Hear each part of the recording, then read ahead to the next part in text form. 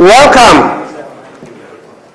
I'm Thorsten Arndt. I'm responsible for communications and advocacy at PEFC International, and it is my sincere pleasure to see all of you here today for this important topic. I'll be your master of ceremony for today, so you see me randomly entering the stage and leaving it, so don't worry about it. I'll try to help guide through the sessions. Without further ado, however, I'd like to welcome our host, William from PEFC Ireland.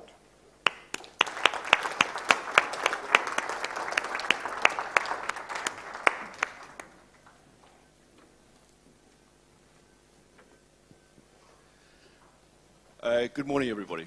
Thank you very much for coming. My name is Thorsten says William Merivale. I'm the National Secretary of PEFC Ireland. And it's a great honor and privilege for us to be hosting this what used to be an annual event. It's the first time now we've seen each other for 2.5 years. And we actually started planning this one 3 years ago to be held in Dublin in November 2020, postponed again to November 2021, and now we are actually here and it's actually happening. So thank you all very much for coming. I'm just going to say a few words of thanks to a number of people. First of all, I couldn't have done this without Denise Woods, who has worked tirelessly behind the scenes for the last 3 years at it. She has the added misfortune of being married to me for the last, probably longer than she cares to remember. So she's not only been working at it during the day, but carrying it home with me at night as well. So I also couldn't have done it without help from my PEFC UK colleagues, Alan Watkins, Hilary Quam, Sarah Gascoigne and Tracy Reeve, and indeed from many members of staff at PEFC International in Geneva. Too long a list to mention by name. So I would like to thank very much, first of all, Senator Pippa Hackett, our Minister of State for Special Responsibility for Forestry, for coming and opening the event, and I'll hand over to her in a minute. And I'd like to thank all of our speakers, and of course I must thank all of our sponsors, who are all represented here today. Some of them have stands up in the Martello suite, so you can talk to them during the breaks. And again, without their help and generous sponsorship, we couldn't have proceeded with this. Finally, the reason why we're here today is because we're celebrating this wonderful nature's gift, the wondrous material we call wood. I've loved wood all my life, but that doesn't make me any special, because I think everybody loves wood. Think of the number of times you see somebody walk past a beautiful piece of furniture and stroke it absent-mindedly. Even if subconsciously they love it, and it just makes them feel good, makes us all feel good. Architects talk of seeing people hugging timber elements in the buildings they design. Never ever seen anybody hugging a concrete pillar. And so the problem, if you like, with wood is that we take it for granted. It's everywhere. And because it's so ubiquitous, it's too easy to take for granted. And we have to be very careful about where it comes from, because it is probably the only commonly used everyday material that sits at both ends of the environmental spectrum at the same time. If it comes from a sustainable source, it has one of the lowest carbon footprints of any material we use, but of course it can also be associated with catastrophic environmental damage. So that's why we have to be very careful. So finally, I'm just going to say our theme today is mitigating climate change, winning with wood. And we can win with wood. I hope that I live long enough to see wood replacing all those other environmentally damaging materials and becoming the norm rather than the exception. Every time I go past a new construction site, I despair at another lost opportunity as we watch tower cranes lowering slabs of reinforced concrete and steel girders into place. CLT and glulam is the better material. It works better than timber and than steel and concrete. We should be using it much more widely. The clothes we wear. Cotton is one of the dirtiest crops in the world. It occupies about 3% of agricultural land, and yet it takes up 25% of global pesticide use and vast quantities of water. It takes 10,000 litres of water, I think it is, to make one pair of jeans. Wood is an alternative. Wood-based textiles are wonderful materials.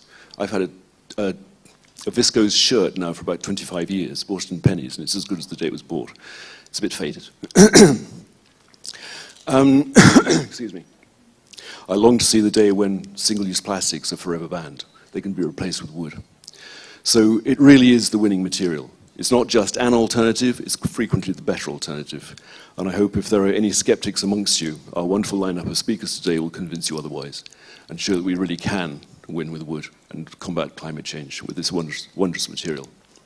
So I will hand over to the Minister. Thank you very much, everybody. I hope you enjoy the day. Do seek me out if you don't know me and come and talk to me more during the day. And I look forward to seeing you again. Thank you.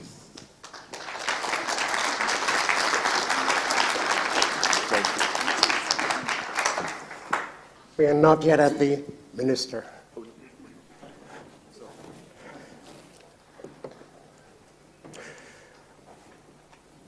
Our first session this morning will start in the forest and then move into the built environment, or in plain English, construction. We will be discussing one of the themes that both sectors have in common: wood, and the benefits that wood provides for both the environment and for business. But there's another thing that both sectors have in common. And honestly, it's something we cannot be proud of.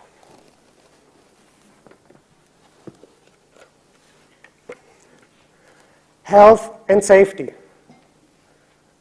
There's almost a competition going on as to which sector is more dangerous. The person who introduced me to the subject is Jose. I met Jose 3 years ago in Chile. He told me that he had been working in forestry for 40 years, almost his entire life. He told me when he started, they were working with horses and oxen and without any safety equipment. He, luckily, never had any accidents. He never experienced anyone dying on the job. But he experienced many of his colleagues getting injured. He also told me that there was one day when all of this changed. From one day to the next, they got safety equipment, a helmet, safety shoes, everything. Camps improved over time. Transport from the camps to the forest improved over time. Paid leave, all of these labor issues improved over time. That's actually one of the lesser known benefits of PEFC certification. We very often focus on the obvious, on the environment, on biodiversity, on climate change. And we sometimes forget the people. Jose is retired now. I've heard from him about a couple of months ago, and he reported that he ended his career accident-free. Now, let's move on from one of those lesser-known benefits of certification to one of the more known benefits of certification. Allow me to introduce Joe, who will lead you through this morning's session. Thank you very much, Thorsten. Good morning, everybody. It's my very great pleasure to be moderating this morning's session. When William asked me to explain what I am so he could put it in the brochure, I really struggled to summarize what I do in one line, because I'm very fortunate to have a very varied career. My primary degree is in forest management, and although I've rarely kind of worked in the forest industry, everything I've done over the last 25 years has been around my belief back 25 years ago that the future was green and digital. So it's very reassuring to hear those themes really coming through at this stage. So I've known William for quite some time. Thank you for the invitation to moderate this morning's session, and congratulations to you on having a shirt that still fits you 25 years after you bought it. So that's a trick in itself. During this morning's session, it's going to be a whirlwind trip through the forest supply chain. So we're going to touch on silviculture, forest management, traditional forest products, traditional engineered wood products in the form of panel boards, and we're going to look at some future emerging engineered wood products. I think you're going to be absolutely enthused by the end of the session about the capabilities and the potential for wood. So not only will you continue to not hug concrete posts, I think by the end of this session you will actively kick them as you walk past them. So look, I really look forward to hearing those speakers. Without further ado, I would like to introduce everybody to Minister Pippa Hackett. I'm not going to embarrass her by going through her full background, but I will say that she really has grasped the nettle of forest policy in Ireland. And it's really encouraging that for the first time in an awful long time, we have a very active consultation ongoing about the future of Irish forestry. So thank you, Minister, for taking the lead on that. So without further ado, I'll invite you to the stage to give your presentation. Thank you. Thank you very much, Joe. And look, it is a real pleasure to be here this morning. I think it's going to be a really, the positive vibes already are filtering through. So I think it's going to be a really exciting event, and I, really thankful to be here, and it, and thank PEFC for inviting me to open this session. Yes, I'm the Minister of State with responsibility for forestry. And really, I am acutely aware, obviously, of the influence and the role forests and forest products have to play in climate change mitigation. I think, as William said, everyone does love wood, and I think that's a great starting point here, and we can, I think, build out from that. Look, the climate science, as we know, is indisputable, and the effects of climate change are already clear. We have a responsibility to act, and we keep hearing this narrative of we need to act now, but we really do. And I think trees, forests and wood are one of the best places to start to do that. I had the privilege of attending COP26 in Glasgow last November, and the Glasgow Leaders' Declaration on Forests and Land Use was one of the key outcomes of COP26. And by signing this declaration, Ireland, along with 140 other countries, pledged to halt and reverse deforestation and land degradation by 2030. And this declaration from leaders from around the world affirmed the role of forests in balancing greenhouse gas emissions and removals, adapting to the impacts of climate change, and maintaining healthy ecosystem services. The declaration called for transformative action through shared efforts to conserve forests, promote sustainable trade and development policies, reduce human vulnerabilities, redesign agricultural policies, and increase financial incentives in the name of a sustainable land use transition. And all of these issues are really quite core to this particular government, and we have made commitments to a land use policy, land use review. We are starting now or in the middle of developing a new strategy for forestry in Ireland. So it is quite an exciting time in an Irish setting, what we want from our trees in the future, what we as the citizens of this country see that future looking like. Clearly, they will play a very important role in us meeting our climate change targets. The certification is obviously a hugely important issue. Certified sustainably managed forests provide opportunities to reduce carbon dioxide levels in the atmosphere, and also to produce sustainable wood products for use in construction and other uses. Obviously, these products, as you all know, provide long-term carbon storage and have a substitution effect by, as we've just heard, replacing those high carbon concrete and steel. And I too would long for the time when we are seeing whether it's glulam or timber used in all of our construction. It's just really is the way to go, and it would be great to see us as a country really making strides in that. Forest expansion, we do need to, we have afforestation targets in Ireland, and forest expansion is a vital land-based climate change mitigation measure for us. And early action is critical to ensure that the land sector can deliver on those COP26 commitments. Here in Ireland, we directly fund afforestation by providing a range of financial incentives. And really, afforestation must be carried out sensitively. We've had difficulties in the past, and we see in some places we have planted trees in the wrong places, and at the time we maybe didn't know, but we know better now, and we need to build on that and move forward with the positives and learn from previous mistakes. In line, again, with the Glasgow's Leaders' Declaration on Forest and Land Use, the Climate Action Plan also seeks to increase the monitoring of the forest estate to reduce illegal deforestation. By mid-century, we know that the effects of climate change in Ireland are predicted to include an increase in mean annual temperature, increased length of the growing season, and an increase in heavy rainfall events, amongst others.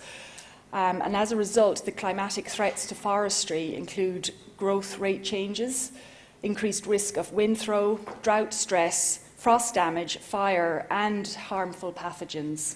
So there is this real urgent need now to develop adaptation measures to future-proof our forests. The Climate Action Plan seeks to address this through continued support for the conservation and sustainable use of forest genetic resources. And allied to both mitigation and adaptation is the need to greatly expand the use of certified wood products in the built environment, as long as the use of long-lived wood products is a valuable carbon store. Forest certification provides a mechanism to promote the sustainable management of our forests and ensures that forest-based products reaching the marketplace have been sourced from sustainably managed forests. Forest certification requires a delicate balance. It must be strict enough to ensure that the sustainable management of a forest is socially just, ecologically sound, and economically viable. However, it must also be attainable for forest owners, from those with large forest areas to those with smaller plantations. Certified forests, as we've seen, bring huge benefits and advantages to forest owners when they're harvesting their timber, and certification ensures access to the marketplace, as certified timber is much sought after by the sawmill sector and their customers. And of course, we've seen as well that certification is also good for those who work in our forests, and that's an important point. We really must continue, I think, and this is important, to inform the general public about the best practices in the use of sustainable timber construction and its associated benefits. Ireland, as I said, we are currently developing a new forest strategy which will provide, hopefully, the strategic direction on how we intend to manage our forests and the products they produce. This strategy will chart the way forward for forestry for the rest of this century, and this renewed vision will be grounded in the fundamental principles of the right tree in the right place for the right reasons under the right management. And our forest strategy is subject currently to extensive public consultation. Actually, this week there's a deliberative dialogue ongoing to help inform this. So I think we've really, hopefully, I would like to think, pulled out all the stops in terms of engaging with the public, with the sector, with stakeholders, and hopefully we will come up with a really strong, positive, robust strategy for the future. So, look, I think today's dialogue is going to be hugely important too in that, and I am really looking forward to hearing the outcomes of today's, I think, very exciting discussions. So, look, just to finally say thank you once again for the invitation. I'm looking forward to, I'll be here for the first session anyway, and enjoy this positive day. It's going to be a good day. Wood is good. Thank you.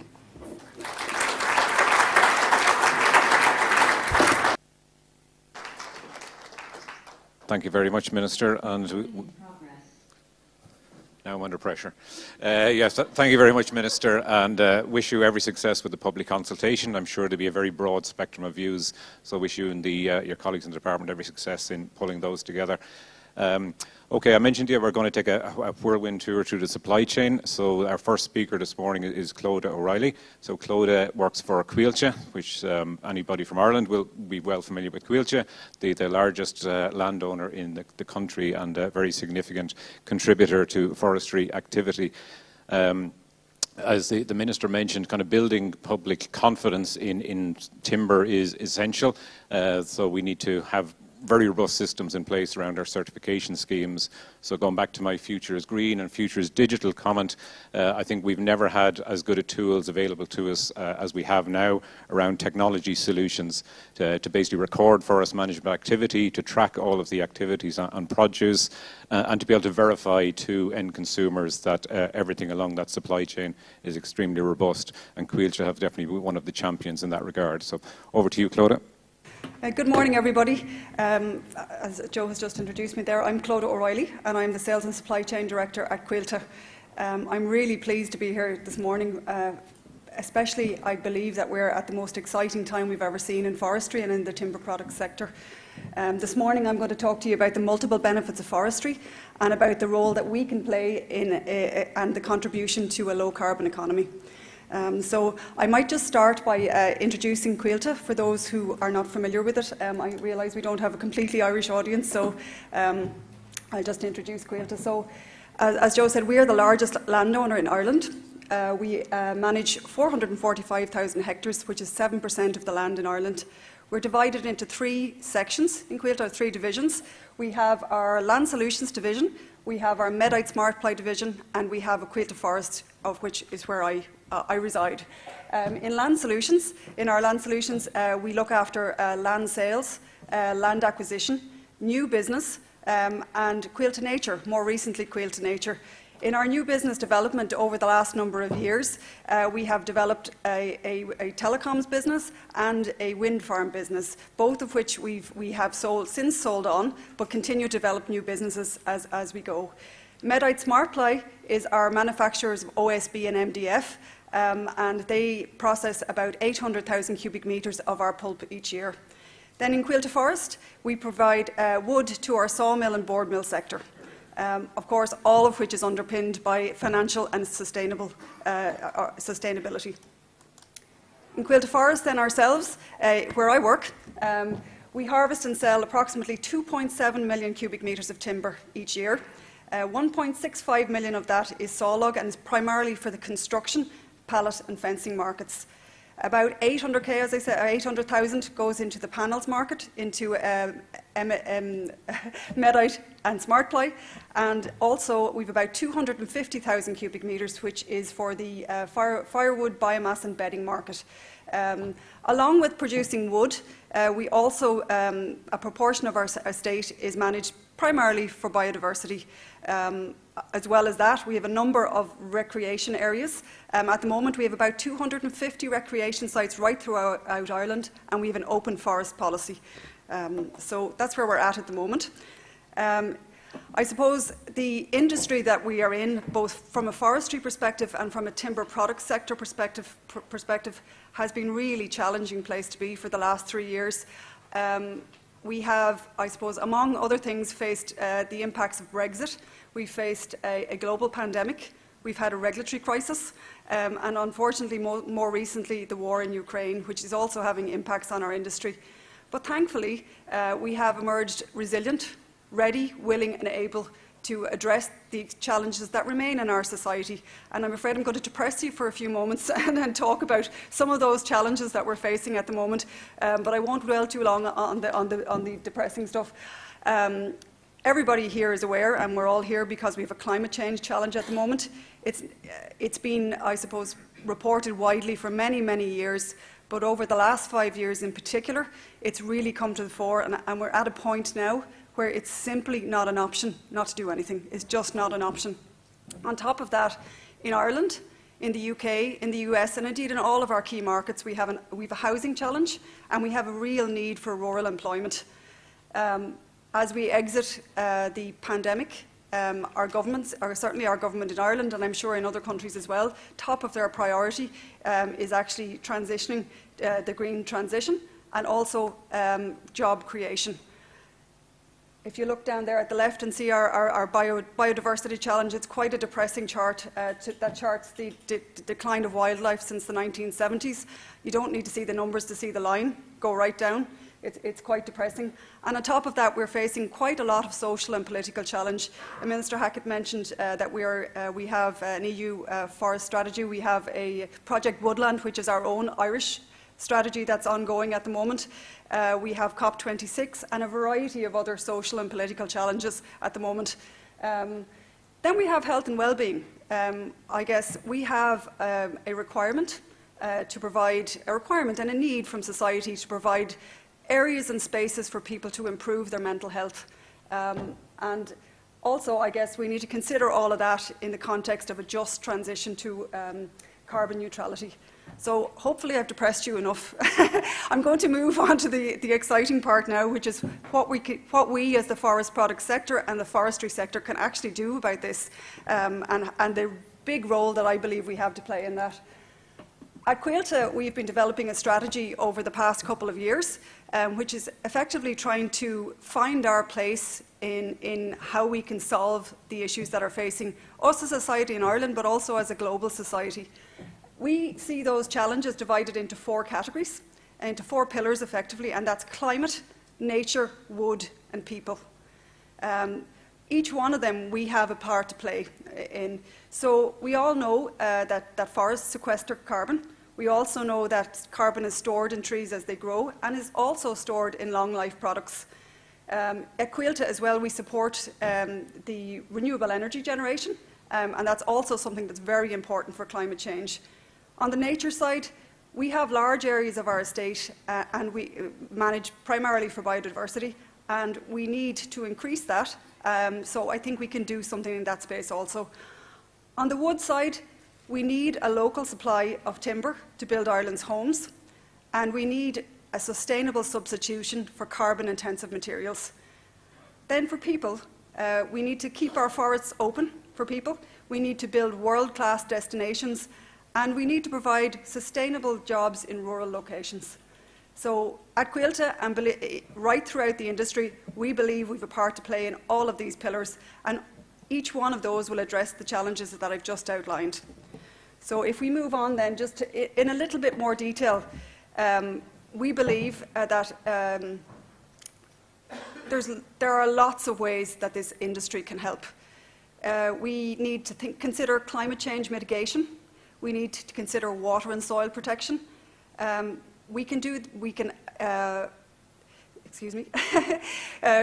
will help our forests in Forests for Climate. We need to look at forests for nature. We need to consider biodiversity. We need to consider diversifying what we currently have to better support biodiversity. We need to ensure that we have the sustainable supply for our industry, and we need to consider what can we do in the recreation space. So without further ado, I will just move on to our ambition as Quilta and as the largest landowner in the state. Under climate, under the climate area, we would like to create new forests. We plan to create 100,000 hectares of new forest over the next 30 years, effectively, to 2050. And that, we hope, will capture an additional 19 million tonnes of carbon. We plan to redesign 30,000 hectares of our peatland forests by 2050, and we plan to generate 1 gigawatt of renewable energy to power 500,000 homes by 2030. We have already set up a division called Future Energy Ireland, which is set up to develop the wind farms that will supply that. Under the nature, we plan to increase the area managed primarily for nature from 20% to 30% in the near term. And over the long term, we plan to transform the area that we manage as forests to 50% of the estate will be managed for nature in the long term. On wood, we plan to produce 25 million cubic metres of timber by 2030, all of which will be certified.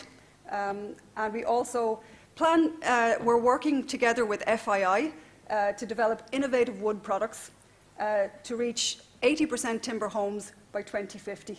That's quite a challenge, given that we're at 20% right now, so moving from 20% to 80% is really a challenge, so it's going to need quite sustained focus. On the people side, we're going to enable the investment of 100 million in world-class tourist destinations right across our estate. We've just commenced the first of those in Avondale in County Wicklow, which is effectively a forest walk over the trees and a tower, a wooden tower made entirely and exclusively from Irish wood. It's a really exciting development, so I would encourage you all to have a look at beyondthetrees.ie, and you'll see the construction in its current progress. We plan to open it in mid-June this year. So along with that, as we're investing the 100 million in world-class destinations, that should provide about 1,200 rural jobs also. So from my perspective, from Quilter perspective, this is a really exciting time, and I feel good about going to work every day, looking after the transition to this new exciting vision. I think this is a really nice chart just to show on the climate side exactly the benefits of trees. So you can see there that trees sink carbon during photosynthesis, and then they store carbon as they grow, and also in long life wood products. I think that's something that maybe isn't necessarily widely known among people who are not involved in this industry, that long life wood products also store carbon. And wood products also substitute fossil fuels and fossil-based products, which are concrete and steel. Okay. Just looking forward then, I'm going to focus a little bit on some of the areas of focus that we have on the wood side, just given the topic at hand today.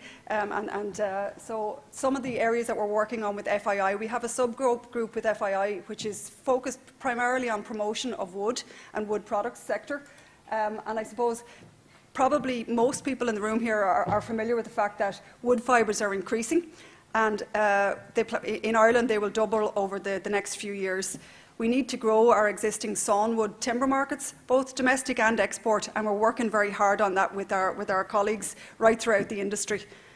On top of that, then, we need to build Irish homes from Irish wood. As I mentioned, we'd like to get to a situation where we move from 20% to 80% over the coming years, and that's going to be quite a challenge. At the moment, quite a lot of the timber that is in Irish houses is actually imported into the country. So we'd like to replace as much of that as possible with Irish wood. We're also working on a lot of innovation at the moment, because we believe we need to develop new low-carbon, sustainable timber products so that we can actually move away from using the carbon-intensive materials. We need to contribute to the circular economy as well, where wood products are reused and recycled. The pallet area in particular does an excellent job of this at the moment, but we need to move it into lots of other areas within this industry also. We need to promote and educate our specifiers and promote a wood-first policy. We're working really hard on that also. We have most recently developed with FII a number of continuing professional development modules, which are aimed at engineers, architects, and also the merchants in hardwood stores or in stores where wood is sold, so that they can actually promote a wood-first policy. We also need to support the education and training of people in the industry and try and encourage people into the industry. Again, we've just recently worked with TUD on a sustainable timber technology course, which has its first induction this year. So that's been really exciting, and hopefully we'll have many more of those. And then I guess we need to contribute and continue to invest in the sector. That's really, really important, so that we can actually take advantage of the innovation that we're researching and getting going with. I'm going to leave you with 5 things just to consider. I think from our perspective, forestry has never been more relevant. We have a significant role to play in transitioning across to a low-carbon economy and mitigating climate change. We need to speak about that more. We don't tend to speak about it a lot. We need to speak about it more.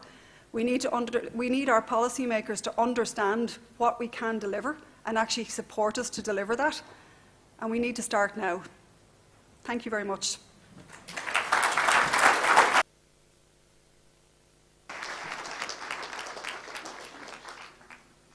Thank you very much, Clodagh. I think it strikes me, if we could get every accountant in the country speaking as knowledgeably and passionately about the role of forests in our sustainability goals, we'd be a long way to achieving those. So thank you very much for that, Clodagh. The next speaker is the only person in the room who's allowed to have his mobile phone on. So if you see Conor diving off the stage at any stage, I'll explain to you after the reason. So one of Coilte's largest clients is a sawmilling entity called ECC, of which Conor is general manager. So Conor is going to give us an update now on the activities of ECC. I've known ECC has had a transformational impact on forestry in the west of Ireland, and the Fahey family are kind of well recognised as being at the spearhead of developing forestry and timber production in the west of Ireland. So over to you, Conor. Firstly, hello everyone. Very warm welcome to you all, in particular to Thorsten, who's MCing, to William Murrayville, who is Mr. PEFC, and to Minister Hackett as well. Just a quick story of how I'm standing here today. In 2018, our company, ECC Timber, got certification to PEFC. The man that, I suppose, helped us in the how and why we should get there, get PEFC and all that, was William Murrayville. He was a huge asset to us at the time. And we've kept in good contact, myself and William, over the last 3, 4, 5 years. And last year we met up for lunch, and we were chatting about timber and chatting about PEFC. And as always, he was always very positive about PEFC. And how there's a lot of people want, I suppose, to take up ECC or PEFC, get certified to it and the whole lot. And he asked me, would I help out, would I help promote and speak to people about it, and from the ECC point of view, because we're after getting certification a few years ago. And I said, oh, I would, no problem, thinking I'd be speaking to 4 or 5 people or something like that. But here I am today with 200 people or whatever's here. But no, thanks very much. I'm very privileged to be here, and nice to be here on behalf of the processing industry as well. So just to get into it here. So just a quick introduction. Conor Fahey is my name. I'm a General Manager of ECC Timber Products. And just a little note in the company, we're Coilte's largest customer, as Claude well knows. We're Ireland's largest exporter of sawn and plain timber products. So we export about 70% of our timber, about 25 loads a day, go to England or Northern Ireland. And we're the first Irish sawmill to get PEFC certification. We're very, very proud of that. It's something on a day-to-day basis we promote sustainable management and sustainable procurement as well in forestry, and it's something that's it's a big thing for us from a customer point of view, and also from a forestry point of view, how we're doing things, that we're doing things the right way, and that it's a huge thing for us to be dual certified to FSC and PEFC. So just a little quote here, just to get into the presentation. So forestry is a carbon sink. So it's a quote from David Attenborough. It is well known that forests play a key role in our battle against climate change, storing carbon while sucking in carbon dioxide from the atmosphere and locking it into their biomass.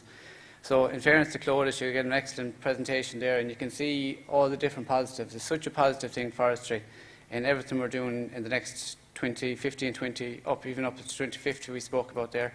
And it's just, obviously forestry can play a huge role in all of that. So just on the timber processing industry, there's over 12,000 quality jobs in rural communities. I know ourselves, I can only speak for ECC, we have 150 people directly employed over in Carnamona, which is in the west of Ireland, and 250 people indirectly. So we're very proud of that. We're very proud that 78% of our workforce is from 10 miles away. It keeps people in the population in the community, keeps tourism, keeps all these different things. There's so many benefits. As a contribution to the Irish economy, we've over 2.5 billion as an industry to the Irish economy, with over 450 million euro in exports.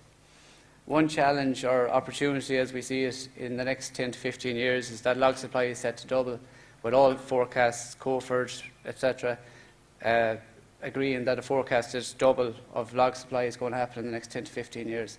And this can have two things. Firstly, it's a positive supply situation. So as an industry, we want to grow.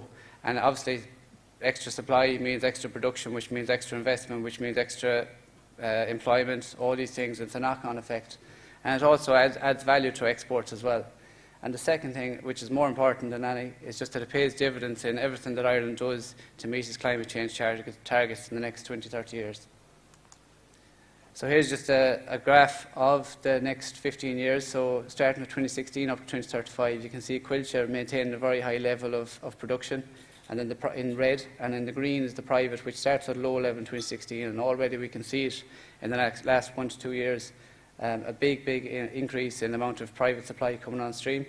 So by 2035, you see there that it's going from 4,000 up to 4 million up to 8 million metres cube per annum.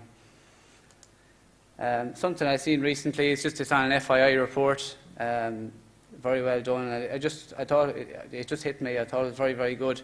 It's just the three things that can underpin long-term growth and sustainability in our industry. It's competition, climate action, and sustainability. There are three things now more than ever that are so important to everything we do, and everything whether it's investment or what it is in the future, we need to keep these three things, in particular climate action and sustainability, at the forefront of everything we do. So just on a procurement point of view, from an industry, sawmilling and etc. So what can we do to help? I think certification, more and more now, even the fact that the log supply is going to double in the next 10-15 years, certification is going to become such a big thing. The marketplace will demand it, and it'll go feed all the way back to the private grower or whoever's producing it. And I think PEFC certification gives a mechanism that basically proves that you're doing things right, that through continuous risk assessments of suppliers and continuous upkeep of standard, it just proves that you're doing things the right way. And I think it's going to be something even more and more important in the years to come. A question I've down there, Minister Hack is probably looking at it, felon licence issues. Should PEFC certification be included? So in terms of a felon licence or a road licence or a forestation licence, it's not something that's going to come in the next couple of months, but maybe something to think about in the long run. Should certification just be a prerequisite for a licence to coast or to the roads or forests or whatever? But it might just be something that it'll just prove, I suppose, from a sustainability point of view as a start. It is a good starting point. So obviously with the log supply doubling as well, it's going to lead to more investment. If you go around any sawmill in the country, I can only speak for ourselves to DCC. In the last 5 years, we've invested 20 million in our facilities in ECC, and we're constantly striving for all of these things, and that'll be the same over the next 5, 10, 15 years, be it replacing a sawmill, whatever it is. You're looking at all these things. You're looking at yield optimization, increased efficiencies, higher energy efficiency, just best in class all the time. You're looking to have such a green, sustainable future that you're basically building for 15, 20 years' time, not just for the present. Constant innovation as well, which we'll go through in a couple of slides, like in-size technology. It's again, sustainability. It's longer term, longer life products. Just as a renewable energy, again, with all the extra supply coming on, it's a no-brainer that biomass energy should be at the forefront of all installations in the next 5, 10, 15 years. So just a little quote there from SAI, based on availability and existing market prices, forests and byproducts of the forest industry have the largest biomass resource potential. Right now, most of our bioenergy comes from sawdust and offcuts, which are byproducts of the forest industry. So there you go, like the biggest enterprise in Ireland with energy at the forefront is saying exactly what we're saying, is that bioenergy and biomass can play a huge thing in our future, whether CHP power plants or it could be biomass boilers or what have you. And I think that the big thing that will drive all that as well is government incentives. There are incentives out there, but I think if it's incentivised properly, biomass byproducts will be used. There will be far more installations in the green and renewable future. So just on to research and innovation. I know there's a lot of stuff going on, and I'm looking forward to Pablo's presentation after a while. There's a lot of stuff going on throughout Europe and throughout the world. Just something more locally, and it's where I went to college in Inuit Galway. Professor Annette Hart, she's leading a timber engineering research group, and they've completed so many projects over the last maybe 5 to 10 years. And one in particular I just picked out there is the cross-laminated timber, for example. So what they've proven in that is that Irish homegrown timber, if utilised properly as a CLT, can be used. It can lead to lower installation time, less costs and less labour. So it's a good way forward. It just shows how, as an industry, with all this extra volume coming on, we have other outcomes, and I'm sure Pablo will have more stuff, more innovations as well coming forward, along with these guys here as well. So engineered wood and composite materials are two types of innovations as well that's ongoing that takes in wood as a positive. Tongue and groove is another innovation that our industry is bringing forward, and I think in the next 1 to 2 years it'll be a huge thing in the marketplace. So just, I think something just to speak about. I think Claude alluded to it, and so did Minister Hackett. It's just about the unbalanced public perception. I think out there, I think he who shouts the loudest gets heard the most. And just a minority of people, and a lot of the media coverage sometimes can be very negative toward forestry. But if you listen to all the presentations today, and I've seen the next two as well with John and Pablo, it's such a positive thing. And I think if you look at all the different points here, I think as a processing industry, we have a role to play. Quilcha has a role to play, and I think if it goes all the way down along, we can have a very bright future. So just to finish, I suppose just one quote. It's just, I suppose forestry is a good news story, and I think if it's processed and it's brought all the way to the marketplace in the right, green, efficient, and sustainable way, I think it might not win the battle on its own, but it'll definitely go a long way. Thank you very much.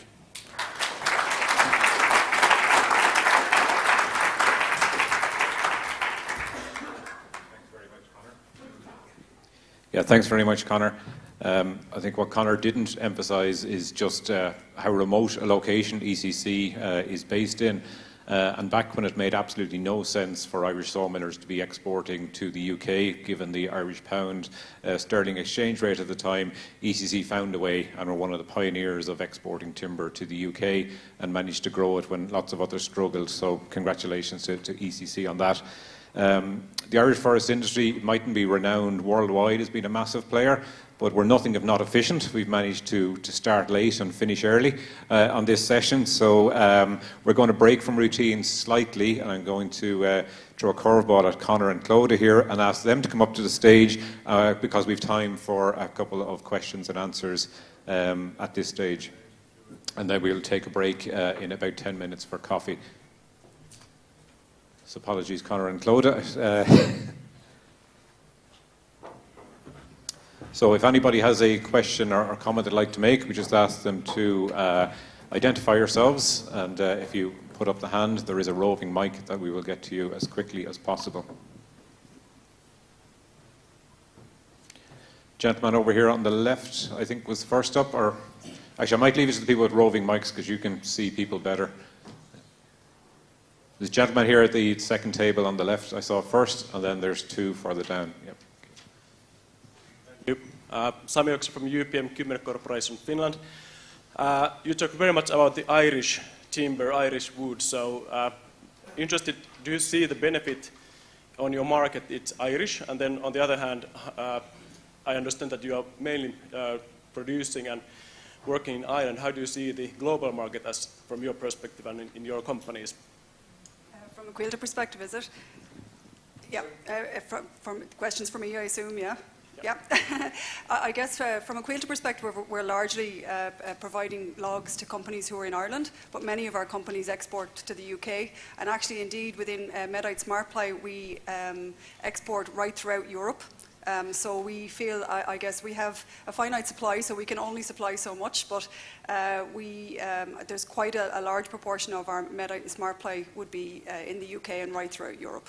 So I believe that we have a part to play now, and I guess there is a challenge in Ireland for us, though we are trying, I guess, from a climate perspective, to use as much of our timber as possible in Ireland, and also because we have a need for wood in Ireland, particularly in increasing our housing stock of wood products. Yeah. Conor, would you have a comment on that? Yeah, I suppose, as I said, we export 70% of our material to the UK, and we see, I suppose, with the increased log supply coming in the next 10 to 15 years, I suppose we have to be careful how we manage it. Obviously, with so much coming through, are we ready for it? First of all, have we got the facilities? And in the last 4 or 5 years, we've been doing that. And as with any sawmill in Ireland, let's say if you go for a tour of any sawmill in Ireland, you see the great investment that's gone in. And it's not investing for now, it's investing for 10 to 15 years' time. So we're looking at maybe increasing that. We're at maybe 150% capacity right now. And we're looking so that when the time comes and the log supply comes through, that we'll be ready for it and we'll be ready for growth at that stage. So I suppose the UK market is where we export all our exports to, and it's a very, very strong market. It's a huge market for us, and I think it'll be ready for us when the time comes, when the extra supply comes on. Thanks, Conor. What I would just say is that I spent 5 years working as a procurement manager for Medite, and when Medite, the MDF plant, was built here in Ireland, it had a capacity 10 times greater than the entire European market for MDF at the time, and then succeeded in becoming the generic call for MDF. So I think that shows that although the Irish forest industry is small in international terms, I think it is very efficient, and we were able to play to our strengths of kind of growing fibre very quickly, getting into a high quality product and exporting it fairly widely. I think at the time Medite exported to about 30 different countries at the time.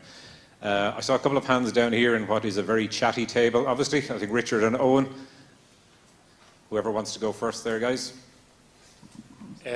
Thank you, Joe. Owen O'Driscoll from Dreamer Marketing. A question for Conor, please. As you quite rightly say, the forecast going forward is all private, largely. Quilter's output is more or less flat. How do you see the challenge of getting that product certified? Because if you go above 35% input from the private sector, there's a challenge. So just releasing to say how do you see the sector, how you see your supply chain going forward, please? Yeah, it's a very good question, in fairness. I know I've spoken to more than 2 or 3 of our main suppliers. Quilcha, obviously, with 75 to 80% of our material coming in from them at the minute. But in years to come, that will drop down to somewhere 55%, 60%.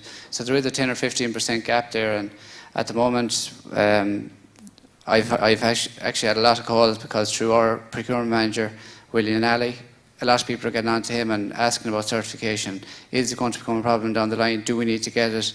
And I suppose, is there anything you can do to help us? So at the moment, I'm actually working with 4 or 5 different people on getting certified. I know there's a lot of work being done in the background with Coford to, I suppose, put a mechanism in place that, as Minister Hackett said, something that's practical, that it doesn't need to be this big, massive thing that's very, very hard, difficult to get certification. It needs to be something that's attainable. And I think, as a sawmill industry as well, it's not just FSC, or it's not just PEFC, FSC is out there as well. And I think as a whole, we need to help the suppliers as well. We obviously have these certifications, and if we can do anything to help, that's what we'll do to help. We'll help out the different suppliers. There is different, obviously, forestry management companies out there that are catering for X amount of people and different plots and all that. But I suppose it is going to be definitely. I don't see it a problem right now in the next couple of years, 2-3 years. But after that, I do see it as an issue if something isn't done right now. If we wait 2 years to start doing this thing, it will become an issue. Okay, Minister, do you want to make a comment on that? I don't want to jump ahead of anyone if anyone has another question, but I just had an overarching question in relation to, we all want to see more timber in construction, in homes, buildings, you name it, everything. I mean, what do you all see as the biggest barriers to that, and what steps do we as policy makers need to take to speed that process up and to get there quicker? Just be interested to know. Okay, thank you. Well, I think one opportunity on that, Minister, is on the news this morning, we talk about the increased demand for housing, and indeed the retrofitting programme is going to require 50,000 new people to be trained into the sector. So I think that's a real opportunity to make sure that that training incorporates things like the embodied carbon and the whole sustainability angle of the choice of building materials, for not just new homes but also for retrofitting and making sure the insulation comes from sustainably sourced materials. So I think that's one particular opportunity. Claude and Conor, you've thoughts? I might just take one more. I guess that the biggest thing, particularly in the area where I work, is around regulation, and I know you're very familiar with that, and also involved in developing a new strategy for forestry in Ireland. At the moment, it would appear that it's quite difficult for people to get through the regulatory system and actually bring their product to market. So that's one of the challenges. But my biggest fear is that people won't enter the market in the first place because of that. Because just getting through the regulatory process is quite difficult. We're very lucky at Quilta. We have the staff, I guess, and the kind of education that we need to get through that process. But for some individual farmers, it's quite a mire to get through. So it may put people off planting forests in future. So I guess from my perspective, I think the biggest thing we can aid is to make it easy for people who are acting responsibly to get through it. I might add, I wouldn't suggest we make it easy for people who are not acting responsibly, but people who are certified or acting responsibly should be able to get through the system quite quickly. Yeah, and I suppose the other thing I suppose we mentioned about staff, and you have 50,000 staff. The big thing is, and I've spoken a good few times to Joe Little there, he's at TU Dublin, and he's an excellent man. If we had a few more Joe Littles, I was telling him yesterday, we'd have a better place. But they've created this new course in TU Dublin, and I suppose as a starting point, we're finding it very difficult to get students into it, because students, they don't know about the timber industry, some of them. You know, they don't know what's, I suppose, just to get the education out there as well, and get more people into these type of courses. And I think, you know, you'll have the right people coming out from college on, say, obviously from a technical point of view, but also if people are going to college doing this, other people, friends and stuff will get involved as well. But I think from that point of view, it would be good to get, I suppose, to promote that course more and more and more, and just get it out there. Thanks, Conor. Could you give me a flashback to my days in college? You were always embarrassed to tell people you were studying forestry, so we used to tell the women when we were out dating, and Gareth will remember this, and Enda, that we worked in insurance. So yeah, we need to overcome that barrier. Richard, I think you had a comment, and then Pablo. Or sorry, Pablo, do you want to go first there, please? Okay, sure. So my name is Pablo van Lucht. I'll give a keynote in a bit. And what struck me is about the 80% timber homes you were mentioning. Klotdo, well, yeah. Because giving this big, hairy, ambitious goal, the BHAG, this sets, maybe sets the whole regulatory framework to make this happen. And this is a very important role of the government, sometimes regional governments. What I see in Netherlands, the metropolitan region of Amsterdam has put this ambition to use 20% of timber in 2025. So that seems very low, but it's only 1% right now. And because of this, there's so much incentive and belief that also investors start doing it, and architects and developers. So in that sense, I was just curious if the 80% came out of your ID box, or is it something that could be captured in policy? Because this will give all the framework and belief that this timber revolution is going to happen. And then if it would happen, would there be enough timber to be self-sufficient in the Irish forest? I would be curious about that. I guess I might just address the policy piece first. So as we mentioned, Minister Hackett mentioned, I also mentioned that there's a forest policy group called Project Woodland ongoing at the moment, and they're setting the forest strategy for Ireland going forward. We have a seat at that table as part of that group, and I guess we would be advocating to get to 80% timber frame homes. Not sure whether we can't do it alone, certainly at Quilta. We need the entire forest industry to be part of that. But we are certainly going to be putting plans to put as much of our timber that direction as possible, particularly in the context of the fact that timber will double over the next 10 years. So, yeah, that's where we're at. Conor, have you any thoughts or comments? I suppose just again, I'm looking forward to your speech, Pablo, because it'll just show all the different materials, the different in life, I suppose, that timber can go to. But for sure, I think it's very exciting going forward, and I think the 80% that Claudia mentioned, who says it can't be done? It's all about whether people buy into it, and the people get the positive angle about forestry, and that's not all bad. We're not doing too bad, and it has so much benefits. So if people can buy into that, especially like more and more now, we're talking about green and about efficiency and climate change and all these different things. And forestry can play a massive role in that. You know more than anybody, Pablo. Yeah, and I guess maybe just to add to that, it doesn't, we can start right now by trying to get more timber into homes as opposed to being, the entire home being made from timber as such. So there's nothing stopping us starting that right now, and we are starting that right now. Yeah, I think the public perception comes into this as well, and we often hear about the much maligned Sitka spruce. I doubt there is a home in the country that doesn't have some fibres of Sitka spruce that are grown in Ireland in it, whether it's in the kitchen or parts of the structural integrity of the building. The other big trend, Pablo, is obviously we'll be talking about in your session is a move to off-site construction, and I think engineered wood products lends itself to off-site construction.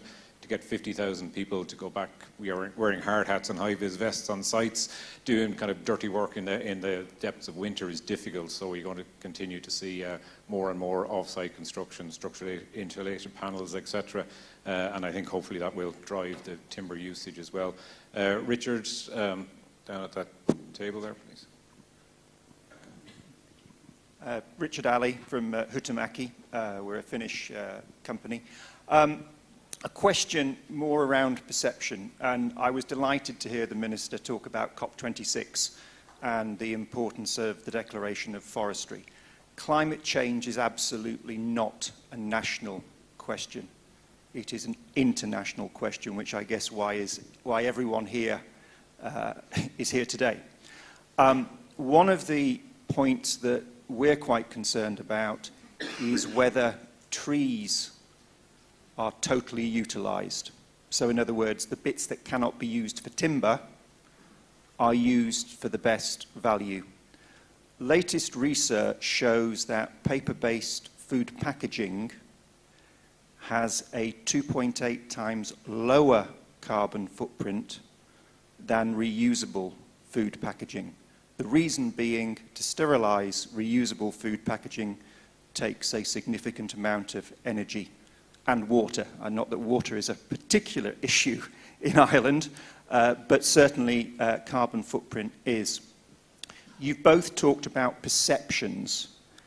How can industry correct the perceptions around the need for trees, all the fibrous material in trees, to be used rather than people just thinking about long-lived products? Obviously, the fibre itself can be long-lived, but a product itself may be short-lived. Thanks, Richard. You joke about water not being an issue in Ireland. Your homework is to Google water charges. Okay, just Google water charges. Yeah, okay, so the point is, I guess, about the full life cycle of wood fibres, making sure they're optimised. Do you have a comment? Yeah, I suppose when you talk about the residues and the byproducts of it, and obviously some of it can end up in the packaging, and some of it can end up in bioenergy. And it's something in Ireland, I suppose, we're bad at is using biomass as a renewable energy. I know there are incentives out there, but I know from personal experience, if a sawmill can't make it work with a CHP plant, I don't know how any other individual can. So I know from an incentive point of view, the government, if there's something, I think it's something that you have to put something out there that someone will grab. And I don't think that's there at the minute. I honestly don't, and I know for a fact that we can't make it work, and even though we'd have the fuel ourselves. So I think in Ireland with CHP, and even that's combined heat and power, combined heat and cooling can happen as well with all these data centres and all this as well. So that, again, that can be fueled by biomass as well. And then you've got hot water boilers and all that. So there's so much coal-fired plants, even the Edenderry power plant, they use a lot of wood residue. That's one plant, but there's two other plants that were shut down, that if they weren't shut down, they could have been turned into a coal-fired plant. And with all this extra log supply coming over the next 10 to 15 years, there's going to be more and more residue, and that will be a problem if we don't utilise it or if we don't have an end use. And that for me could be a huge problem if we don't. And I guess just from my perspective, I suppose it's a very valid point on the packaging side. What I would say in Ireland in particular, and potentially in the UK also, we're starting from a very low base in terms of public perception of what we do with forestry. So I guess we feel that the vast majority of our products are used in long life products. So we're starting with promoting on that scene first.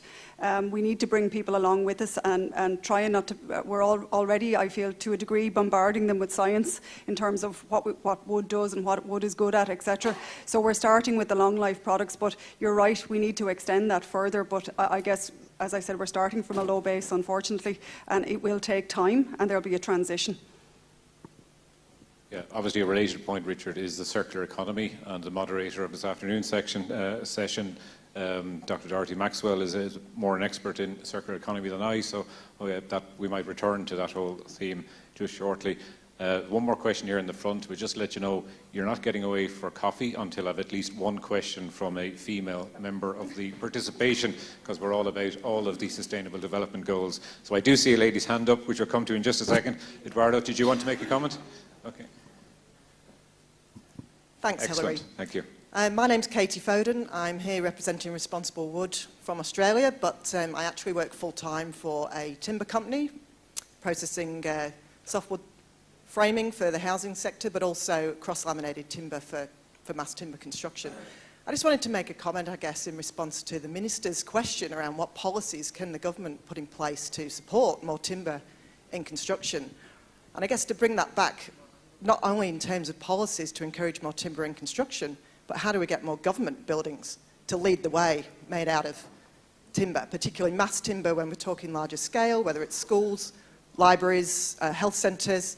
So I don't know what the procurement practices are for Ireland, but in terms of Australia, generally speaking, the government will go out to tender, quite rightly, for conceptual designs, and an architect will be selected, and they'll do the designs, and it will be accepted and move on into the detailed design and construction tender phase. But if the government doesn't specify at that very early stage that they want to encourage mass timber into the conceptual design, then it simply won't happen, and the opportunity will be completely missed. So now we had a project that I've been personally working on in Queensland, in Australia, where we had to really test the government on this to lead the way. They wanted to lead the way, but they had no idea how to do it. And in the end, it took about 5 years. It avoided any procurement practices, and it went through a process called a market-led proposal. And we're now finalising construction for a mass timber fire station and engineered timber administration and emergency response centre in a town called Maryborough, which is our hometown of our business. But it really tested the government to be able to do that. It went outside of all traditional procurement practices. And again, unless it's specified from the onset for the conceptual design, you will get a design that can't just be translated over to mass timber, because it won't get the benefits of the design for manufacture and assembly, the DFMA, which is where you get your cost efficiencies, etc. But there's real opportunities to showcase mass timber in government buildings, leading the way moving forward for sure. Great. Thanks very much for that question and statement. It's something that's been kind of dear to the heart of lots of people in the industry. There is a green public procurement legislation here in Ireland, but unfortunately when that's been translated into practice, sometimes people use it as an excuse that, well, if I'm using timber, I need to go out and get certified timber and everything else, so they find reasons not to use timber, unfortunately. Minister, I'm not going to embarrass you by asking you to kind of comment on that, but Clodagh or Conor, do either of you have any observations around the procurement piece and making sure we use a procurement process, even at a government level, to make sure we get more wood products used? Yeah, I think we'll hold on to you. I think we'll keep you in Ireland, I think. No, in fairness, if that's what we're saying. If everyone doesn't buy in, it's not going to be 80% houses or timber frame, whether it's houses or it's commercial buildings by 2050. But I think if Minister Hackett and if the government were to take that advice on board, and I know I take Joe's point as well, but maybe that requirement's part of it that's been made difficult by certification or different things. Maybe that needs another level to make sure that the government can specify timber or mass timber production in these buildings. But no, it's a very good point. Yeah, I think maybe as a related to that as well, I think we certainly at FII can help in terms of demonstrating the alternative uses for timber in Ireland, because we tend to use them in very traditional manners at the moment. So we're working on trying to get a centre of innovation together so that we can demonstrate the various ways that timber can be used, and even things like the development that I talked about in Avondale in County Wicklow shows that, I haven't got any pictures of it here right now, but it's a massive construction effectively that shows that Irish timber, or timber in general, can be used in a variety of different settings. And I think we need more of that, and we'll certainly be working on that as part of Forest Industries Ireland. Thanks, Clodagh. The Minister is going to respond. So just for the recording, I'm not throwing her hospital pass. She has volunteered to address the questions. Yeah, indeed. No, and thank you very much. I very much welcome that comment, and I think that absolutely governments have a role here to play to lead out on you know, it's one thing expecting a sector to adapt or to change its ways, but certainly governments do need to lead out on that. And I think the public procurement space is hugely important. So I think it is certainly a step that we should be looking at. I know there are issues with building regs and fire regs in Ireland in particular that other countries don't have, and we certainly need to address those issues. But I think, yeah, certainly it's something I'm going to take back with me and see what we can do in terms of government buildings, as you say, public buildings, how much timber we can get into them, and maybe not just on the nice ornate stuff on the inside. It's in the building itself. So it's an issue for other sectors as well. Even one of my own areas of responsibility is organic farming, and you know, how we as a government can maybe, you know, insert organic food into public procurement, and it's something we're looking at as well. So I think, no, thank you very much. Appreciate the comment. Yeah, perfect. Thanks very much for that. I might throw a hospital pass now to somebody else. Donald Magner, I see you down there. Donald was instrumental in starting the wood spec guide that was done a few years ago. We'll come back to you. It's on a related matter. Donald, do you want to kind of make a comment about wood spec and what's kind of happened in the interim? Thanks, Joe. Follow on from that, as you know, we set up Wood Awards Ireland, which has been running for a few years, and we've had a number of architects who have built timber-oriented buildings out of that. And the sad thing about that is one of our award winners, Buchholz McAvoy, are working in a fabulous building at the moment in timber. But it's in Toronto, because they just wouldn't be allowed to build it here. It's a public building. And in Toronto, and generally in Canada, you've got to actually put a certain amount of timber into buildings. It's very much the point that Katie talked about. We do not have, in our public buildings here, any onus on architects and engineers to actually build in wood. For example, at the moment throughout Europe, in Bergen, Vienna, they're building in 80 metres high in cross-laminated timber and glulam. In Ireland, we cannot build above 3 stories.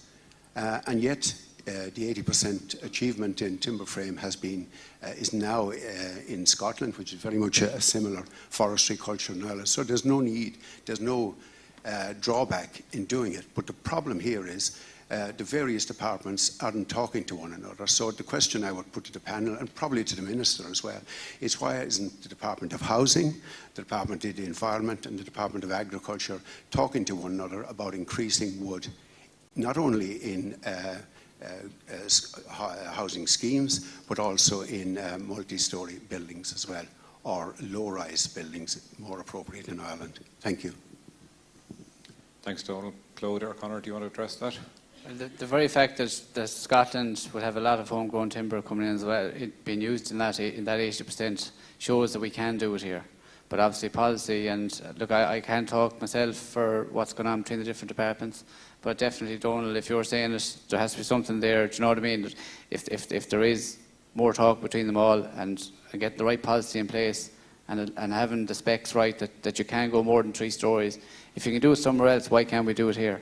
You know, and obviously there's a lot of research going on that can prove that as well. Whether it's in UI Galway or it's in Europe or if it's Pablo or if it's in Delft or wherever it is, there's a lot of research there to say that to prove that we can do it. Thanks, Conor. Claude, do you want to make a comment? Yeah, absolutely. I guess it's something that we're very aware of. It's something that we speak regularly about, both internally in Quilta and also with FII out with our customers. We are certainly looking to Europe for different, I suppose, examples of where this is possible and why it's possible and what legislation has allowed that to happen when we don't have it in Ireland. But it's to the forefront of our campaign to get more timber into housing and into structures, not just housing. So. Yeah, again, like Conor said, I can't speak for the communication between departments, but we're certainly working very hard to understand what we need to do to try and bring some clarity and, I suppose, clarity to the situation and allow us to be able to build and actually develop the innovation and the products to actually go into these buildings, and hopefully supported by government in terms of them leading the way and using timber in their own buildings. Thanks very much, Claude. Just conscious of time, it is certainly a theme that's going to come back for Dr. Pablo van der Lucht's presentation later on today, and we're going to get some best practice examples of how we can address some of these issues. Did you want to make a comment now, Pablo, on that? Not to steal your thunder, your own thunder for later. Briefly, I'm just really curious. We're talking a lot about mass timber use, and I'll show you some examples across Europe in the next presentation. But I was wondering, and also discussing this with my neighbor, David, about the viability of having a mass timber factory, so glue lamp factory or CLT factory in Ireland. Is that viable? Is it projected, or is it impossible? And if so, why? I'm curious about it. I might just start with that. I would say it's absolutely viable. It's absolutely possible. It's a question, I guess, of whether it's certainly possible in the context of our supply doubling. You know, it's certainly something that we've been looking at quite closely. But it's a question of, I guess, considering whether there's demand for it in Ireland and when is the right time, or indeed if it's the right time to go ahead with it. So it's on our radar, it's possible and it's viable, but it's just a question of timing, timing. Yeah, I agree, and even on the house in front, on timber frame houses, there is some huge companies in Ireland that are already set up and making, do you know what I mean, they're very successful companies. So they've made a start at it on a house in front, but on a commercial level, on actually setting up a factory for that, I'm sure, as Clodagh said, it is viable. There's huge opportunities out there. Maybe it's a perfect opportunity now to do that with extra volume coming on stream, and obviously with more and more, with the 50,000 people that are needed for labour, now more than ever, maybe we need off-site building and get as much as we can off-site labour, less labour intensive, less cost and less installation time. Great, thanks very much. We have time for one further question. Eduardo, you've been very patient. I just wanted to let that conversation develop. It was on the same theme, so over to you.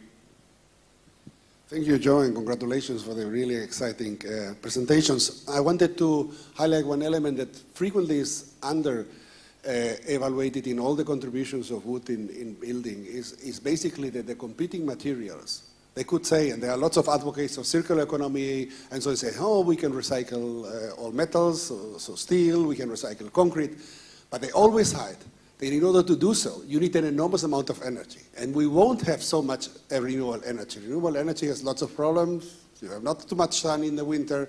Wind, yes, but not always in the rest of the continent. So it's very important to highlight this. Recycling of wood is low energy issue. The other materials need high energy.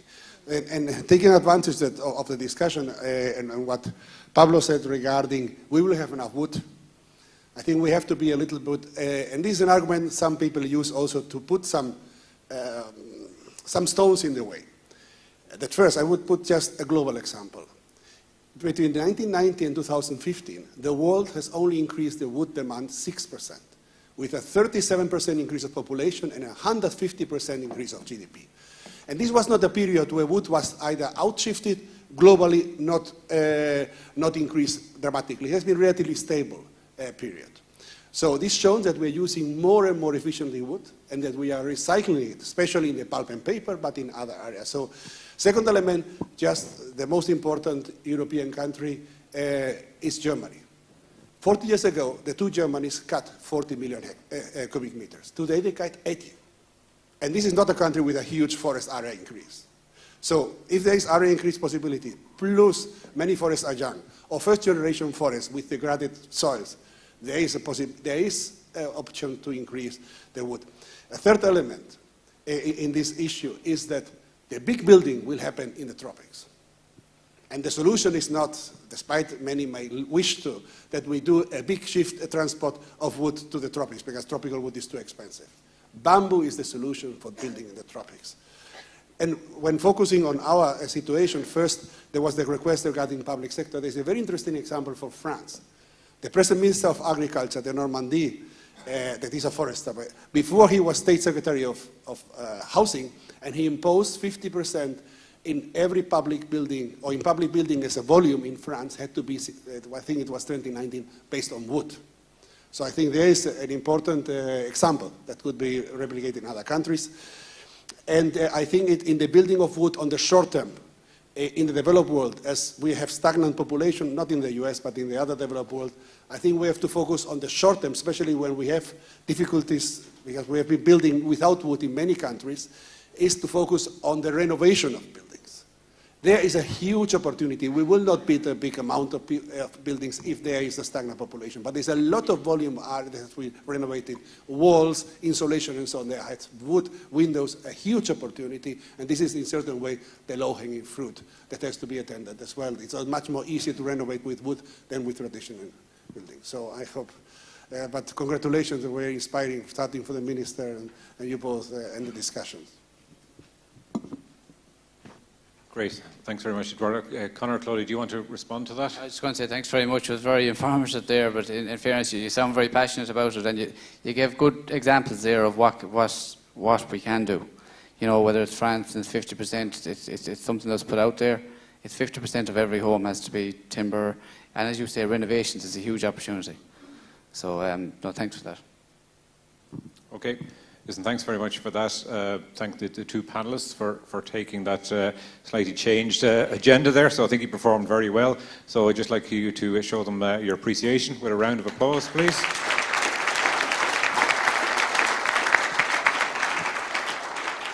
And thank you, Minister, for hanging around for the Q&A. It's much appreciated. Okay, guys, we're going to take a coffee break now, and if we could have you back at 11:10 for the next two speakers, that'd be great. Thank you.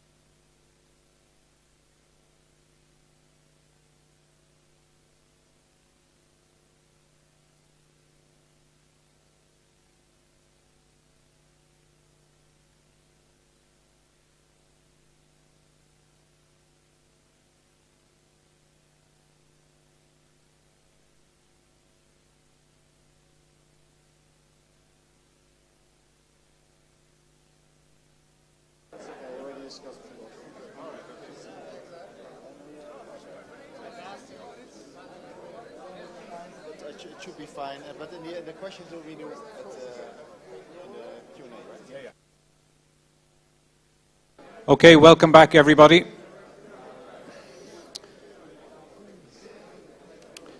Thank you. If I could just ask the last few people to take their seats, please.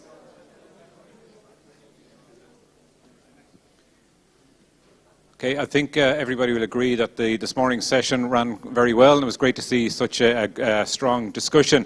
And I think that the Q&A session, we did start to stray into some of the topics that are going to be covered by our next two speakers. So first up is a gentleman who's well renowned in the timber sector, and any of you who've kind of watched his online videos will know what you're in store for. I've had a sneak preview at the content, and I think everybody is going to be blown away by some of the examples that Pablo is going to go through. So Dr. Pablo van der Loot, over to yourself, and look forward to your presentation. Thanks, Joe. Really delighted to be here, to be invited. We had a problem. My girlfriend is also really focused on sustainability. Some of you have met her yesterday. She said, we can't go because we have to fly. And everyone has to fly in. We won't do this. So we decided to do a footprint calculation, and we decided to come by boat and then a hybrid car. And as such, we cut 2/3 of our CO2 emissions. And I think this is the core of what we have to look at. It's good to, and timber can be sustainably sourced timber can be one of the main routes to get to climate change mitigation. So I'm going to take you through a little bit also my personal motivation, and then also the why of the wood. Because I think we figured out that we have to make it a little bit sexy and interesting, and to steer the public opinion towards that you want to date foresters, right? And my personal story started 20 years ago when I did my master's studies at Delft University.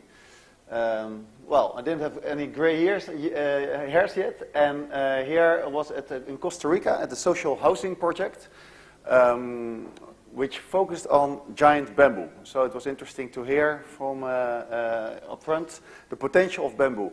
And what struck me is that the bamboo grows super quickly. So I was at the plantation. The giant bamboo grows up to 25 meters in a couple of months. In the growing season, I was there the first day, and the second day it had grown 0.5 meter.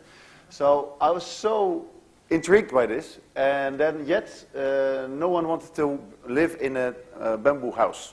This is the frame, what it looks like, but it will be, of course, finished, and it's very safe in earthquake housing, and everyone wanted a brick or concrete social housing, which was looking even a lot worse.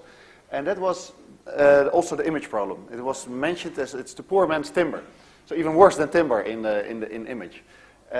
So I figured I want to understand this better, because this material is very strong, grows very fast, it's regenerative, it can substitute concrete, and no one wants to live in it. So I did my PhD on this subject about engineered bamboo, also at Delft University, and I finished my PhD, and then, okay, no one is reading your thesis.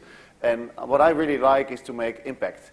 So that was 10 years ago, and then I decided to take on several roles with manufacturers, for example, Access Technologies, producing Akoya wood, but also Mose International, producing engineered bamboo. And then I figured these are nice materials, and we're substituting PVC and aluminium at the skin of a building. But the main environmental impact lies with the shell and the core structure of the building. This is where 60% of the embodied carbon lies. So I met Michael Green 5 years ago. Just curious, raise your hand. Who knows who Michael Green is? Yeah, so 1/3 Michael Green, or 1/4. Michael Green is really the mass timber architect pioneer in North America. He has really put it on the map. And if you want to get up to speed, just check out his TED Talk, Why We Should Build Wooden Skyscrapers. It's really nice, and it really triggered me 5 years ago to focus not only on the bamboo. Bamboo is nice, and maybe it can do some structures in the countries where it grows, but for the bearing structure, it's not suitable yet. So we have to look at mass timber, and that's great because we have so much pine and other softwood growing in Europe. So last 5 years I focused on this, mass timber development, and well, when I like to learn, I write books. Not PhDs anymore because no one reads them, so more contemporary books. So first, after my bamboo journey, I published Booming Bamboo, and last, well, 2 years ago, I published Tomorrow's Timber.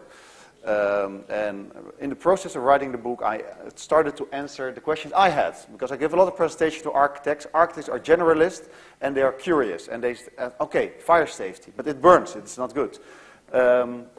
The forest, if we start building in timber, there are not enough forests. So all these timber myths, because they are myths that you can dispel, I had the same questions. So I went through this same journey, which I published in this book, and I knew no one's going to read a book which is not attractive. So there are many infographics, but it also goes quite deep with many scientific references. What I really like is that it's now being translated in Dutch. Also with PEFC Netherlands, we do talks about Tomorrow Timber, and also with PEFC UK, Ellen and Hillary, we now developed a CPD, also activating architects and showing the benefits of mass timber building. So the Dutch translation, and now, good news, we're also having a Spanish translation, La Madera de Mañana. And I hope that others are triggered after the presentation, and we can, because it's not about me, it's about a book that was missing that tells everything about timber. The forestry part, the carbon part, the circularity part, the designing and building with timber part.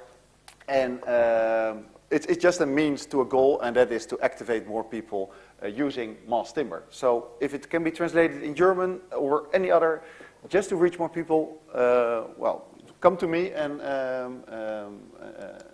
let me know. Because why do we do this? Why are we active in the forestry industry, but when I talk to architects, in the built environment? And a large part of the thing I'm presenting today is based on the CPD I normally give to the UK architects. So you get a little bit of grip of how I try to convince people, based on facts. This is not fiction, it's facts, based on many scientific reports. And I go back to two main problems that are related to the built environment. That is resource scarcity, and as an architect or specifier of building, you actually are on the turning knobs. You can decide a little bit, and that's important because almost half of our raw materials are used in the built environment. And this is a cement quarry, and if you look at our major cities worldwide, this is London city center, you only see concrete and steel and other non-renewable materials. And if you look at the resource, it's really nice to say it's potentially recyclable. But in the end, only 9% of all our raw materials worldwide are actually recycled. So it's a fake promise because it's hardly recycled. And if you look at the reserves this is plastics and of metals, within about, well, at the end of this century, the resources have run out. So therefore, we need to look at renewable resources. The second major problem that we're facing, obviously, is climate change. We noted more and more in Netherlands, the lowlands, we actually have a huge problem with this. If the sea level starts rising up to 2 meters. And also here, there's something to do in the building industry, because almost 40% of our greenhouse gas emissions are related to the built environment. Of this 39%, 2/3 is operational energy use, and 1/3 is embodied carbon, so the CO2 emissions during the production of the materials that we use. And if you then take into account that of this 13–40% of embodied carbon through the production of building materials, this is caused, well, 7% by concrete, and the other major share by metals and plastics. You don't see timber here because it's a very low carbon footprint. So even more as a country as India in itself. So if concrete would be a country, it would have huge CO2 emissions. And then if we look at our buildings that are developed in the 70s and 80s, they're very inefficient in terms of operational energy use. So you see here, a traditional building, 90% is operational energy use, the CO2 emissions coming from operational energy use. Embodied carbon is low. But with the next generation of buildings that we're developing right now, the net zero energy buildings, this is an office of a bank in the Netherlands, built out of mass timber, it is the lion's share comes from the embodied carbon of the building materials that you're using. And then it makes sense to really look at that and see if we can find low carbon alternatives. So this is what the bank looks like at night. So you see it's a full mass timber construction. So we're turning back to timber, where actually in the past we are already building with bio-based materials. 90% or even more of our homes were made out of renewable materials that were locally sourced. And we still see the heritage from that, with our churches in Norway, about 1,000 years old. But also looking, well, a little closer in UK into other projects. In the Netherlands, actually, we thrived on timber because of the windmills. Windmills also to produce land, but also to produce sawmills, the first sawmills. And I was with my son there last summer in a sawmill, still activated. And this is what it looked like.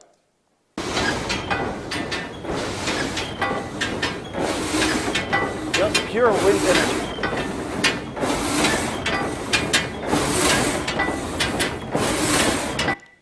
Because of this, Netherlands was able to build many houses and build, as a super small country, an enormous fleet to conquer the world. Well, it doesn't fit with the SDGs, what everything does, but it did help in a lot of industrial revolution and prosperity for the Netherlands. And also the houses are largely made out of mass timber. And if you look in the cultural heritage, also in the UK and in Ireland, you still see many examples of timber lasting more than or around 1,000 years. So this is one of the big myths. Timber doesn't last long as you choose the right species and you're able to let it ventilate. So it can get moist at certain times, but it needs to ventilate and dry again. Then you don't have a problem at all. And you have carbon storage for more than 1,000 years. This is the oldest building that I know of in the world. This is in Japan, a temple, more than 1,500 years old. And here, well, the timber is outside, but it's under eaves. So it will remain mostly dry, it can ventilate, it will last for ages. So this is one of those simple timber myths. And if you want to use timber outside, it's okay. But then you use a thermal modification or acetylation, another wood modification technology. Or you use tropical timber with high durability class, of course, from sustainably sourced forests, sustainably managed forests. So there's a lot of education to be done, also with architects. And this is one of those simple myths that can be easily dispelled. But anyway, then came the Industrial Revolution in the 18th, 19th century, and there were new materials coming in, concrete and bricks and metals, plastics later, and they did one thing very good. That is the uniformal technical performance. You know what you get, and that is very good if you have a massive houses that you're building, big constructions, big spans, and then, well, timber didn't live up to the expectations and was substituted by these other materials. In the 20th century, we've seen some industrialization, of course, of timber in the form of panels, and also glulam actually was one of the first generation of glulam was invented in 1910. But the last decades we see now, because of the introduction of mass timber systems, a renewed interest in timber building. And mass timber frame is very interested in that regard. But mass timber has, that's the combination name of CLT, cross-laminated timber, glulam and laminated veneer lumber, has a lot of potential there. So because of the massive potential application and the massive size, I like the name mass timber as a combined name. But mass timber doesn't always have to substitute timber framing. It needs a certain purpose. And especially if you are going to build multi-story buildings out of timber, then it's a very good solution. I used to refer to it for architects as kapla. Kapla is who of you is familiar? Just put your, do people know this? A couple of people, but in Netherlands, all kids play with this. There are simple, uniform elements, and you can make all fantasy structures out of this. And this is what mass timber does, because you know exactly how strong the beams and panels are, so you know exactly can make your fairy tale imagination structures out of timber. Shigeru Ban, a famous Japanese architect, works a lot with it, the headquarters of Swatch. And this is what it's all about. It is Coupler for grown-ups. You can make parametric designs, and all these elements, you know exactly how strong they are. You can prefabricate them, and they fit in each other, into each other like a jigsaw puzzle. You can make, obviously, also very high-rise buildings out of timber. This is the highest so far, Mjørsternet, in a 20-story high building in Norway. What I like of this building, you see many hybrid buildings, but this is almost all is made out of timber. So you see glulam columns, beams. There are LVL cassette floors. You see CLT walls, finishing with thermally modified cladding. So the whole structure is out of mass timber. So far, this is the tallest timber building that I know of, but there are many others that have been announced already that are even crossing the 100 meters line. I don't really care what will be the tallest building, but it does show to architects this is a suitable alternative for real high-tech materials. We can now make skyscrapers out of wood. And this is how cross-laminated timber is produced. Actually, they're just lamellas from pine. This is a CLT factory in Germany from locally sourced pine. Defects are scanned, taken out, finger jointed, so you get very long boards. Then you can make a cross-lamination of shorter boards, all from sustainably managed forests. These are almost all from PEFC managed forest. And then you have the cross-lamination, and then the longitudinal lamination again. So in both directions, the panels are as strong. So you have 3, 5, 7, 9, or 11 layers. And then you see everything is coming from a CNC machine. So if you do the BIM modeling well, then everything, all openings, all sleeves for electrics, for your doors and for your window openings, everything is prefabricated. And you have almost like a huge IKEA cupboard. It's pre-packed. You fit it very efficiently on the truck, and it is transported to the assembly site. It's not a building site anymore. It becomes an assembly site. Obviously, this has huge benefits, because when you do everything off-site, you need less personnel. Okay, and I understand in Ireland this is a bottleneck, so this can really help. But you can also imagine that the quality is a lot better. The circumstances are dry, ventilated, so you have less emissions, also of nitrogen, less CO2 emissions. You can pre-pack it, you can control check it, you need less labor, and you can build a lot quicker. But this does mean that for the architects and engineering departments, you need to put activities up front and do the design activities, put everything in BIM, and then you can have those huge benefits of prefabrication. And prefabrication could also be done on concrete, of course. But concrete is 5 times heavier, and you cannot easily make an adaptation on the master panels if you already poured your concrete.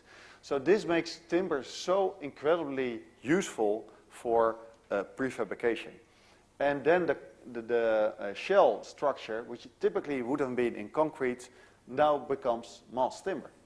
This is in London, Dalston Works, and I like to give always this example because the architects chose timber for sustainability reasons, but they actually chose it mostly for practical reasons. Because in the end project, you don't see it is a timber building. I don't really like it, but it is good if you also have to convey the other part of the conservatives to see that mass timber buildings can also look really mainstream.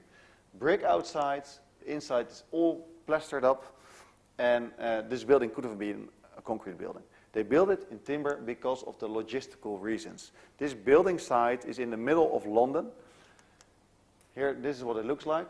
And you see there's hardly any room for the building site itself. You don't want HGVs coming here and also with all the noise for the neighborhood. So they chose for timber because they want to have less noise and they want the quicker building process. So this building is erected 9 months quicker than if it would have been built in cast concrete. So this, and instead of 700 heavy trucks, it only required 100 trucks because of the prefabrication in very efficient slabs. And also there was a tube running through, and they really required a light building system with which you couldn't have a pole foundation, a piled foundation. You need a raft foundation. So that's also one of the reasons that timber was being used. 9 months quicker in the end, and well, it's also a fabulous project, but you don't see the timber. So this way you can really activate the masses. And this is what I wanted to talk about, and also in my example. The political agenda is really incredibly important. So in Amsterdam, the metropolitan region of Amsterdam has committed to 20% of timber building in 2025. As I mentioned, only 1% is right now is in timber. This is about residential building. And this gives so much confidence to every stakeholder in the building industry that large investments can be made. And we already see the results. I'm going to show you some buildings from Amsterdam. And when you are in these buildings, then you also see the incredible nature and strength and aesthetical quality of these buildings. So this is Hotel Jakarta, near Central Station in Amsterdam, 9-story high mass timber building.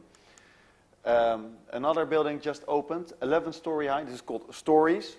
You don't see it, but this is 50% mass timber, a CLT structure with a concrete core. This is the tallest building in the Netherlands so far, 73 meters tall. Also a hybrid building with a concrete core and all timber floors and walls. So you see, all people in Amsterdam are getting convinced. This comes in the public newspapers, it comes on television, and people say, oh, wow, what a nice building. And it's, as an added bonus, it is timber. And then you explain the climate benefits. I'll come to that in a second.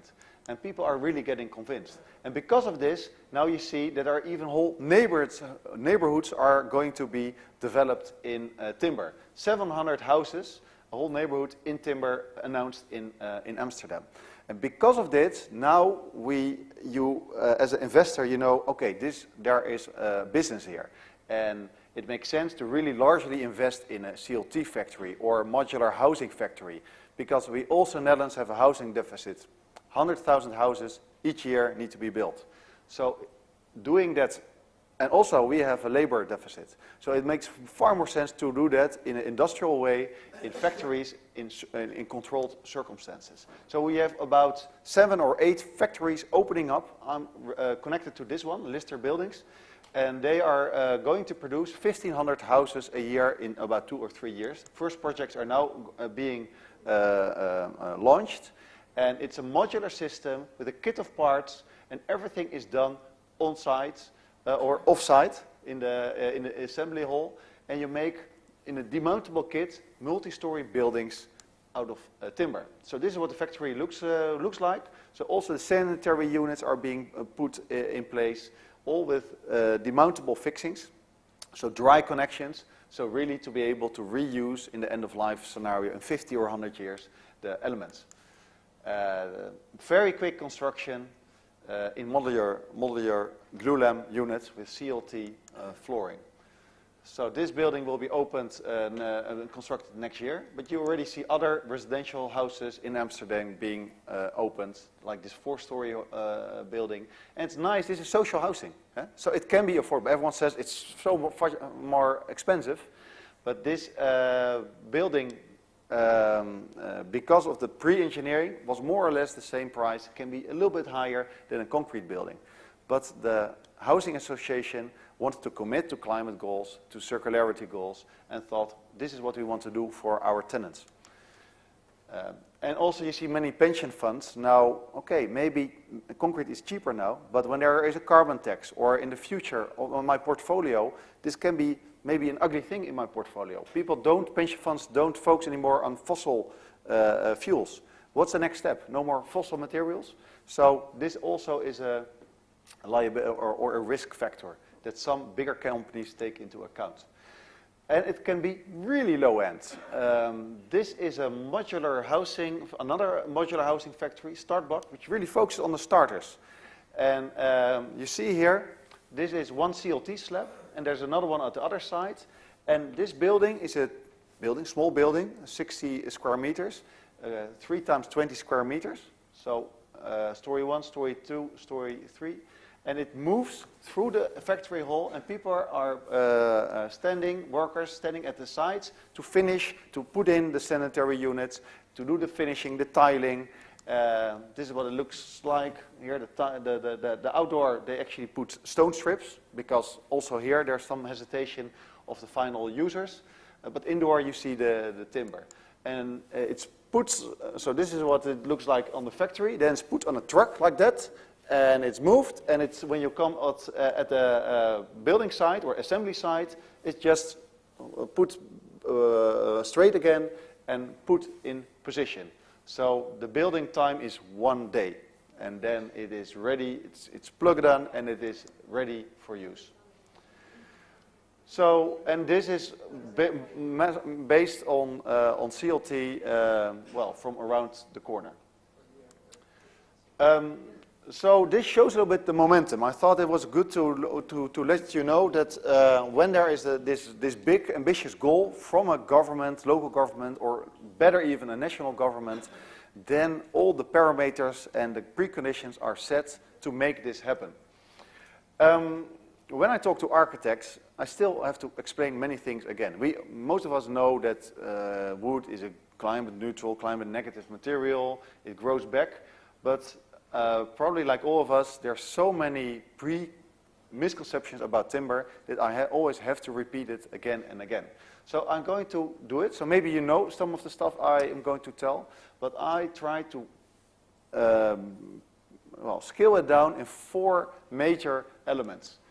Why we should choose wood. That's low carbon, it's renewable, it's circular, and it is healthy. And I'm going to go a little bit deeper in all of those examples. Elon Musk put out this contest. Give us an, and I saw it also in the papers and in your annual report. Give us a nice example of how can we get all the CO2 out of the air.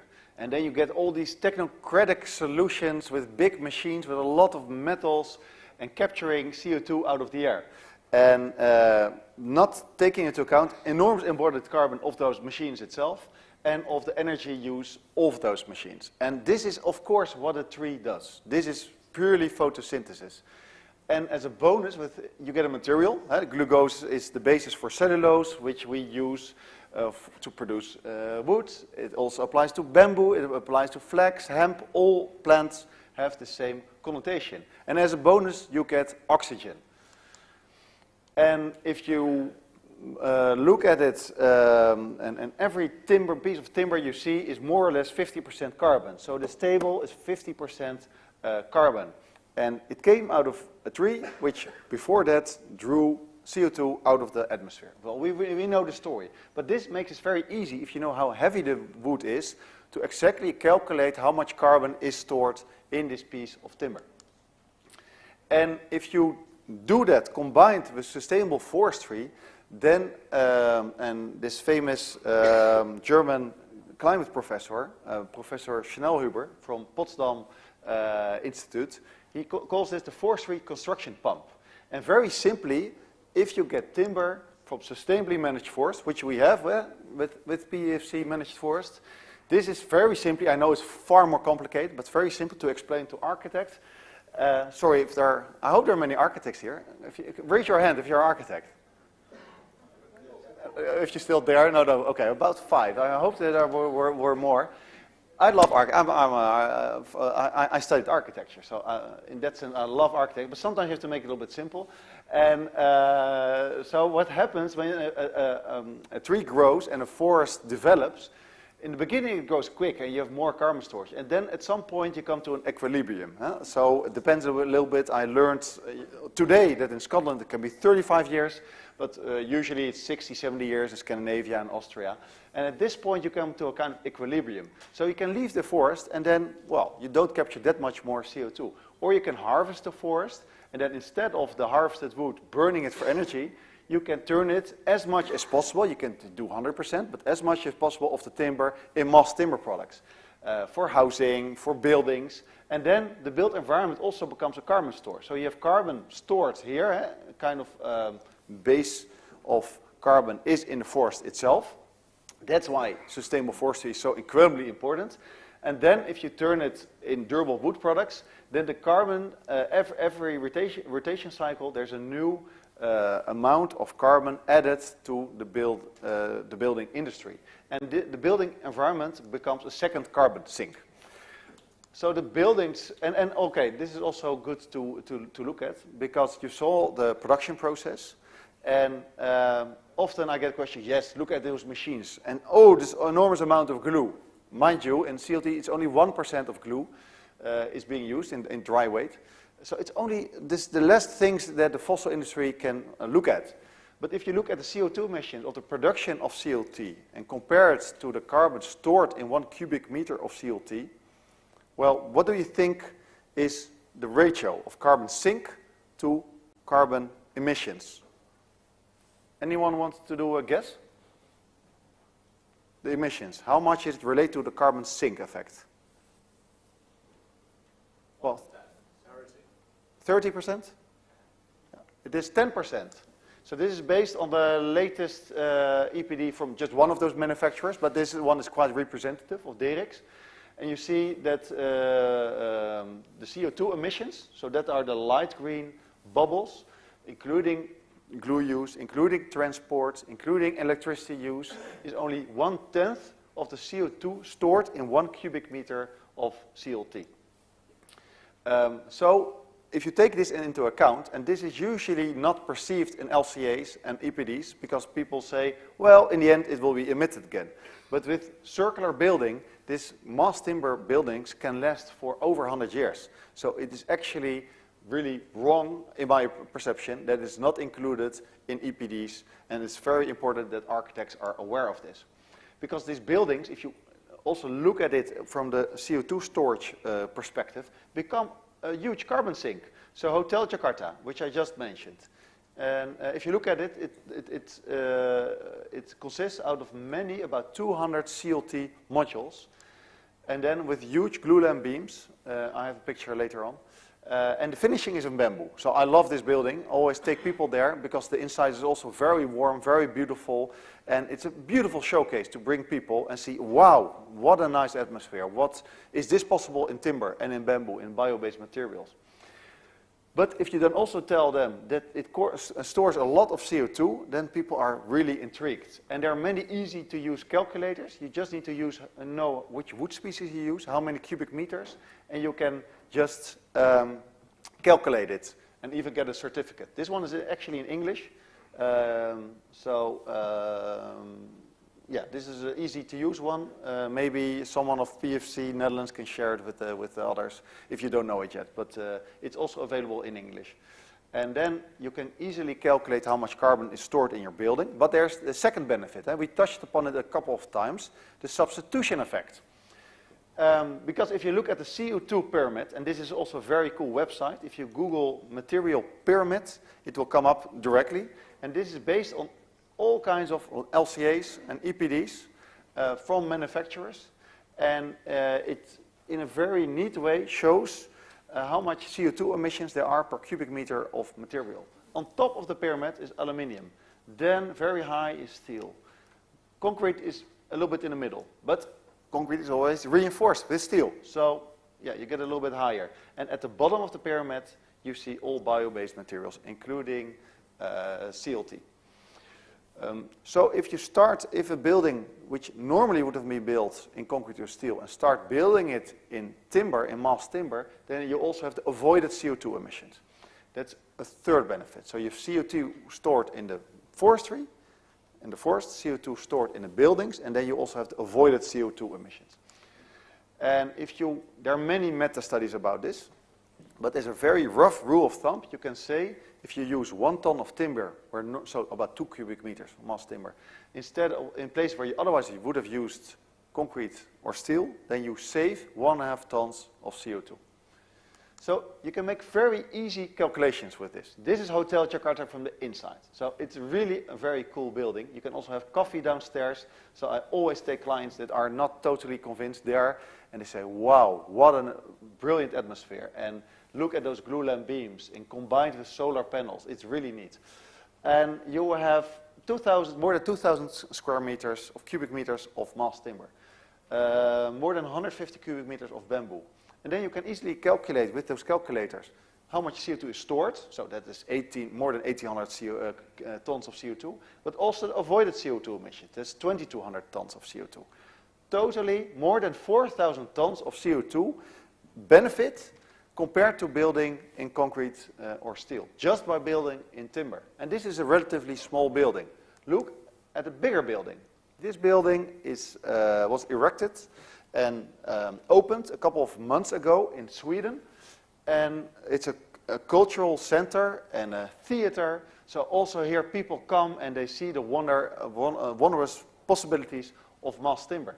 But this one uses 13,000 cubic meters of CLT and glulam, also based on modular construction, so built in 1 year quicker than in situ concrete.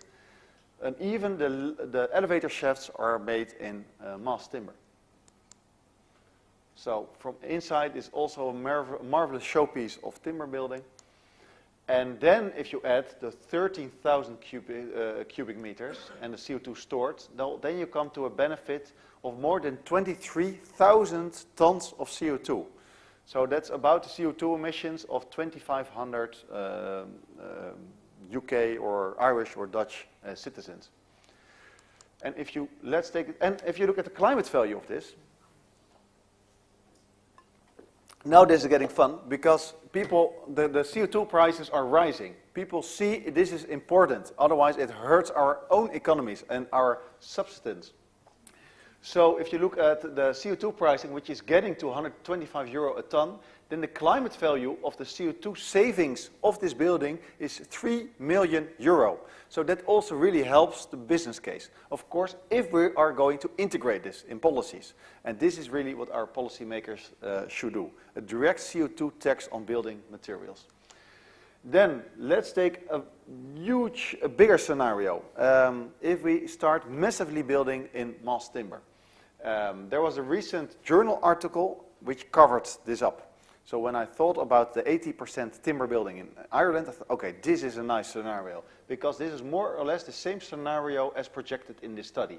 This study says in 2050, what happens in two scenarios. One, 10% of our urban cities is in mass timber, or extreme scenario, 90% of our new buildings is in mass timber. What are the CO2 consequences?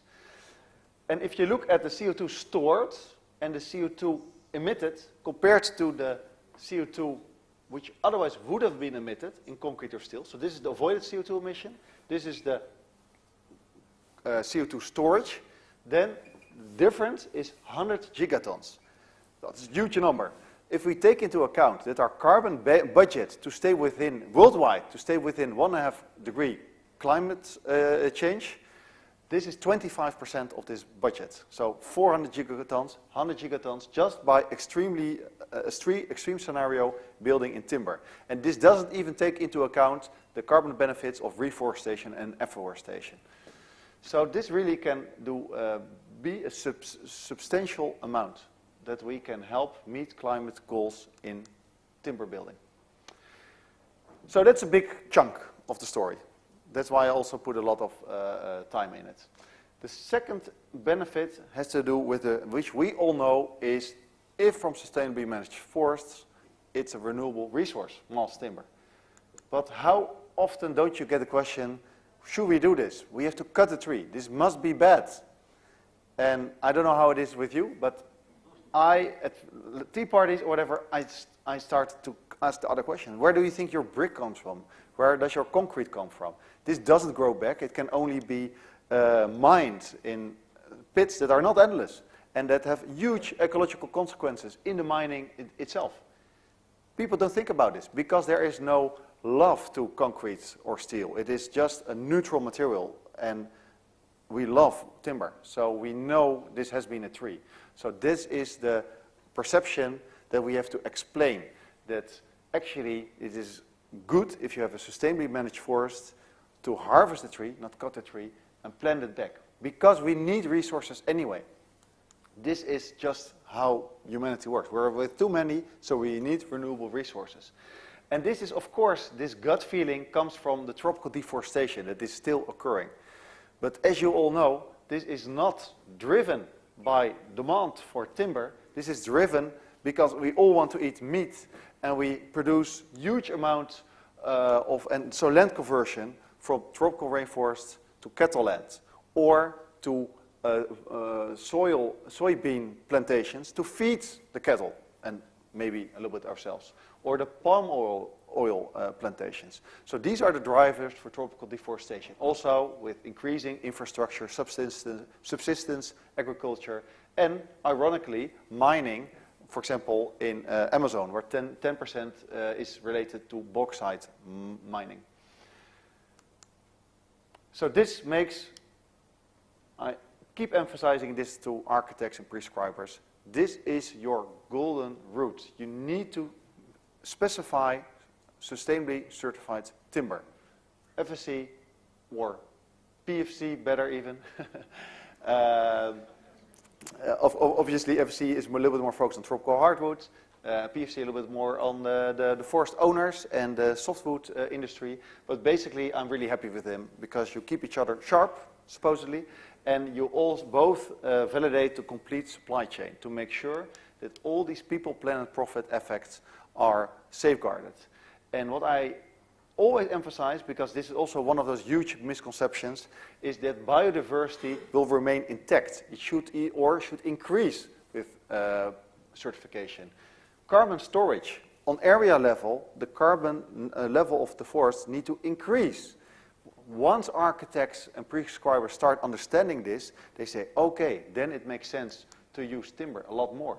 And we have so much timber in our forests. But then, I come from Netherlands. Well, you see this little bit white patch. And then we are in Ireland. I thought it was really good, and then UK. I know it's growing. Since the beginning of the century, we've all been growing a lot our forest areas, but we can do a lot better. The area in Netherlands is 10%. The area in Ireland is, I just checked with William, 11%, and I checked with Ellen and Hilary. In the UK, I think Scotland, it is 12-13%. So the average in Europe is 40%, almost 40%, 4-0. So yeah, we can do a lot better, but it also shows that we have a lot of forests available, and they're actually managed quite well all over Europe. I'm going to explain that in a second. In the Netherlands, we don't do that well in the forests. There's not that much forest left. We do some reforestation. But 100% of the timber that we use in the construction industry, or 99%, comes from sustainably certified forests. In the UK, it is the same. So this is something that if the fossil industry ever is asking, hey, you have to cut the tree, this is something you can bounce back at them. But they come from sustainably managed forests, which means biodiversity increases, carbon storage increases, and you have a low carbon material that you're using, which grows back. And in the northern hemisphere, you see that the last 30 years, actually the forest area is growing. It grows in Europe by 500,000 soccer pitches a year. 500,000 soccer pitches a year. So that's enormous. And because of this, and because of increased forestry management, you see here the CO2 emissions in Europe. And this is the mitigation part of the European forest. And this is the substitution effect. So in total, 13% of the CO2 emissions of Europe are mitigated through the forestry and the wood industry. And with climate-smart forestry, this means choosing the right species and increased afforestation and reforestation, this could be up to 23% in 2030. These are not my numbers, these are the numbers of Professor Gert-Jan Nabuurs, who is one of the IPCC members and one of the real leading forestry experts in Europe. And then, if we start building more in mass timber, which we know all the advantages, we have to explain a little bit, is this possible?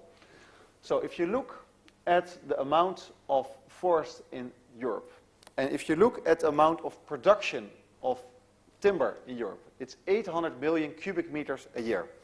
Of this, each year about 500 million cubic meters is harvested. That means we have a surplus of additional capacity each year again in the European forest of 40%, 300 million cubic meters. This is sometimes in really hard to reach places. So in the short term, Professor Nabeurs thinks that in a couple of years you could reach about 70 million cubic meters. So 75 million cubic meters we could additionally get out of our European forests in a sustainable manner. So bear with me, 75 million cubic meters. If you translate that roughly to mass timber products, you could have a yield of about 30 million cubic meters mass timber. And if you take into account the large, how do you say that? Not semi-detached, but well, a large family house uses about 60 cubic meters. Apartment building uses, such a module uses 20 to 30 cubic meters. So if you divide it through each other, the 30 million cubic meters with these numbers, this means that based on our additional capacity, so next to the things that we're already producing, we could produce 500,000 houses, timber houses a year, or 1 million apartment blocks a year. So we can really build a lot more with timber.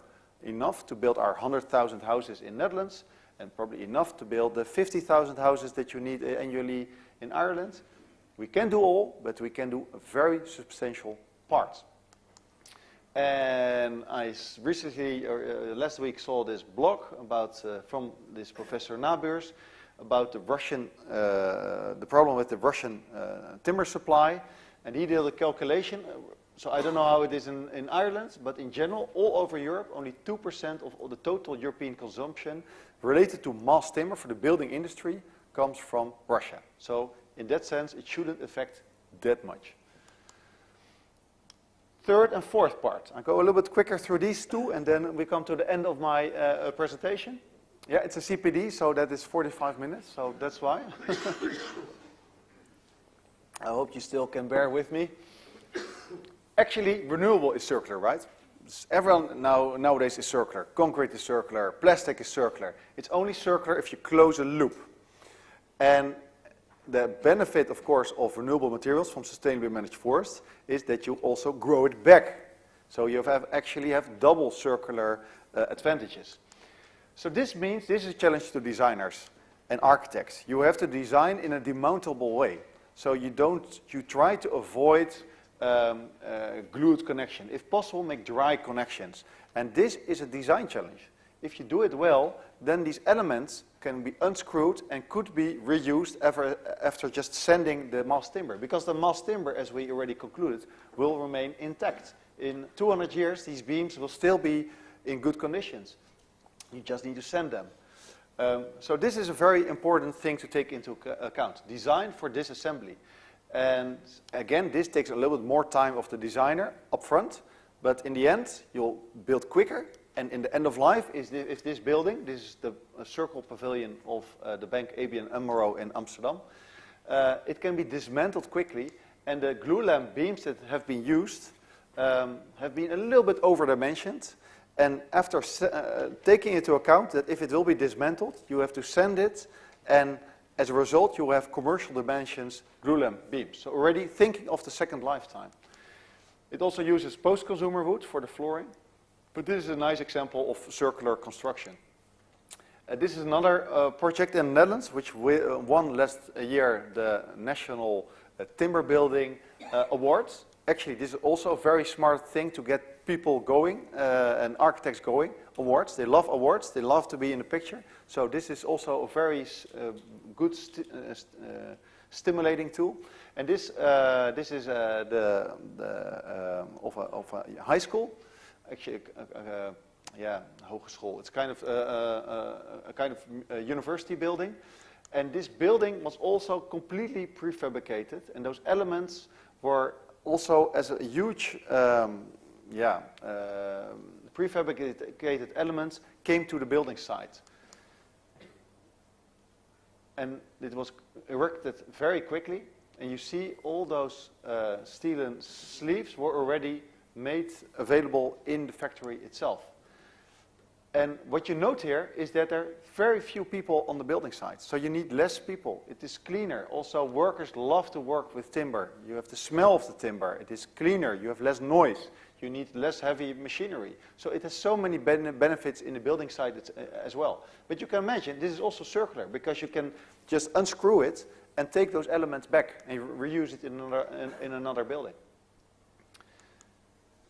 So this is what it looks like in the end. And so you can look at circular building at element level, but you can also look at modular level. This is a school in Amsterdam which could only be built on this temporary site for 5 years. And then it goes to the permanent site. So this school was developed in modules that would fit on the back of a truck and will be, from the inside, it just looks like ordinary school, and it will be dismantled in 5 years and put as a permanent school at another place. Of course, timber is very useful for this because of the lightness and because of the prefabrication potential. And then think about post-consumer woods, because we have a lot of timber that has already been harvested, is used in our buildings, and sometimes this is very good quality timber, which we shouldn't chip for particle boards or burn, but we could actually reuse. It depends a little bit on the timber, so you need to have a quick analysis, but I will show you 2 projects which have done this in a very successful way. This is the head office of 3XN, an architectural firm in Copenhagen, using the 300-year-old beams in an adjacent warehouse and reusing them in actually demountable dry joints, a kind of tongue and groove joint. And this is another building which is almost finished in the Netherlands. So this is during construction. What I like of this building, in the Netherlands we have a lot of waterworks, so we have a lot of tropical hardwood that is used and it still has very good qualities, but sometimes for functional reasons it's taken out, and here the tropical hardwood which was used in the canal lining and the sheet piling was taken out, was through Sweco. They did a constructional analysis of the beams, found it very suitable for constructional use, so they certified it, and now it is used in the columns, and the beams and even the girders are post-consumer woods, giving the timber a second life. So even already existing wood can have a second life. And then, this is this double circularity I was talking about. You have the first lifetime of the timber, maybe 50 or 100 years. Then if you have designed for disassembly, there's a second lifetime. Maybe then in the second or third life, then you can chip and make MDF or other panels out of the residual timber. And maybe in a fourth or fifth life, you burn it, or better even, you use it for biochemistry purposes. In the meantime, the forest, depending on the rotation cycle, has grown back 3, 4, 5, or 6 times. So this is what makes timber double circular. And I'm not fully against concrete. In some places it makes sense to use concrete because it's heavier, it is easier with vibrations, it has a big stability for cores, for elevators or staircases, the core of a building. So, and sometimes timber and concrete or steel can work together. Actually, steel and timber work together very well, huh? But sometimes even you can use a hybrid building. This apartment building in Amsterdam uses glulam columns and beams, and then prefabricated concrete slabs. Also because of the acoustic requirements of this building, which is a little bit more difficult. You really need to add weight to a CLT floor to meet acoustic requirements. There are many ways to do this. In this case, they chose for prefab concrete. But if you do it, make sure that also the concrete is really circular and is taken back. And that is where I have most of my doubts. Well, the final huge benefit of timber building, and this is really a new field of research, has to do with biophilic design and the effect of visible use of timber and other bio-based materials on health and well-being aspects of inhabitants. This is Maggie Centers. This is the one in Leeds. There's a series of Maggie Centers, cancer recovery centers, and they've really adopted the biophilic design principles, which means take all kind of natural elements and use them and adopt them in the indoor environment, and outdoor environment. So it means a lot of daylight. It means use of plants, if possible, water running, but also a very significant tenet of the biophilic design philosophy is using visible use of natural materials. We all see it when we have a table, we want to touch a wooden table. And if you have a concrete or plastic table, well, it's easy to clean, but that's it, right? And an evolving number of research shows that also inhabitants in timber buildings or users of timber buildings have lower stress levels, higher concentration levels, a better feeling of well-being. And imagine of the effects of that on health centers, of educational buildings, of offices.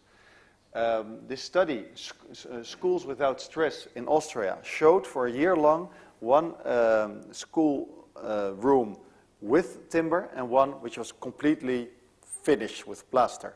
And in the room with the timber, the heart rates were significantly lower, stress levels were lower, and actually learning results were better.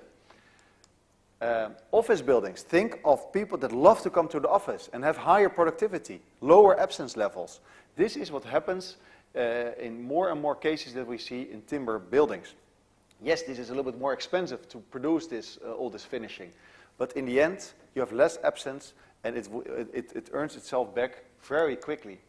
This is an office building in Australia where there were also a survey done in several working environments showing that workers in the wooden environment had a higher well-being and a higher productivity, a higher feeling of belonging or wanting to be there.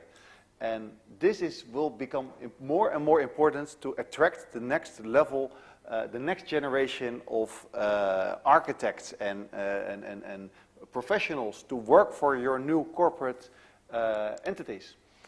You want to win the war on talent. So this bank office that I showed in the beginning, Triodos, they're really focused on sustainability. They want to have the best new talents. And these want to commit more and more to a firm which is aligned with climate ambitions. Why do you think Google in London has its new head office developed following biophilic principles with a lot of timber outside and inside, just to win the war on talent? So this perception will become more and more important, and we have to convey this, that actually a timber building is a nice place to be in. It's healthier, it's good for the climate, it's circular, and it grows back. There are only benefits related to it. So why wood? You should reverse the question. Why not wood? Thank you, guys.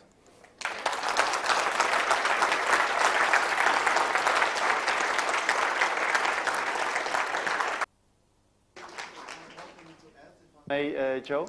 I want to mention this opportunity. Built by Nature is a large individual fund by the Loudest Foundation, with a very rich families behind it, and they are driving the timber building agenda in Europe. And they have a Timber Accelerator Fund where you can, where I'm just announced as board member there, but they really accept. They want to drive the agenda. So the things that are happening in Ireland, the things that are happening in the UK, if you have a good idea, they have grants between 50 and 250k euro to really stimulate this. And I really encourage you to take a look. Built by Nature Accelerator Fund, that's one.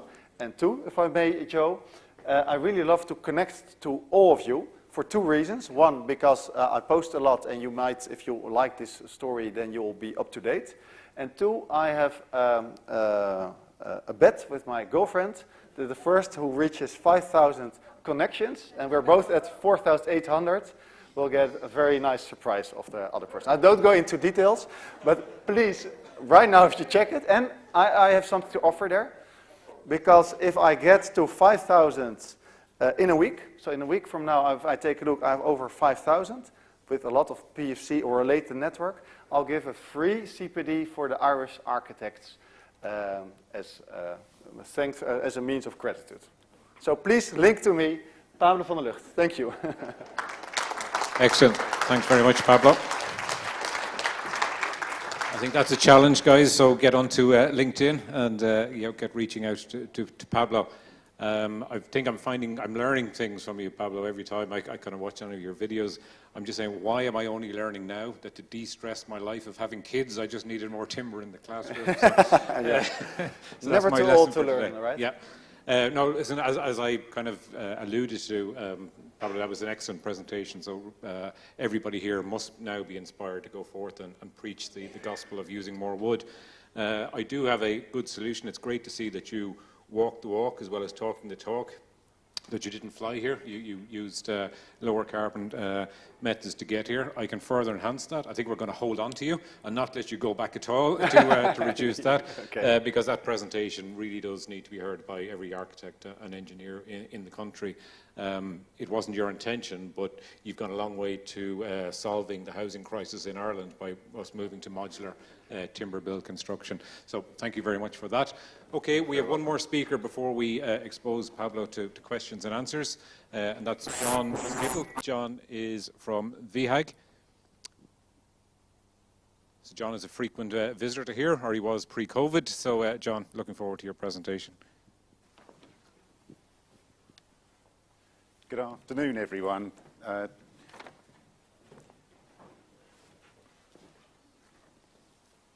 Really this talk, as well as reinforcing what the previous speakers have all put there, it's sort of exploring how VHAG have been pushing the boundaries, really, of using engineered products like glulam and CLT, and how really advances in design and production technology have transformed how timber is perceived, you know, from this really old-fashioned building material into this sort of cutting-edge, low-carbon solution for the 21st century.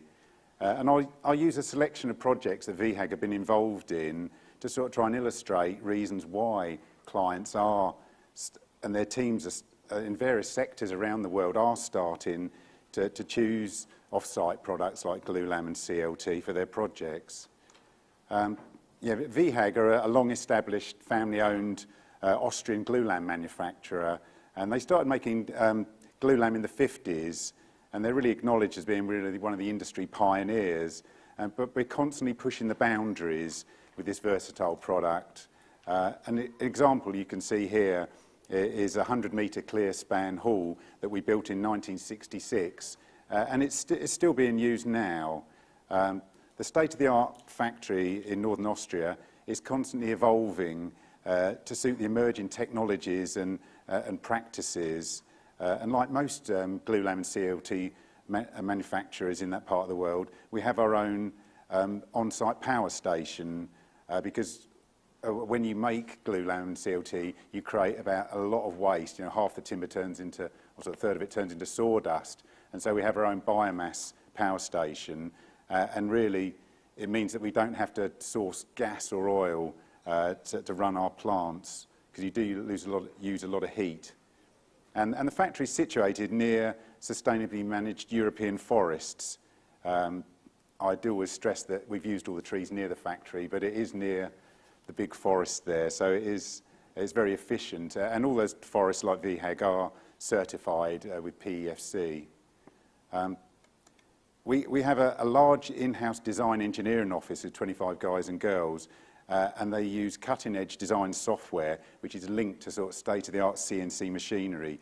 And this enables us to produce large, complex elements, and they're manufactured to a tolerance of 1 or 2 millimetres.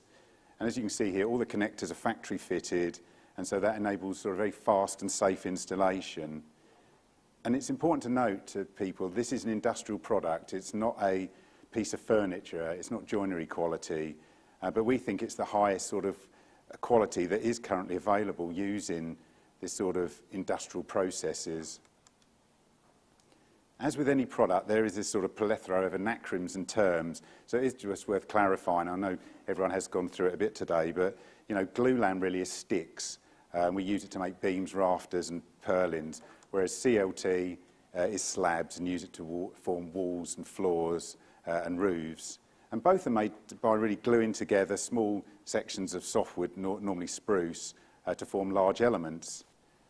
And spruce is the normal material used for these, but glulam can be made from larch, which is better sort of suited for more sort of like service class 3 environments. And whilst we completely manufacture the glulam members, we buy the CLT in full sheets from various manufacturers and sort of cut them to shape at our works. Yeah, I mean, VHAG aren't a project management company. We are a manufacturer, and we offer, sort of early stage support, detailed design, including connection design, manufacture, project management, and logistics and installation. So when we're giving advice, really, we tend to look at it very warts and all, because we're looking at the thing the whole way through, rather than just as a sort of project management company that doesn't actually ever touch the timber. This product is quite a simple item, but like with a lot of things, the devil is in the detail, and so it's really vital that you have a process-led approach with early engagement with people like ourselves to get the full sort of benefit from this type of system. An independent third-party certification scheme is really vital to protect the credibility of the timber industry, as without it, illegally logged timber would soon find its way into the chain, and PEFC provides the mechanism to robustly demonstrate to all parties the sort of validity of the timber used. And having chain of custody for our timber products has been a prerequisite on all the projects that VHAG have been involved in for many years. And we find that by using PEFC, we're able to source a wide range of products and grades with very high percentages of materials being certified. As well as being genuinely sustainable, recyclable, and energy efficient to produce, timber is the only structural material used in a large scale in construction that is renewable. All other materials are finite. So as the population keeps growing, timber is the only material that can keep pace with the demand that the expanding population will bring. So rather than just being this current nice feature to have if it fits in the budget, timber is likely to become the first choice on projects. As pressure to supply and demand, it makes sustainability the real key factor on future construction. On mainland Europe, VHAG's bread and butter work has always been long span roofs onto logistic halls and factories. However, this has not been the case in the UK and Ireland, where glulam is generally thought as being a sort of premium priced eco-bling product, and hot rolled steel is used instead. Here we see a typical large hall, and it's built with concrete columns and long span glulam beams and purlins. And it's really important to note that a change in material can also mean a change in the structural concept. As if this hall was built as a steel frame, it would have pinned connections at the base and fixed connections at the top, and you use the roof to do a lot of bracing. Whereas with this hybrid concrete and glulam structure, it's the complete opposite. You have a rigid connection at the base and a pin connection at the top, so the roof isn't doing as much bracing. And so what that really illustrates how different materials have different properties, so it's really important to choose at an early stage the way you're going, because otherwise you'll get all sorts of additional costs and delays later on. We are starting to see some forward-looking clients. They're trying to, I think, improve their carbon footprint of their estates, and they're now opting to construct the whole structure of a hall in timber. As you can see here, there's been no compromise made in terms of column spacings or building height on there. But it is worth noting that timber, whilst it has similar structural properties to concrete, so it'll give similar sizes, it'll always give a bigger section size than equivalent steel. So again, that really highlights the need to engage at an early point with people like ourselves to ensure that the right solution is reached for each project. We do think that in addition to our clients wanting to achieve their CO2 aspirations, the ever-increasing price of steel could be something that's influencing this renewed sort of interest in this sector. But we do always point out that the sort of the volatileness of timber prices at the moment. Yeah, retail's always been a big sector for VHAG, and from providing the sort of stunning roofs to flagship shopping centres to complete structures for clients like Tesco's stores, and this sort of sector has really changed in the last few years, but we still provide the glulam roof structures for clients like Lidl. We've done nearly, I think, 70 of those, mainly over in Ireland, and the client really does appreciate the sort of advantages that this form of construction brings, as well as the sort of pleasing aesthetics that you get.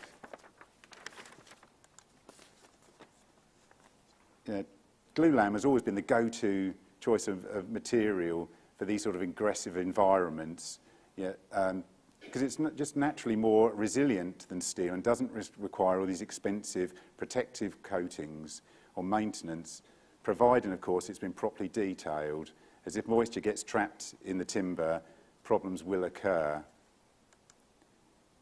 This great project and the one shown before neatly illustrate another point that we're quite often asked. How long can you make a glulam beam? Can you do a 20-metre long one? And really, the roof at Bangor in the previous slide is 70-metre span wide, and it's done in 2 beams, the longest being 44 metres, whereas this one at Longford, the sort of curved larch glulam there, is 52-metre span elements. So, each project has different logistics, and you really have to find out at an early stage what the access is, especially onto and around the site, because that will affect how longer elements you can get there. But in theory, I think the longest one we've ever done is 65 metres. So you can do some really substantial spans. And of course, you can make trusses in multiple parts to do 100-metre clear span roofs if required.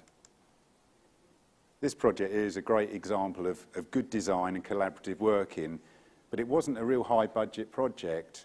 And yet it's won loads of awards and influenced new projects all around the globe.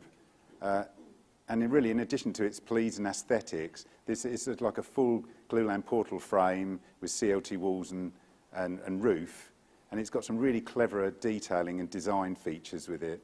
It's designed for 60 minutes fire resistance, because the original steel frame swimming pool burnt down, so it's quite brave of them to opt for an all-timber option.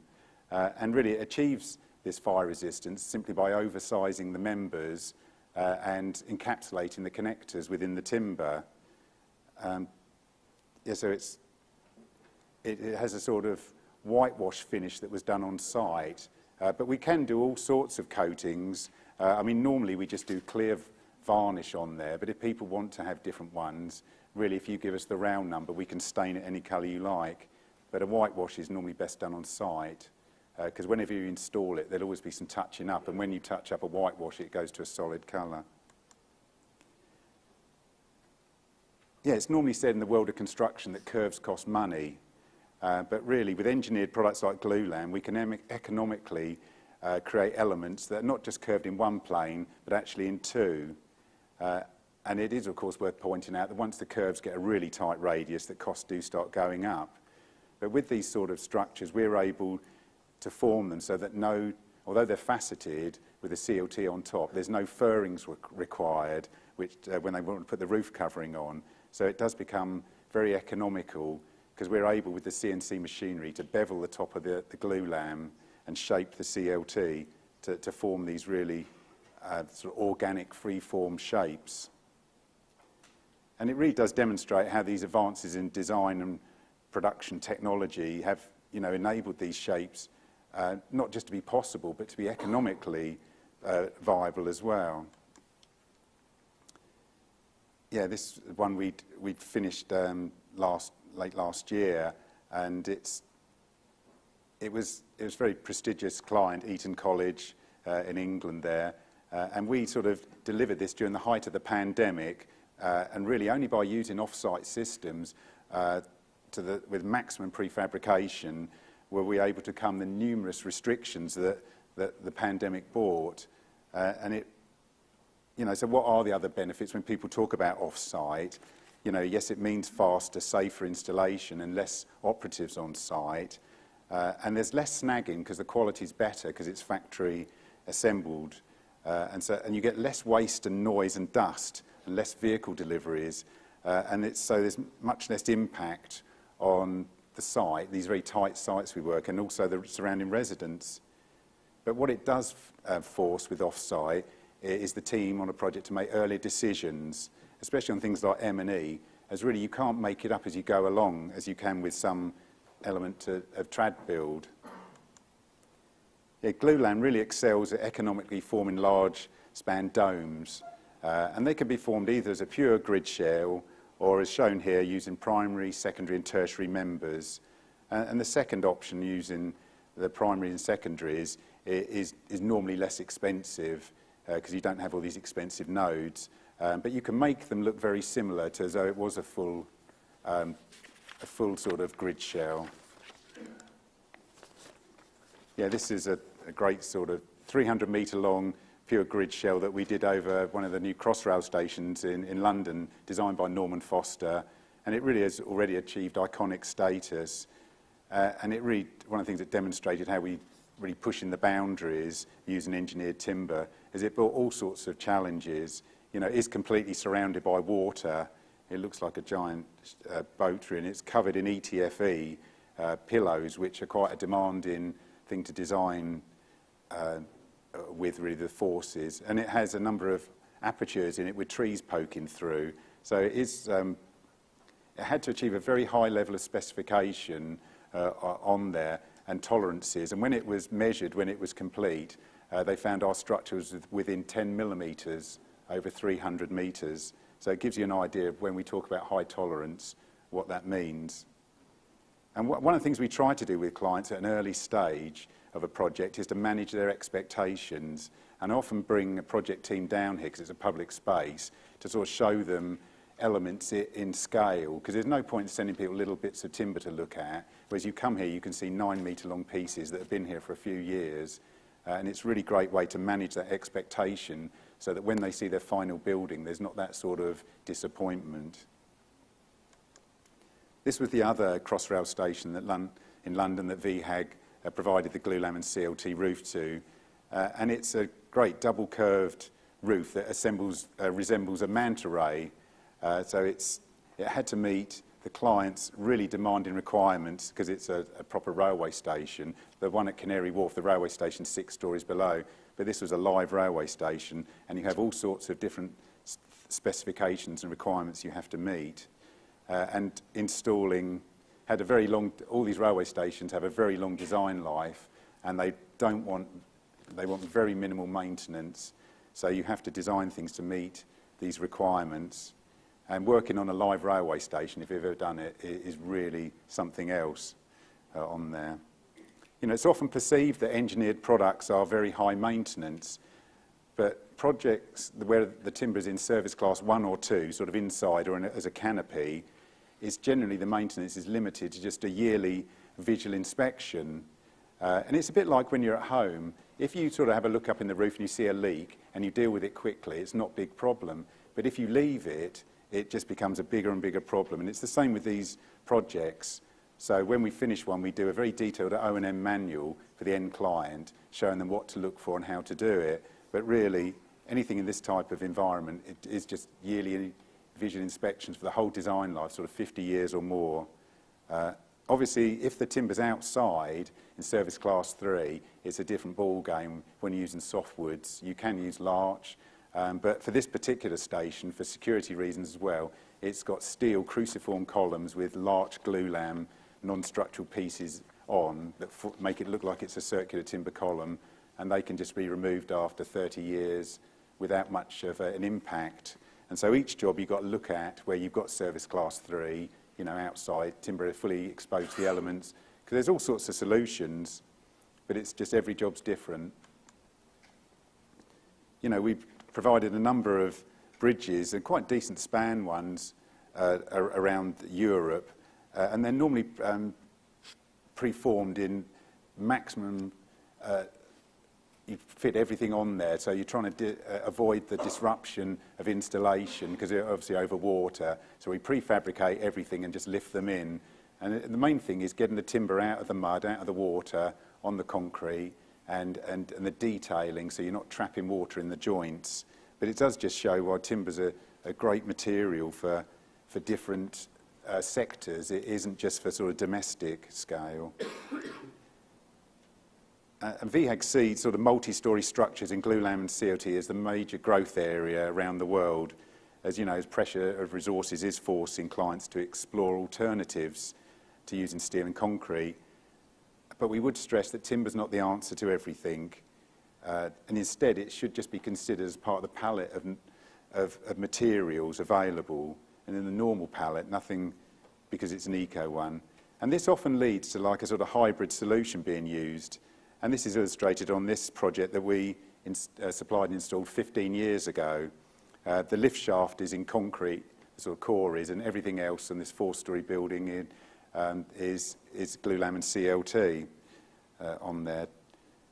And one of the things always when you're meeting these different materials, steel or concrete with timber, timber's made very high tolerance, concrete and steel much less tolerance. Where they meet, dealing with that interface is really key on there.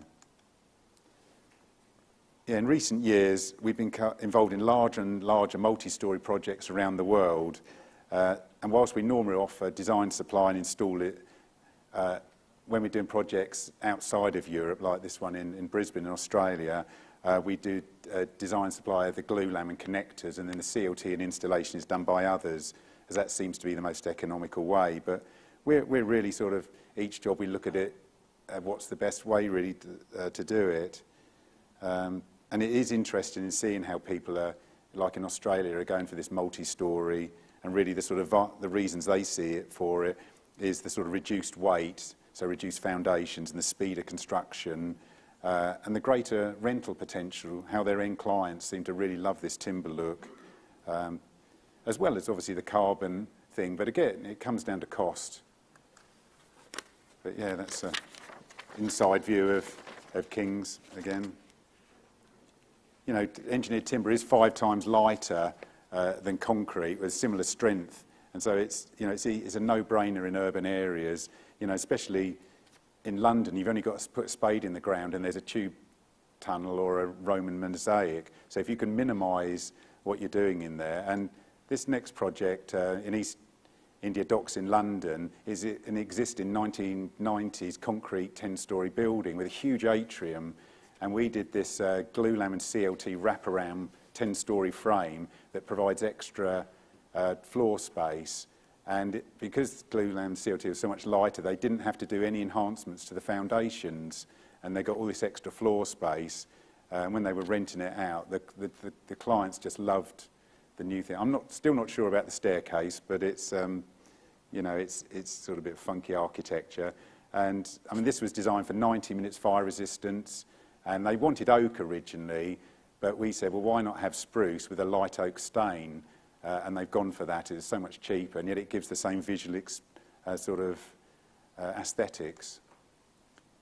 This Ivy restaurant in Canada Square, you have to excuse a lot of these projects are in the UK because I'm the sort of UK representative, but they're all just giving ideas really on stuff we're doing really. And what makes this one unusual is that all the external glulam is made from Akoya, which is, they take a pine and then put it through this process, which makes it behave like a hardwood. And so this way the client can have glulam outside, 50-year design life with very limited maintenance, but it is an expensive option. But it just shows there is choices out there. This does highlight a thing which architects really don't like, that any timber species, when it's outside and fully weathered, it will go grey. And it's not a nice uniform grey, it's sort of blotchy grey. So on this one, it's got a light grey stain on it. So from day one, you've got a uniformed appearance. And when it does then, because really any coating, surface applied coating, will degrade when it's outside in the wind and the rain. So it's, there's no point in saying, oh, you just put coatings on and it will solve every problem outside, because they'll need reapplying every couple of years. So again, we can just give people that sort of input on, it's not just about the timber, it's the whole package. Yeah, to give you sort of an idea of VHAG's capabilities, we manufactured and delivered the glulam members and their connections to the NTU in Singapore, which 40,000 square metre building is sort of largest timber building in Asia. We manufactured this at the same time as we were be the world's tallest timber hybrid tower in Milwaukee. And this was done at the same time as well as the pandemic. We had the added distraction of a ship getting stuck in the Suez Canal.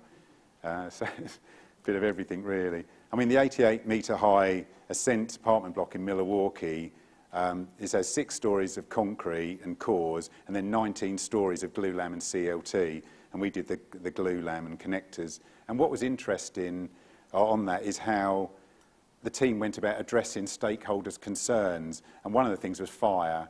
because it's 200 feet higher than any other timber building that had been done in that part of the world. And so what they proposed was a 3-hour fire test for the glulam, which the glulam successfully passed.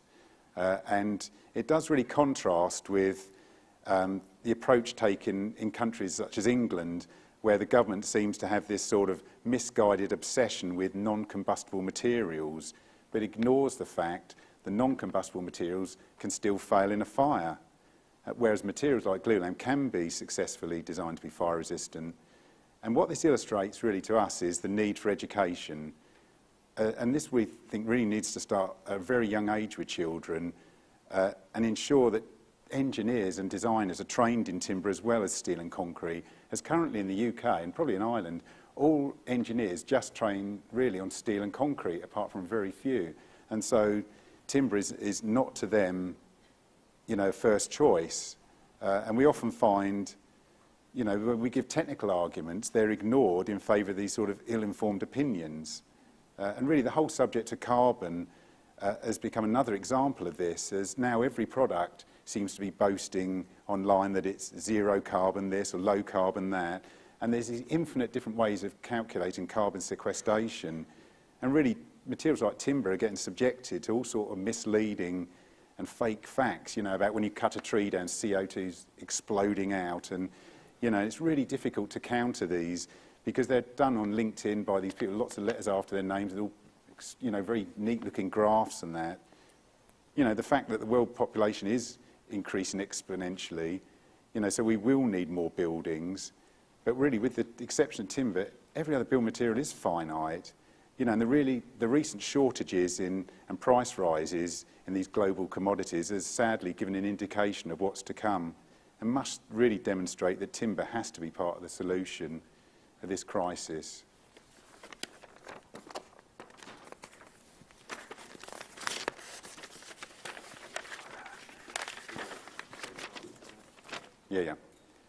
Yeah, to describe this roof as just a distillery wouldn't do it justice, really, as it, you know, is one of the most complex timber roofs ever put up on the planet, and it was only possible by the use of advanced sort of software, including parametric design, which VHAG's engineers created in collaboration with the design team.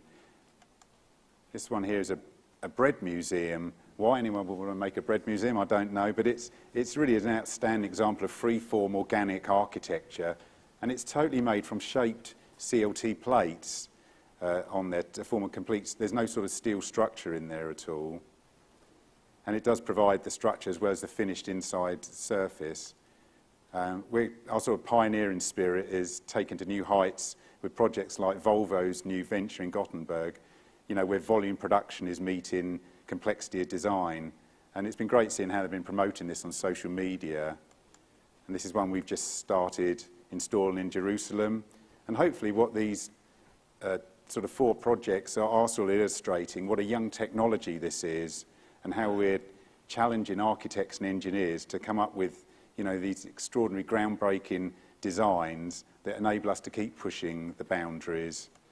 And just to finish on, which Claudia mentioned earlier, I've finished with a local project we've just finished installing south of here, and we've done about a dozen of these treetop towers around Europe, and you sort of might wonder what's the point of it, but really they become a focal point of an attraction, and they add that wow factor, and you get a massive increase in tourism footfall wherever they're located, and plus it's great fun sliding down the slider. They're 40 metres high. I'd definitely recommend when it opens giving it a visit. You know, hopefully this talk has helped illustrated our pioneering journey using low-carbon engineered products, as well as the amazing structures that can be formed. And we sort of look forward to any interesting questions you might have. Thank you. Excellent. Thanks very much, John. John, you might hang on there, because I'm going to get the speakers back up for questions and answers. I think all I can say following that presentation is to reinforce Pablo's comment about why not wood, so some phenomenal examples of the use of timber. Claude and Conor, do you want to join us as well, just in case there's any relevant questions? Thanks, William. Okay, folks, we are a little bit pressed for time, so again, same as this morning, if you could just identify yourselves and keep your questions presentation as sharp and to the point as possible. Really good. I love to use some of your projects. Yeah, okay, who wants they to just help inspire open the people. bidding? Gentleman over here.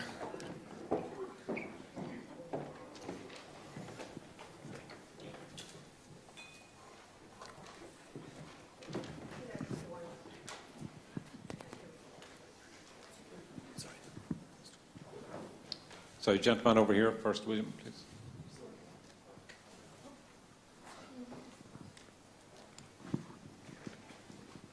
Oh, thanks, Will. Probably because I'm Australian, I don't get a gig, but that's all okay. I just wanted to thank you for the presentations. They were great, and Pablo, your presentation especially. Just want to touch on, you mentioned biodiversity, the positive biodiversity benefits of forestry, which is something that doesn't get mentioned enough, and it was only a very little part of your presentation, which was great. It was excellent that you did that. But one thing that I think gets missed is that we talk about the environmental benefits, particularly carbon, and we all understand the carbon benefits, that type of thing. But particularly in Australia, for example, obviously with my accent, I'm from Australia, but there's been quite a bit of research done in Australia which actually shows that there are positive biodiversity benefits from having a managed forest. So I'm talking about a natural native forest. So in Australia, there's been some good research which shows species like koalas, for example, respond really well to actively and adaptively managed forests, because traditional owners in Australia, Aborigines, have managed our forests for about 60,000 years, and they actually did that through fire stick farming processes, which is actually a form of sort of farming where they cleared sections of the forest, and kangaroos and emus and things came in and they actually farmed those animals. So native forest harvesting in Australia, natural harvesting, we're actually using that research to actually demonstrate that actively managed forests actually have really good positive biodiversity benefits. Because I think that's something that gets missed a fair bit. We talk about carbon and that sort of thing, but also know obviously a lot of plantation companies promote locking away forests for nature and biodiversity, but that's not always the case. So I just wanted to emphasise the positive benefits, because we've just got to be really careful with our wording, and it's around perception. So I think that was fantastic the way you mentioned the biodiversity benefits of a actively managed forest. So well done. Thank you. Okay. Thank you. Pablo, do you want to add anything else to that biodiversity point? No, I think it's really good that you emphasize this, and a lot is about storytelling. So some things just keep in the back of people's minds. So when you talk about the koala, and I'd love to include it in my presentation, depending a little bit on the audience. I see biodiversity becoming more important, at least in the Netherlands, where a lot of buildings are now, it's called nature inclusive building. So that also the architect has to take into account the maybe nests or facilitate that there's a lot of plants, but also that bats and birds can actually in the building. So there needs to be a net increase of biodiversity in the building itself. So it is gaining interest. So it's a really valid point. And yeah, so please, if you come to me, then you can steer me to that direction. I'll include it. Yeah, I mentioned the kind of forest policy consultation that's open here at the moment, so you could definitely expect to see increased focus on biodiversity coming out of that, and probably a lot more planning forestry at a kind of a landscape level to make sure there is a proper balance of kind of native woodlands, rewilding, etc. Another question? Yes. Yes, thank you. First, Pablo and John, thank you for your very interesting presentations. My name is Koen van der Veer. I represent the Building and Woodworkers International. So we organize the construction workers, the people in the wood industry and in the forestry industry. Based on your presentations, what are the aspects according to the occupational health and safety? Because it is off-site, prefabs, modular building. Does it have a positive balance on that? And Pablo, you might be aware that the cost of failures and faults in the construction sector in the Netherlands, for the traditional sector, it has been estimated about roughly 10.6%. Do we have any reflection on what the cost would be if you would use this mass timber instead? And a third one was actually that point of critique. most of your examples are from the developed countries, which are rich in nature, have a great access to infrastructure, to fabrication. But the global challenge in urbanization is, of course, in the global south. Could you reflect a little bit on how this could be a help for the people in the developing countries? Thank you. Thank you for those. Pablo, do you want to? Yeah, well, thanks. Let me first, I don't know if the first was a question. I don't remember the second was about the cost and the risk assessment. Actually, as you probably know, in the Netherlands, still many contractors add surplus amount when timber building because of the perceived risk, because they don't have knowledge about it. So it actually goes the other way around. And this is something, I think, one of the most important barriers is about good business cases executed and calculated, including the life cycle costing of a timber project. So not only per se the material cost, because then you're 10-20% higher, but also the benefits in process costs, but also maybe that you have earlier return on investment if you're selling or for rental incomes for your tenants, and maybe even residual value if you are building in a demountable way. This is what we need. And there are not many, are a couple of business cases calculated, but not many. And usually they only focus on the stichtingskosten, the part to produce the building, and not the life cycle costing. So I agree, it would really be beneficial if people say that when they get more experience and contractors say, okay, we're going to do this in timber because we have done a couple of projects and we see actually there's lower risk or lower tolerances. And yeah, maybe you want to add also a little bit on it, but first let me finish the third point. That is about, it's true. If you look where compare the housing deficit and the assignment that we have for China and India, it's 5 times higher in terms of material use than Europe. But on the other hand, India and China have really a lot of reforestation. Also there the forest area is increasing. So, and they are usually a little bit followers in terms of trends in the construction industry.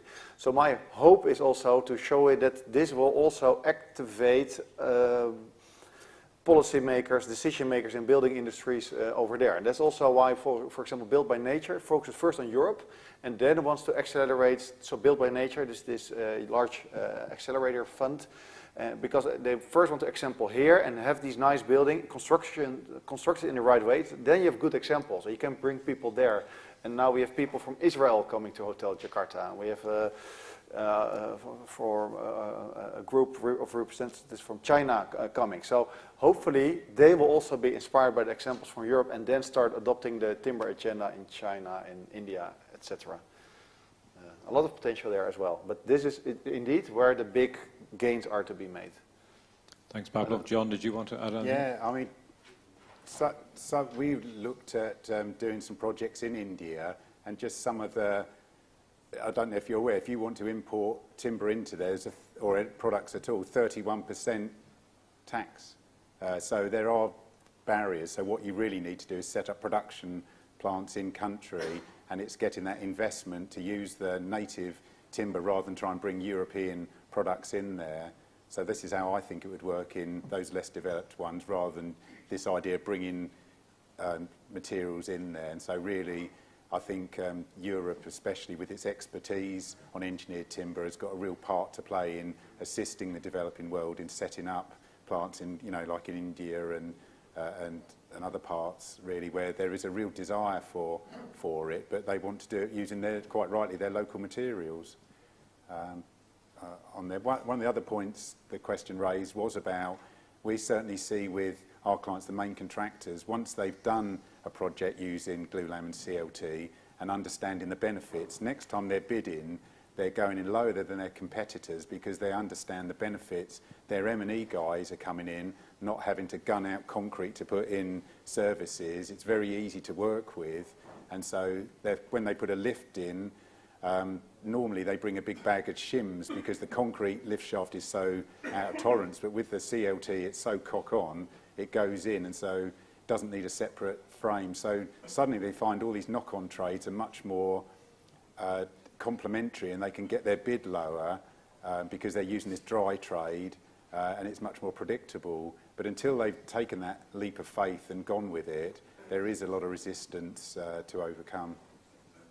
Thanks, John. Okay, folks, I'm just conscious of time, so there's 2 more questions. Gentleman with the mic, and then Dermot Macquarie. Hey, going, Simon from Responsible Wood Australia. I've got some friends in the steel industry who have got very excited about green steel over the last 6 months. Steel manufactured without carbon, using hydrogen split, hydrogen split from water, using wind power. Do you think that is a real risk for timber, or is it more of one of these sort of fads that come and go? Who wants to take that first? Well, I just commented, science fiction is always exciting, so they probably are getting a bit excited. Anybody want to take that? You want to go first, Mary? No? Oh, okay. I think, for starters, I don't think you can solve everything in timber. So we need to add the proportion of timber from sustainably managed forest, and then where necessary, use those materials where they have their biggest benefits. So for steel, the tensile strength, and of course with the connections, actually timber and steel work together very well. You see many of the constructions you will probably also use. You have the tensile rods using, and also the connections, a lot of steel. So you will need some steel for a mass timber revolution. So in that sense, it's good that they start to also look at how can we make a greener steel. On the other hand, I wouldn't see it for the bearing structure as a good. I don't like a glulam beam being substituted by a steel beam, unless you have a larger span. So unless there's a functional use, because the energy use, even if it's based on green energy, we have a lack of green energy anyway. So otherwise, you use it in the wrong meaning, where we could use it for green electricity or for electric vehicles and stuff like that. So it's a little bit short-eyed view in my perspective to see that it will solve it. And I don't really believe that it's solvable all in green energy, the steel. Okay, thanks, Pablo. Dermot had his hand up first, and then this gentleman here in the front, who has a great taste in ties. It looks a lot like mine. Actually, if you want to go first, then we get a mic to Dermot then. Go ahead. All right. Thank you very much. My name is Nuruddin Idrisu. I'm from Ghana, from the tropics. Tremendous presentations from all the speakers, but I enjoyed Pablo's energy and of course John's as well. In your presentation, you presented a lot of pictures, a lot of photos about construction, using timber. We are looking at tomorrow, using timber for tomorrow. But what I haven't seen a lot is maybe use of tropical timber. Most of what I've seen here is maybe temporary wood, if I'm not mistaken. But it looks to me like the tropical timber is not a major player when we are talking about wood for construction industry, especially the beautiful edifices that we have seen here in this presentation. I just want to know, is there plans to do some form of research also in tropical timber so that we can also come into play maybe for tomorrow in terms of future of construction using tropical timber, because you don't want to be left out.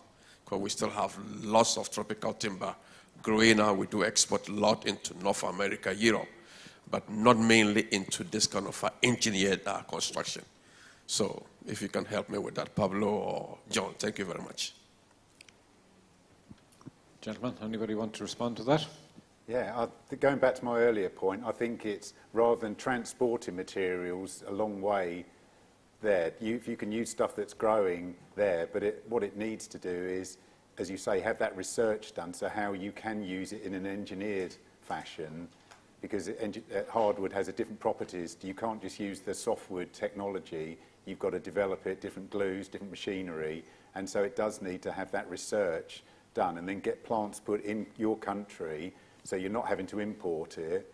And I think that's the key to it, is it means investment, but if people can see the benefit, if you can get government is pushing to have a certain percentage, then it incentivises that investment.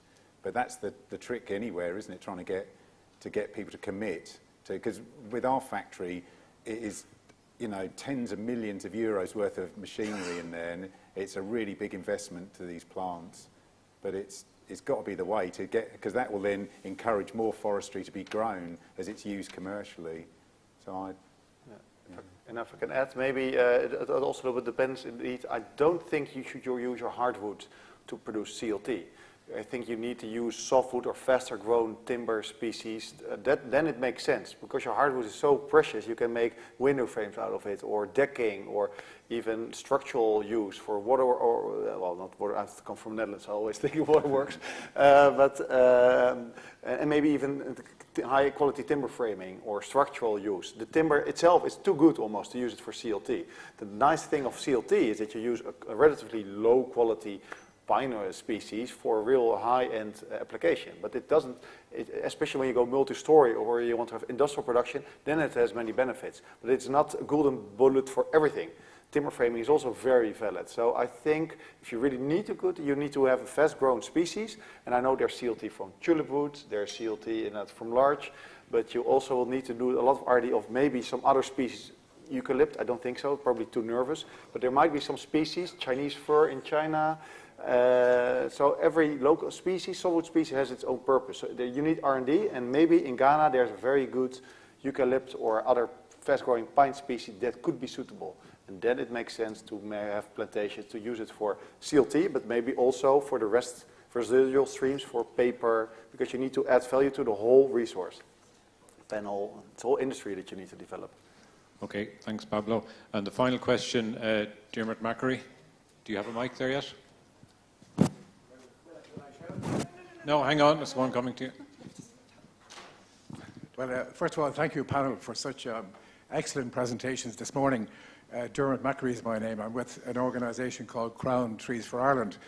Now, you were talking about debunking myths, and I just wonder, could you elaborate on the myth that's associated with the predisposition of timber-framed houses to fire?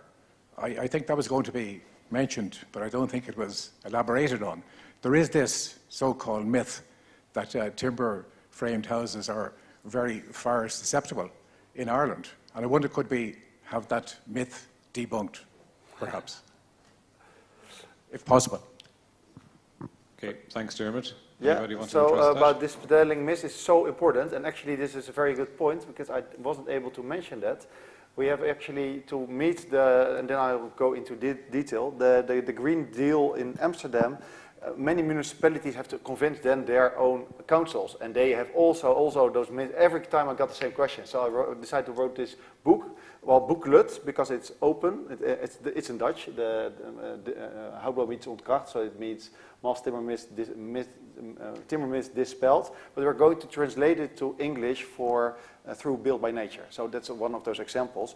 And so fire safety is one of those big myths that everyone's talking about. Especially with mass timber, it's actually quite predictable. Huh? You know that also from your project, that you have the charring, right? So you can know exactly how quick a big massive block of timber chars, and behind this 0.7 millimeter per minute. Behind that, the structural integrity of the timber is intact. The timber framing is a little bit more difficult, because once the timber is exposed, there's air. So you need to have the right finishing, and if you do the right finishing with gypsum plasterboard, it's easily met. So this is something you just need to detail in the right manner. For mass timber, it's a little bit easier, but for timber framing, indeed, you have to take a little bit more precaution, which is actually really easily served through encapsulation, basically. Or if you really want fire retardants, but I'm not that much a fan of that, because you always add more chemistry to a product that can be totally pure and be fully biodegradable. Depends a little bit on the fire retardant, so it is always a complicated... Yeah, because you're referring to like domestic houses made out of CLS stud work, and yeah, they burn very well, so you achieve fire resistance by encapsulation, and it's just, to me, it's a normal building method. By encapsulating it in a fire-proof material, that's how you achieve it, but it's all in the detailing. But it's, again, trying to yes, it is a combustible material, but it doesn't matter because it's protected from a fire source, and it's just trying to get. But you do get, you know, a lot of resistance from people that are trying to promote masonry construction, and that they view timber as a shoddy alternative, and yet they're happy with having the upper floors and the inner walls and the roof made out of timber. It's just the external inner leaf that they have a problem with, and you just say, well, why is it you're happy having a timber floor and a roof, but you're not with the... So it's a bit of a strange argument with a terrace house that's only got a few timber walls you're talking about. So the real problem is about the communication challenge that we have. So it's telling the story, and because there's a big lobby out there that has many gut feeling arguments about fire safety, about forest, that they will bring out and fuel this whole public perception. So we have to tell the other story based on facts and with many good examples that it's possible. Okay, thanks guys. There's another few hands in the air, but unfortunately we've run out of time, so I just ask everybody to hold the questions this afternoon session. We've run about 20 minutes over, and I'm sure everybody's getting quite hungry. So I'd just like to, again, ask you to show your appreciation for all of the speakers for a very stimulating session.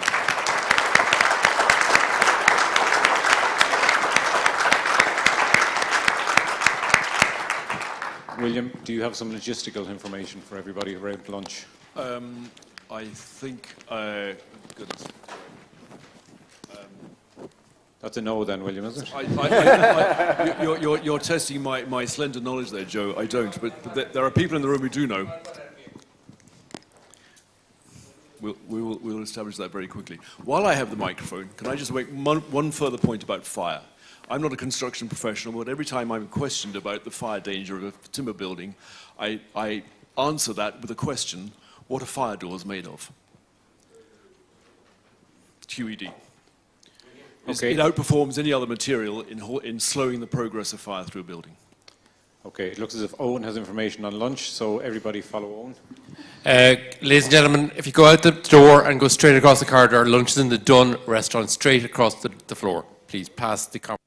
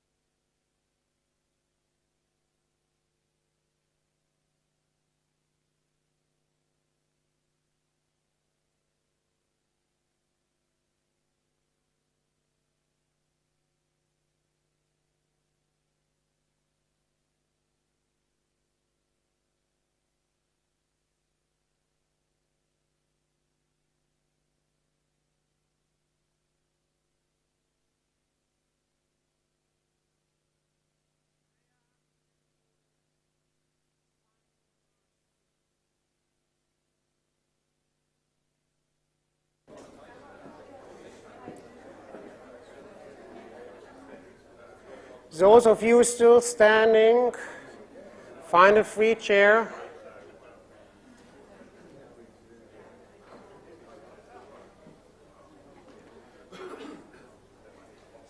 I very much hope that you enjoyed your lunch and got some food, are awake for the second part of the session. Now we're dealing with a really interesting topic because we're talking about engaging consumers. Behind engaging consumers is always a brand. And PEFC is a brand. PEFC as a brand stands for Sustainable Forest Management. But more importantly, it stays for the people that are responsible for sustainable forest management. Meet, for example, Anna, who I met 4 years ago in northern Italy. She's a small forest owner and a forest manager. She takes out urbanites into the forest. She does forest bathing, forest yoga, all kinds of activities. And she makes sure that they all understand that a forest is not a tree museum, but that you derive value from a forest by managing it. Meet Giovanni, who owns a small family-owned sawmill close to where Anna has her forest. He understands that sustainability is about passing the value on. And he's actually so proud of PEFC that he has this little picture with a PEFC label in the back. He understands the meaning of sustainability, both for the environment as well as for his business. Meet Lily, a young consumer. Happens to be my daughter. So it's kind of staged. And she's by now a couple of years older. But parents among you can tell you, right, we all know that the young generation, that's what they think. The power to change is ours, and they're doing it. They watch how you write your shopping list. Just look what kind of products you buy. And they make sure that, for example, products from wood are certified. It's the people behind PEFC that represent the brand PEFC. Now let me invite Dorothy on stage, who will be moderating this panel, and let's find out how brands use PEFC and whether brands use the brand PEFC. Thank you so much. Thank you, Thorsten. Good afternoon, everybody. My name is Dorothy Maxwell, and I'm the Sustainability Director with a company called Davy Horizons. We're based here in Ireland, also in the UK, and we focus on sustainability and ESG advisory. It's my pleasure to be chairing this afternoon's session, and I was really struck this morning. We had such a trip through Ireland's climate policy and the crucial role of forests as we go forward, and particularly to meet these challenging targets that we have to be net zero emissions by latest 2050. It really was clear the opportunity within forest products and the increasing focus within Ireland in what was presented to us from Quilcha. And then particularly looking at the construction sector and the massive opportunity in terms of greenhouse gas emissions. So as we move now into the afternoon, our focus is on business, as Thorsten said, but particularly looking at fast-moving consumer goods and how we engage the consumer, but also could be the business customer on the role that they play. So to just give you a little bit of background on myself, and then I'm just going to introduce the speakers. I think the most important thing that you need to know about me is that I'm wearing a suit that's made from lyocell. So you will all know what that is cellulosic. I'm a big fan of walking the talk, and I think there's some wonderful sustainable fashion, truly sustainable fashion. I think PEFC plays a great role in that. So proud to be wearing that today. But I'm an environmental scientist. I'm working, coming up on 25 years with businesses primarily on sustainability. And I've been a government policymaker, making the law that businesses have to follow. I've worked as a head of sustainability twice with 2 fast-moving consumer good retailers. I've had the pleasure of working for the Prince of Wales's not-for-profits. And at the moment, I'm working largely in capital markets. So a lot of our work is with PLCs. Many of them are in timber products, both in the built environment, also packaging, also some of the large construction companies here in Ireland. So what I see in my job day to day is the increasing demand from the investor, the shareholder, in terms of best practice across environmental, social, and governance issues. And, you know, as an environmental scientist in sustainability for so long, it's really interesting to me the speed of change that demand from the investor can drive within businesses. So I think it's quite an exciting time. The other thing I see that's coming as a result of that demand is a requirement for accountability. And you will all know in sustainability, we have probably too many initiatives, too many schemes, too many accounting methodologies and so forth. But this is what shareholders want. And often people talk about greenwash, but accountability is incredibly important. And I think that was really well demonstrated this morning in terms of the role of PEFC in terms of providing that accountability from a responsible sourcing perspective across supply chains, but increasingly in terms of the greenhouse gas, the biodiversity, and the circular benefits. Because I can see for businesses, sometimes these things are seen as competing. Of course, they're not, but they're just many different challenges, so we need to know how to compare and contrast them. The one other thing I would say from my own experience is when I was working as a head of sustainability at retailers for timber products, we were a member of PEFC, and one of the greatest experience I thought that PEFC brought that really hasn't been talked about was the role of training. And particularly for buyers and for those who procure, who often have no interest in sustainability, but certainly no knowledge. And I think it was clear this morning that the lack of education, lack of awareness in this space is really problematic. So that's a wonderful feature, and I think it's incredibly important, and we could use it more within businesses. So that just gives you a little bit of context on my perspective on things. What we're going to hear from now are 3 fantastic speakers. We're going to hear from 2 leader businesses, Kingfisher and Huhtamaki. So we'll hear in terms of building products, DIY products, but also in terms of packaging. And we're going to hear from business in the community on bigger picture sustainability approaches here in Ireland. We will take a coffee break. I'm going to keep tight time so that we can all still have time for questions, and we will open up for that. And please, I would ask you just to save or if you have any questions, just save it until then. So I'm going to ask our first speaker to come up and join us. This is Tomas Sirkovic, who I know for years. Tomas is the CEO at Business in the Community Ireland. And previous to that, Tomas was CEO at a very similar organization within Spain. He is on the board of the WBCSD and also CSR Europe. So Tomas, delighted to have you. Thanks so much.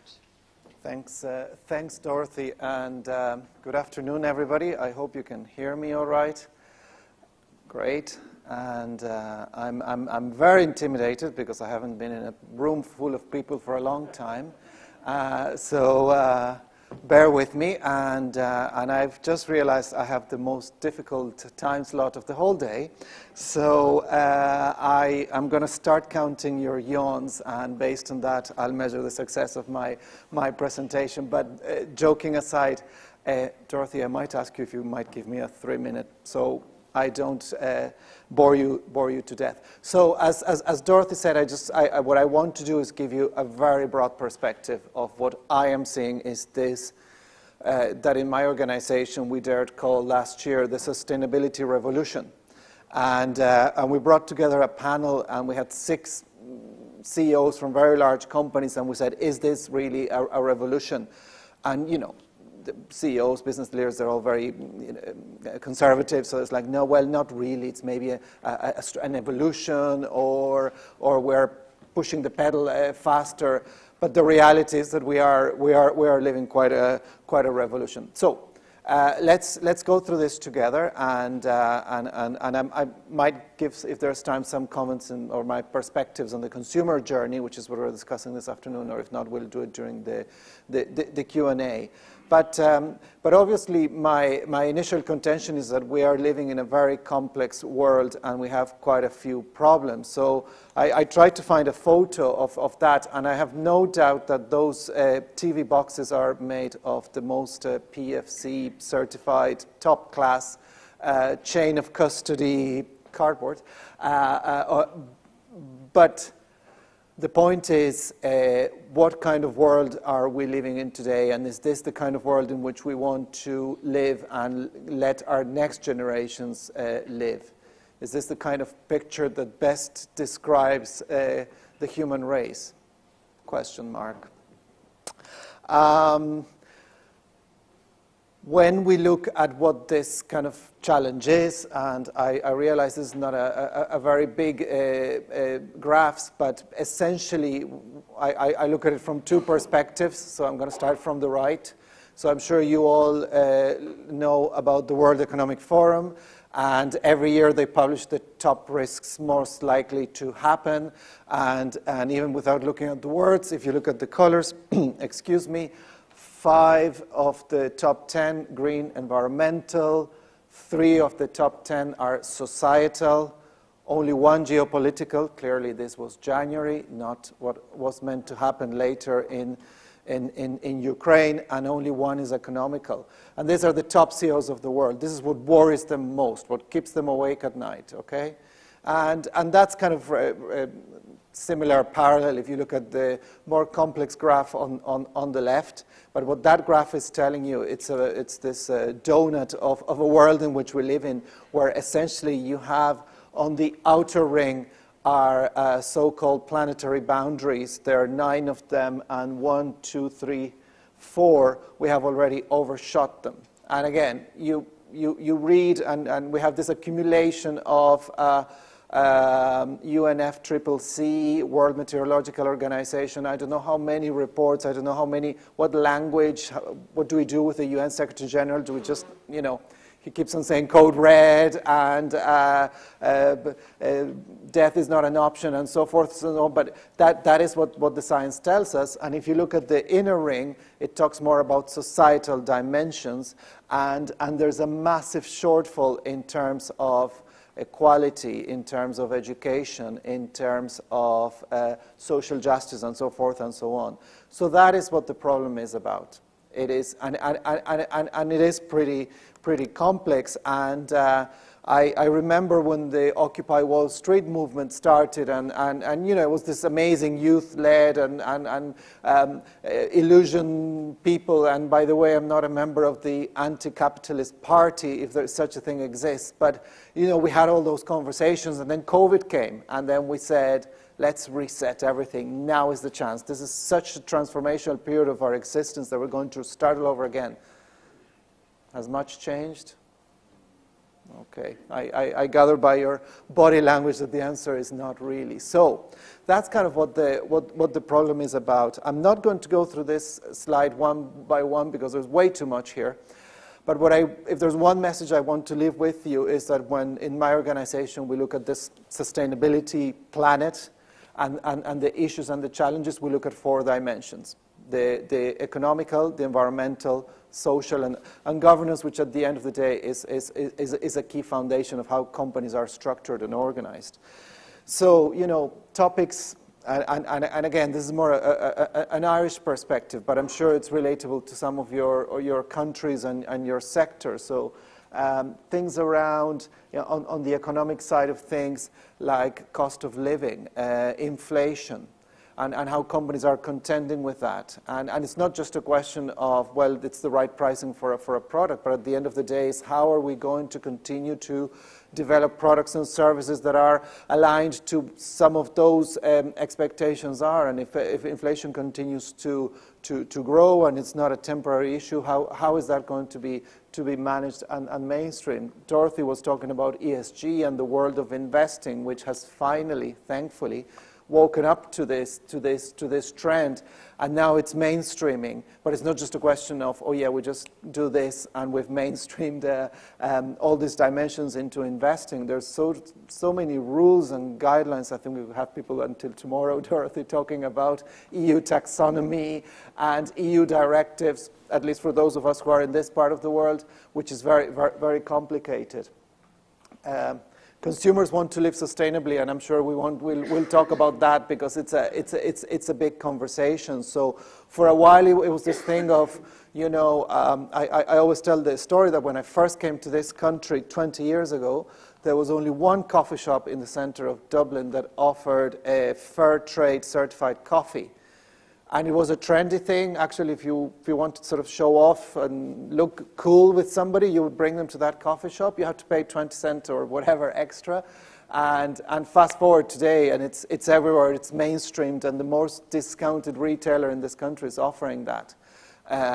So it's that change and that transformation and how we can influence. The social dimension, yes. I mean, this country has the second biggest GDP per capita in the EU, but yet we have massive challenges around exclusion, homelessness, poor integration. And those challenges are not just, well, it doesn't look good, but that's hampering business. That is bad for business at the end of the day. We're all coming out of this wonderful or terrible COVID period, and what's the future of work going to look like, and how are we going to organize ourselves? Environmental, to me, it's two key dimensions. It's about climate and that journey to net zero as much as it is about protecting and preserving nature. And obviously what we're discussing today is at the heart of this. And finally, in relation to governance, there's quite a number of dimensions, but it is a radical push for transparency and accountability. And the further desire from everywhere. Dorothy spoke about investors, but people want to know. People want to know how companies are governed, how decisions are made. Is there a real true journey to this famous net zero, or is it a nice slogan that you're going to put on the packaging of your product? Greenwashing or whatever washing there is these days. And you're looking even at those counter movements. I don't know if you've read this. Only this week a fund was set up by investors that want to invest in companies that won't use their own voice for activism, which is really, really interesting because they think that, the whole tradition of the business of business, and we don't get involved in other things.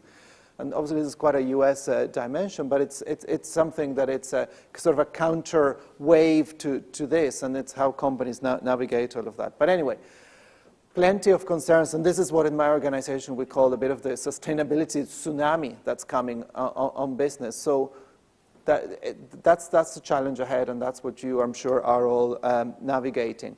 Just one, I'm sure we all have our famous expressions, and whether we call this corporate social responsibility, shared value, creating shared value, sustainability, ESG. At the end of the day, every company or organization will put its own label on it, but I do think it is important that you keep that balance between the environmental, the social, the governance, and the economic impacts of the work that you're doing. So use whatever expression you want, but make sure that it's comprehensive. So that was the problem. Now we need to talk about the solution. And is there a solution? And I'm sure you know 169 targets under the 17 Sustainable Development Goals by heart, so I won't even get into it. But at the end of the day, what's yes, there is an ambition, and we know what we have to do. But then at the end, every day we're being reminded of everything we're doing is wrong, and it's going against all those trends. So I thought I would put that there just to remind ourselves of what is the challenge ahead and what needs to be achieved. And it's fair to say, well, that's for the senator who was here this morning. That's her job. She's government. She has to deal with that. But not really. At the end of the day, this is about change that has to come from absolutely everybody. And it's fascinating to be talking about the behavior of companies and how companies change or adapt, or they're conservative and so forth and so on. But what about our own individual behaviors? Are we also there, or are we just expecting others to lead the way?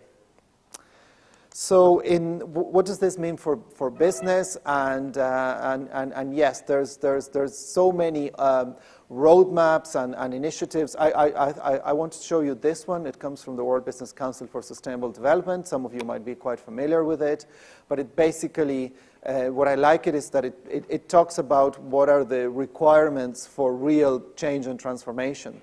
So they talk about this famous pathways, and I'm sure we can all connect to the products and materials pathway in this conference today, but it's about systemic change. And again, it sounds like so many buzzwords, right?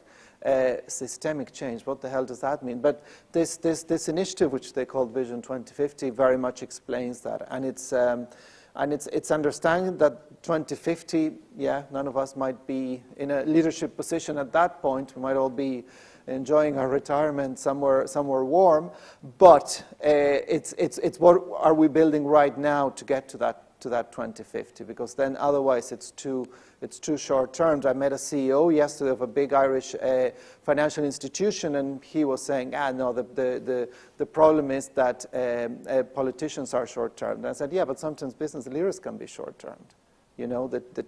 The average tenure of a CEO is less than 10 years. So, what's the point? Why bother? But the pressures keep on coming. But I like this, and I would encourage, if anybody's interested in looking at something inspirational, to look at this Vision 2050, because it really talks about what role you have to play as a leader, what role do you have to play with your own industry, with your own value chain, what sort of behavioral change you need to look with your own staff, with your consumers, that absolute race for radical transparency and accountability, and all of that will be required. So I thought that would be interesting. I want to touch then on just some points, just in case I haven't forgotten anything in terms of what I think it's required at this point in time when looking at sustainability, and I'll be very interested to see how the speakers that come afterwards might relate to some of this. But the first one, and I'm probably repeating myself for the fourth time, it's not about evolution, it's about significant change. So it's a I keep on getting my tongue twisted, it's a mindset shift. And that is what we need to start trying to understand, that it is the evolutionary or the one little drop after the other one won't work. So it is about significant change. I think it's very interesting when you look at carbon. We all say net zero by no later than 2050, and you have all your measurable targets. But what are all your other targets when you think about inequality? When you think about, and there was a really interesting question asked before lunch about developing countries and what role do they play. Sometimes we wonder if this sustainability movement, it's all very much about middle class, Western hemisphere, comfortable consumers that actually can afford sustainability, and that's not right. The sustainability should be happening everywhere and should be affordable to absolutely everybody. So it is about significant change. It's not just about the telling the story of what you're doing. It's about changing business models. And sometimes, at least in my work, I talk to businesses and they say, yeah, no, we have that initiative. So, you know, we have that branch of our organization looks after those sustainability things. Yeah, but what about the core of your business? So back to this financial institution that I was talking the other day, yes, they have green loans and green mortgages, but what percentage of the whole loan book is green? And is the rest brown or black or dirty or whatever it is, you know? So it is about understanding that it's the whole business model. I'm very much looking forward to the conversation about consumers. So is it about nudging the consumer, so gently pushing? But here I'll just give some thoughts, and we're discussing this during lunch. Consumers are confused. There's so many labels, and there's so many standards, and there's so many things coming at them. Consumers tell us that they want to live sustainably, but what does that mean? So I don't fly, but then I don't get to see my family, but then I hear that there's this amazing technologies coming that are going to make aviation fuel sustainable. Do I consume local produce? Absolutely, buy local. Yeah, but what about buying from developing countries where trade is an amazing tool for development? And that's when they start scratching their heads. Some of these pictures that we see of sustainability look very unachievable. So why would I bother with my waste sorting and recycling in 4 different places in my house when my next door neighbor doesn't bother? And everything goes to the same bin, and it's and then one truck comes and collects everything. So there's also this perspective that sustainability is very expensive. So hands up if you don't want to have a Tesla parked outside waiting to take you home. Can we all afford it? Well, I can't for sure. Maybe you can. And so forth and so on. So it's how to connect with that, and the unique role that brands and big business have in inspiring that, in really helping shape what that living sustainably means. Super. So let's come back to that. MasterCard did an interesting thing a couple of weeks ago. The CEO announced that him and his senior team and the top level of the company were going to have their reward, so his annual bonus calculated based on ESG targets. So that's really when you start looking at, okay, are you practicing what you preach here, or this is kind of a nice communications exercise? So it has to be integrated everywhere. We spoke about investment, but also about pensions. And, you know, companies have big pension funds, their own employee pension funds. Are they invested sustainably, or are we looking for the best return possible? Question mark, I don't know. The systems transformation piece, for me, it's more around the role that you need to play. And again, I speak to business leaders and say, we're amazing. The 4 walls of this company are the most sustainably you'll ever see. And then I ask, and what about your supply chain? And what about the other peers within your community? What about your neighbors? And, well, I don't know. Well, that's not good enough. You know, you need to ensure that the whole system is changing, because otherwise it's not going to happen, even if you have a dominant position in the market in which you operate.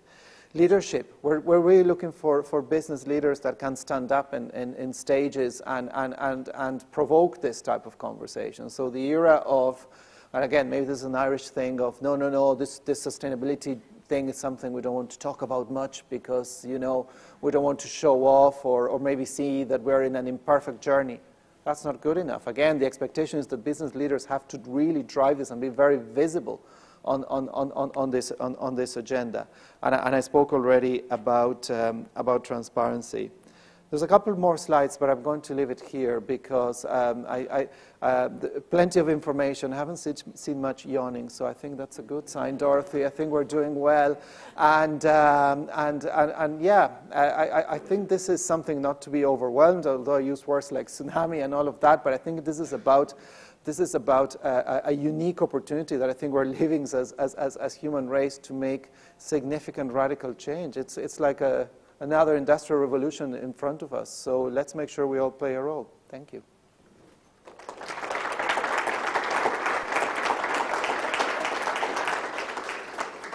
Thank you so much, Tomas. I love it. The next industrial revolution for sure.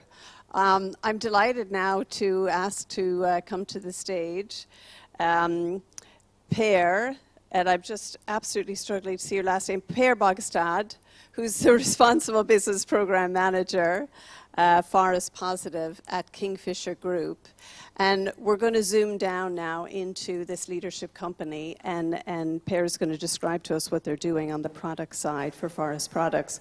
But Per has over 20 years experience working on sustainable, natural commodity supply chains, and not just at Kingfisher. Before Kingfisher, he was at Reckitt and also Rainforest Alliance. Thank you so much, Per. Thanks very much, Dorothy. Yeah, it's great to be here today. Thanks very much for having me. As Dorothy said, I actually started 6 months ago at Kingfisher, and I do have all that experience, but not so much in forestry, despite being hired as Kingfisher's first forest positive manager. So for me, it's been fantastic to swim in these waters, if you like, to have the opportunity to learn so much about forestry, forests, wood, the possibilities and solutions that those can provide today. And I know this is not only the graveyard shift of today, but actually a very busy week that you've all had, so thanks very much indeed for coming. So I'm on a personal journey of learning here and in the role, and I think Kingfisher is continuing on its journey as well. I've come to talk to you today basically about the commitments that we've made with regards to forests and forestry. We've set ourselves very ambitiously a commitment to be forest positive by 2025 and to be creating more forest than we use at that time.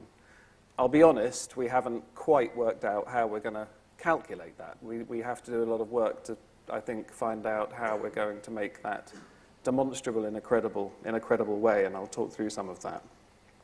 And I want to look at some of the trends that are emerging, which we've sort of focused on so far as well. So, just a quick introduction, if I may, to Kingfisher. Kingfisher has a long history, actually, with PEFC. Lots of you that I've met have mentioned that, and Ian Cheshire, our previous leader, I know, knows many of you. We're an international, though, for those who don't know so well, we're an international home improvements retailer.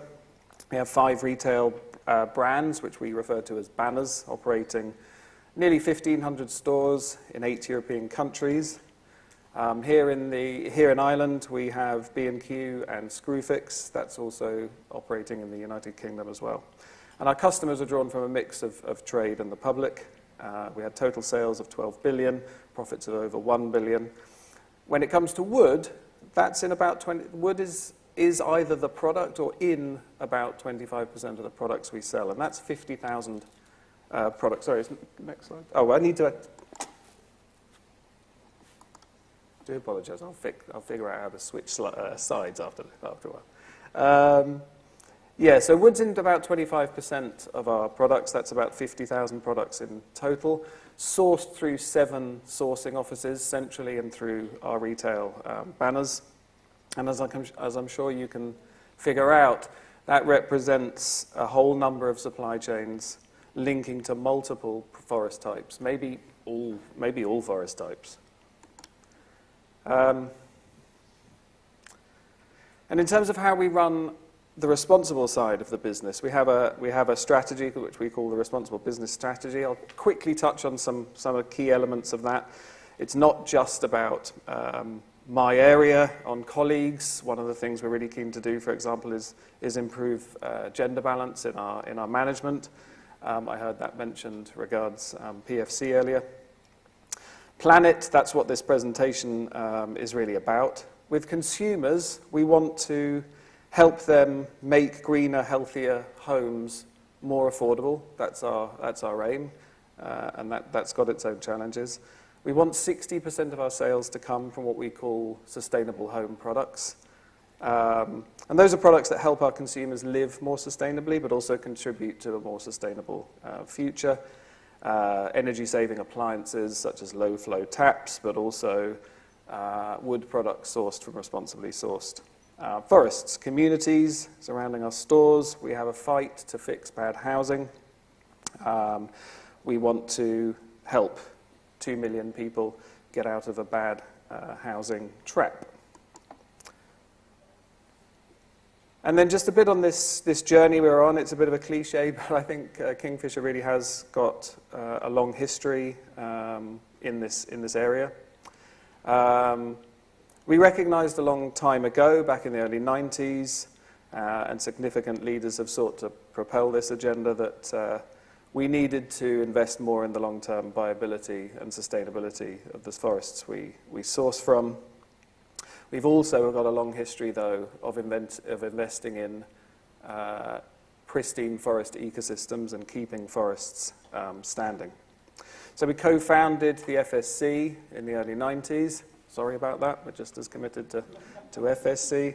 And that came actually in response to campaigning, amongst other things, by Greenpeace, linking the sustainability of wood sold in DIY stores to forests that were unsustainably being cut down. We were the ones in the headline at that time. Of course, that came before the conversion of lots of forests into things like palm oil, and the headlines have kind of shifted. But we realized we needed better standards for forest management. And we also wanted something that linked that to the consumer. And we think that PEFC and FSC have done a good job in that sense, but we actually can probably do more. And in terms of keeping forests standing, we worked with the RSPB in the last decade, helping restore an area of overlogged forest in Sumatra and Indonesia. We've been long-term advocates for better legislation in this area, founding the Timber Retail Coalition, and we continue to press for the EU deforestation regulation, which will replace the timber deregulation regulation, to be strong and effective. And in the summer of last year, we worked with Rainforest Alliance, my former employer, but not while I was at Kingfisher, to found something called the Forest Allies, which is there to invest in important forest ecosystems and to work with communities to do that. So on planet, that's my area. Some of the targets that we have. We want 100% of the wood and timber that we use in our products to be coming from and sourced from responsibly managed forests. That means for us FSC or PEFC certification, or where possible also recycled. We're at 87.2% of that target. So we have a way to go, and I think that's the hard part of the journey, working with our suppliers to finalize that. In terms of greenhouse gas emission targets, we've had our targets approved by the Science-Based Targets Initiative, and that keeps our goal to be net zero by 2040, in line with global ambitions to keep the planet within 1.5 degree rise. So what are the drivers behind some of these commitments? We've heard some of this from other speakers, but I just wanted to touch on some of the reasons we're propelled to do this and to do more. We think that consumers are one of our main drivers. We think that consumers know a lot more these days about the origin that they source from. Thomas was talking about the rise of fair trade. I think that comes from consumers having much bigger awareness, much better awareness of the source of their products. And increasingly companies are shifting, I mentioned bad housing for Kingfisher, shifting to a purpose, sorry I haven't shifted my slide, to a purpose-led agenda, and it's those purpose-led companies that consumers we're seeing the biggest rise in consumer investments in. Dorothy mentioned investors. For sure, alongside climate, they're starting to look at the interface between companies and nature broadly. An initiative called the Task Force for Nature-Related Financial Disclosure. It's a sibling organization to the Task Force for Climate-Related Nature Disclosure, Financial Disclosure. We think that's going to make investors focus on this area in a much bigger way. And governments, I mentioned regulation, ensuring legality, and that deforestation is eliminated from supply chains. I think law is really looking like it's now going to make it quite structurally difficult to have deforestation in your supply chain, and that's a really big shift. And NGOs, well, I mentioned Greenpeace before. I think it's kind of depressing that they're probably still focused on the same things that they were 30 years ago, but NGOs are much better equipped now. They have satellite monitoring, and I think through their push for much greater public disclosure of supply chains, they're also able to hold companies better to account. It's common practice now for companies to disclose publicly, for example, the suppliers that are in their supply chain. Nestle, I think, lists all of the pulp and paper suppliers it has, for example. And just recently, Earthsight NGO has been campaigning against illegal deforestation in Eastern Europe recently, although actually before the conflict in Ukraine, pointing out the links between some of that and Russian oligarchs, which obviously has much more relevance now. So against that background, I wanted to zoom in on forest positive and what we really mean by that. First of all, as I say, we mean keeping forests standing where they matter most. I think some of the speakers in the early part of today mentioned planting trees for the right reasons in the right places. Absolutely. We want to maintain our focus on investing in internationally important forest ecosystems. But we also want to better understand our impacts on forest and nature, both the forests that we buy from, but also the forests we don't. We want to understand the benefit that we receive from the natural world and be able to codify that and account for that, and also the risks we face from not doing that. And there are two other key parts to how we kind of work as a business that are sort of foundational to achieving these aims. The first, as I say, is that goal to achieve 100% responsibly sourced material. PEFC will definitely be a fundamental part of that. So is going to be working closer with our suppliers. So is going to be working closer with people like yourselves. It's why I volunteered to come for today. I'm really keen to continue our interaction with PEFC. And also vital within our business is those retail banners, those retail brands. We have a Powered by Kingfisher strategy, which devolves core operations to empowered retail banners. My colleague Ewan Brown from B&Q, who sits within the sustainability team there, is here today. I hope you got a chance to meet him. This involves independent buying teams, which carry their own responsibilities regarding sustainability and purchasing from well-managed forests. And we also have a mandate for all of our retailers to create partnerships with NGOs to do some of those forest positive activities that I've listed in the middle of the slide there. And I want to touch on some of those individually. So starting with reforestation and sustainable livelihoods, I mentioned our founding of Forest Allies, which encompasses investment in forest projects in Indonesia, Cameroon, Peru, Guatemala, Colombia. It places indigenous communities at the center of maintaining and restoring important forest ecosystems around the world. And it was great to hear the Senator mention the Glasgow declaration that came out of COP26 last year, which committed 137 countries to ending deforestation and ecosystem degradation by 2030, a hugely ambitious goal. The declaration specifically recognised this role of smallholders, indigenous peoples and local communities who depend on forests and actually who forests depend on to keep standing. And those are precisely the key constituencies of Forest Allies, which wants to create a kind of replicable structure for community forestry, which is extremely kind of ambitious. It's got 4 components. I won't go into huge detail. I could do a presentation, or I couldn't, but Rainforest Alliance could do a presentation on that. But essentially 4 components: governance, making sure that stakeholders involved, local governments, conservationists, foresters, are all working together in a structured way in which they recognise the role each has to play. Enterprise development. Rainforest Alliance has always been about keeping forests standing by sustainably utilising them. So we want to create thriving forestry and forest product businesses out of these projects. For example, in the Llamas region of Peru, using native rubber trees to create a rubber tapping businesses. Tenure and landscapes planning, enabling people to have the rights that are owed to them over the land that they live within, and to map out the challenges they face amongst that, and expert training around forest management so that people are actually empowered to do what's required.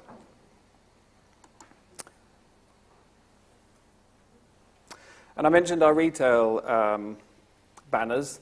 I was hoping actually to be able to refer to a brand new partnership that B&Q and Screwfix are starting, but I'm not actually able yet to make that announcement. But we're looking to set up a program in the UK which will support the reforestation of a large area of the Yorkshire Dales National Park.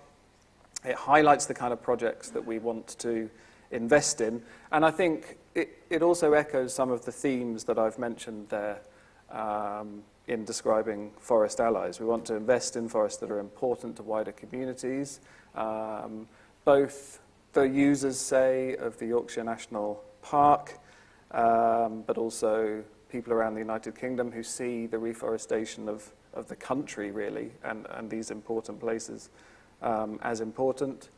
We want to engage colleagues in this mission. We want to involve our customers and the wider public. We also want to be part of wider efforts, increasing, as I say, forest cover. Yorkshire Dales National Park is at about 7% tree cover. It used to be absolutely, hundreds of years ago, it was covered in forest. The UK is at about 13%, so it lags behind. This is clearly an important mission of the UK, and to measure the carbon benefit of that. Not necessarily to sell it as credits, but to take account of its contribution at least. The project will use something called the Woodland Carbon Code, which was developed by, as you may know, by UK Forestry Commission and the government. And carbon is definitely, as I say, one of the ways we want to measure our impacts on forests. Also relevant to our forest positive commitment is, as I say, the CO2 emissions, which are deriving from the forestry operations that we buy from, and that land's use, but also the potential to use forests to mitigate against emissions in a global sense. Currently, we're looking at the guidance that's going to come out this year from the greenhouse gas emission protocol, looking at land sector, this sector, and removals guidance, how you should actually calculate how you can do this. We want to engage certifiers in this work. We've actually already signed up to a partnership with an organisation called Value Change and the FSC to see how a certification system and framework could be used to calculate greenhouse gas emissions and what can be done. And through projects like Forest Allies and the project in Yorkshire that I mentioned, how do we credibly utilise the creation of forests to address our own greenhouse emissions where that's practical and where that's legitimate. And then, as I say, we want to understand our interrelationship with biodiversity. We want to examine our impacts on nature as a business and the extent to which we depend on the services that it provides. Clean water, rainfall, healthy forest ecosystems, healthy commercial forests. And as I say, we're going to keep track of the TNFD initiative, a sibling of the TCFD, as I mentioned, which is really getting companies to think about how they do this, how they actually interrelate with nature. Looking firstly, they call it LEAP, So looking firstly to map the locations where we have most impact on nature, and I'm sure that's going to be for us the forests, commercial and otherwise, that we buy from, to outline how we're going to evaluate that and actually understand it in more detail, to also assess what going to need to be done in the future to limit that impact and ensure we continue to get the maximum benefits from biodiversity that we need, and fourthly to prepare for reporting and accountability in this respect, working with investors to understand their needs in that area. It's a new area. It's one that we will need to take time to understand and navigate. So I just wanted to finish by outlining not a finalized strategy, but a direction of travel, if you like. I've started on the left with some of the key approaches that we have, and on the right, how this could move on. Obviously, certification has been a bedrock, an important part of our work, but alongside that, we recognize we're going to have to dig deeper into our supply chains with our suppliers. It's, as I say, one of the reasons that I'm here, to continue this association with foresters and also with certification organizations. I've tried to illustrate how we as a company are supporting natural forest landscapes, but obviously to present a more credible case, we're going to have to be doing that much more in our supply chains as well, and also to quantify that success in more detail and to be accountable for it. For example, as I say, in relation to greenhouse gas emissions and biodiversity. And we're working on that with our retailers to create a kind of common narrative for the business in that sense. So that's Kingfisher. That's our current approach. That's what makes it all up. Look forward to any further questions when we have the panel session. Thanks so much.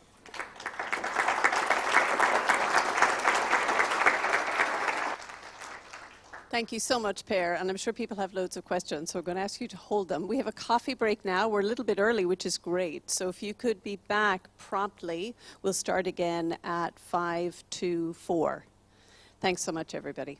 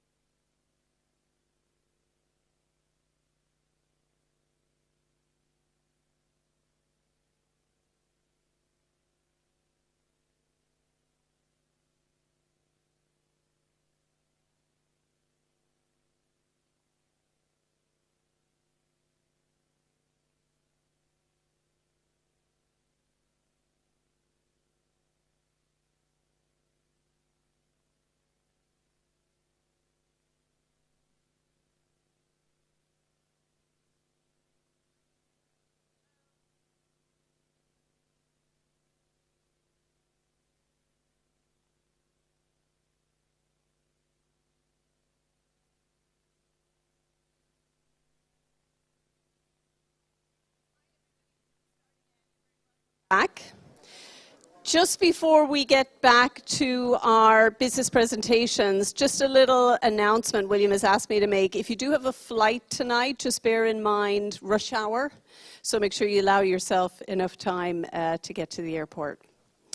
Okay, so we're coming to our last presentation, and this is from Huhtamaki, and I'm delighted to invite Becky Epplett. Becky is the Marketing and Communications Manager at Huhtamaki Food Service UK, and she's going to talk to us about meeting consumer expectations on renewable, recyclable, and responsibly sourced packaging.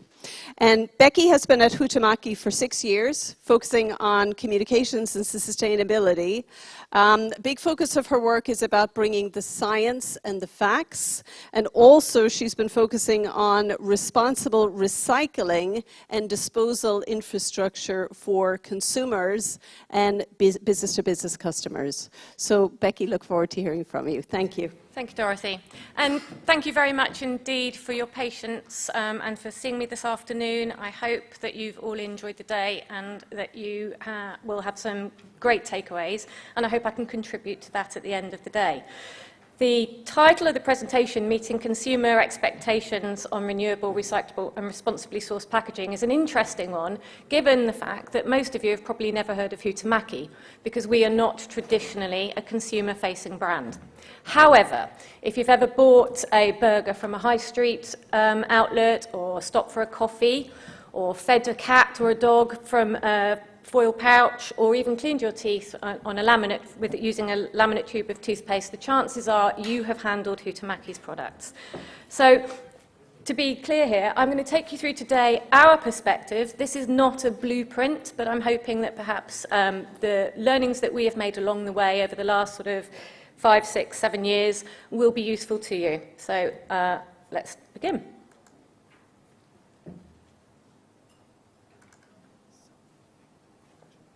Have we got sound? That it's for those that just think about convenience. You know, the uninspired. But that is not the full story.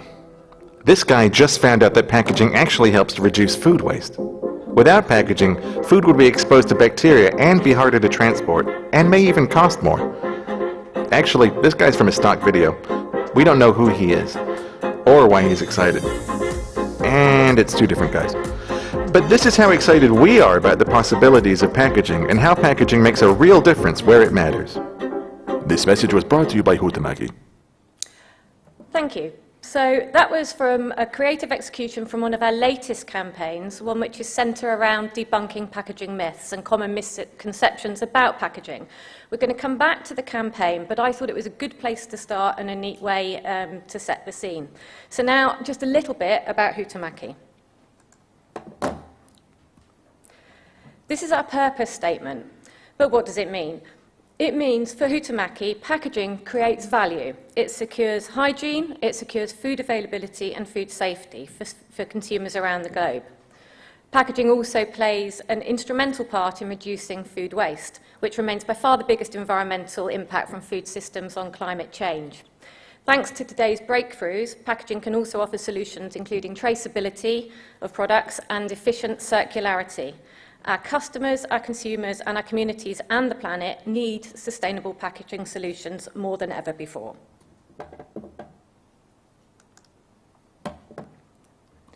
These are our values. We are grounded in our values, and I'm going to come back to this again. In everything that we do, we care, we dare, and we strive to deliver.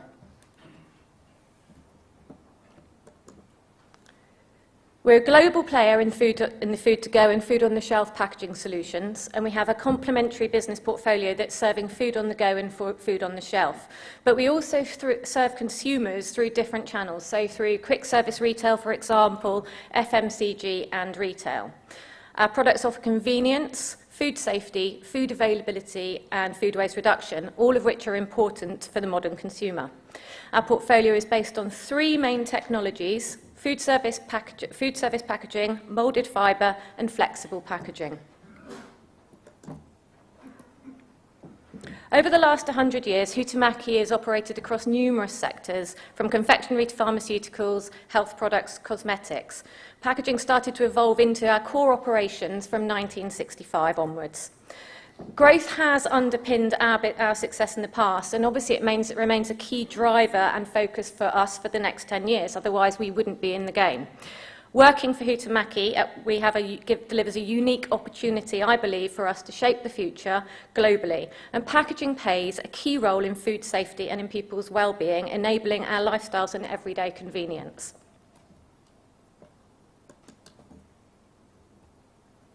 We've got 100 years of Nordic history. We're a truly global company with a solid heritage, and our presence in reaching consumers across the globe, from the west coast of the US all the way to New Zealand and to China. The company has delivered strong growth, as I said, and we're building on those strong foundations in terms of our portfolio expansion for the future, and that's what's enabling us to take the position that we are in the market at the moment. Today we've got over 80 manufacturing units, and we operate in 35 countries with over 19,000 employees.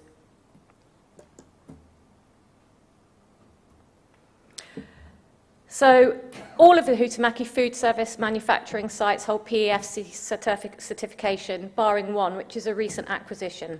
In 2021, 98% of Huhtamaki's raw material comprised certified or recycled fibre. Paper and fibre-based packaging is a natural and renewable resource material. Huhtamaki is committed to sourcing from sustainably managed forests, and PEFC play an important role in that. We believe that fibre-based packaging can play a role in mitigating climate change by absorbing carbon from the atmosphere through reforestation, and we've touched on that. All the presenters today have touched on that.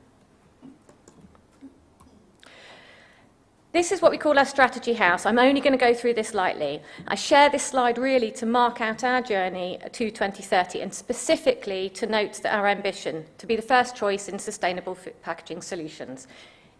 These are carefully chosen words. This is our strategy house. But what does it really mean?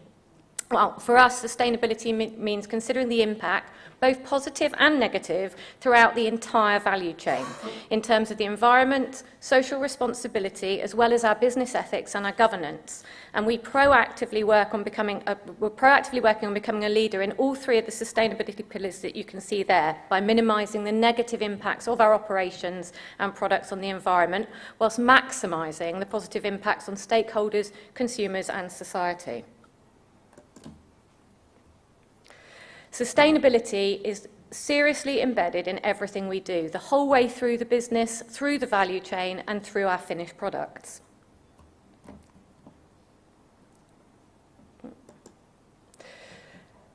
Like Kingfisher, Huhtamaki has had our science-based targets approved and ratified. In the context of the 2030 strategy, our sustainability ambition, this approval is a real milestone that aligns our company-wide greenhouse gas reduction initiatives with the climate science framework.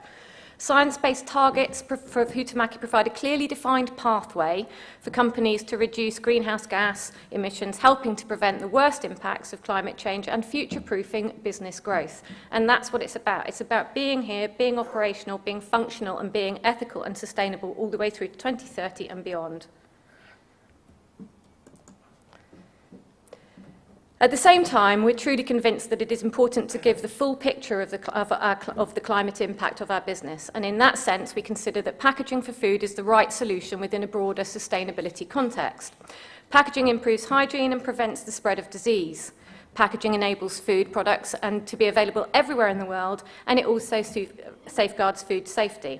And packaging prevents food waste, which is by far and away the biggest impact on the environment, and is linked, in fact, to a third of food produced being wasted, representing 8% of the total GHG emissions.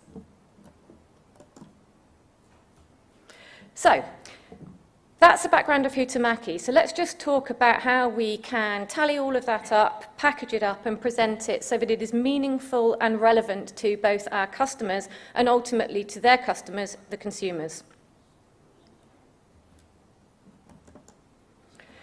So this is the bigger picture.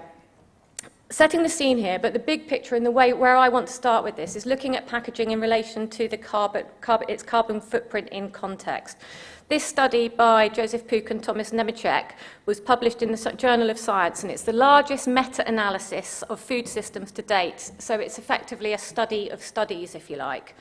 The final data set comprised approximately 38,700 commercially viable farms across 119 countries, so it's a massive study. It spanned a total of 40 food products and it represented approximately 90% of global protein and calorie intake. And what the takeaway there is, and why this is important, is we're not trying to say that packaging doesn't have an impact. What we are saying is that relatively to the overall carbon impact of food production itself, it is small. So it's a perspective. We know that both single-use and reusable items have a role in the transition to a circular economy. Fibre-based single-use items are sustainable. We've been discussing this all day in terms of wood-based, fibre-based packaging. They're made from sustainably sourced and renewable and recyclable raw materials, and they have a high end-of-life recycling rate. These items offer distinct advantages in terms of product protection, for example, satisfying customer needs such as hygiene, whilst having an overall lower environmental impact compared to reusable items. And there's the rub. It's crucial that the upcoming legislation in relation to packaging, plastics, etc., it's crucial that those upcoming legislative initiatives impacting the paper and board packaging value chain take these considerations into account.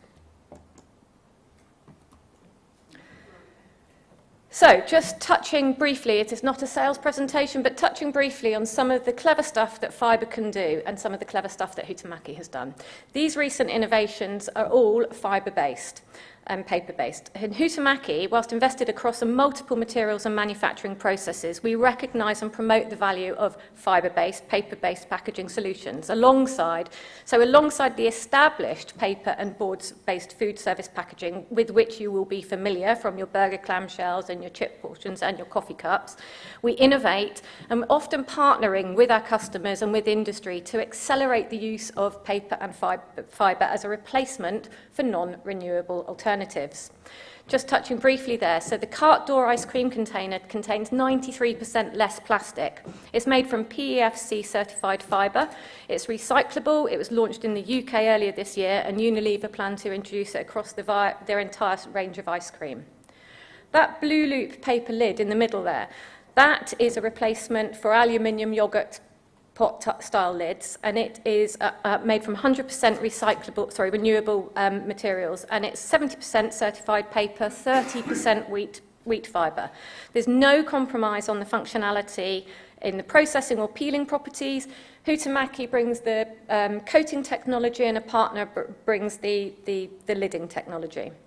Finally, there's the McDonald's Sundae Cup. You won't have seen this here yet, I don't think, but effectively it's made from 100% renewable resources. It's fibre-based, fully plant-based, it's recyclable, it's compostable, and it also provides the insulating effect that an ice cream sundae needs.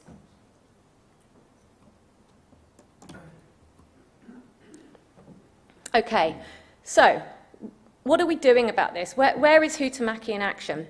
Well, Huhtamäki is actively and energetically engaged in collaboration, in advocacy and outreach with stakeholders, customers, business, academia, NGOs and key institutions.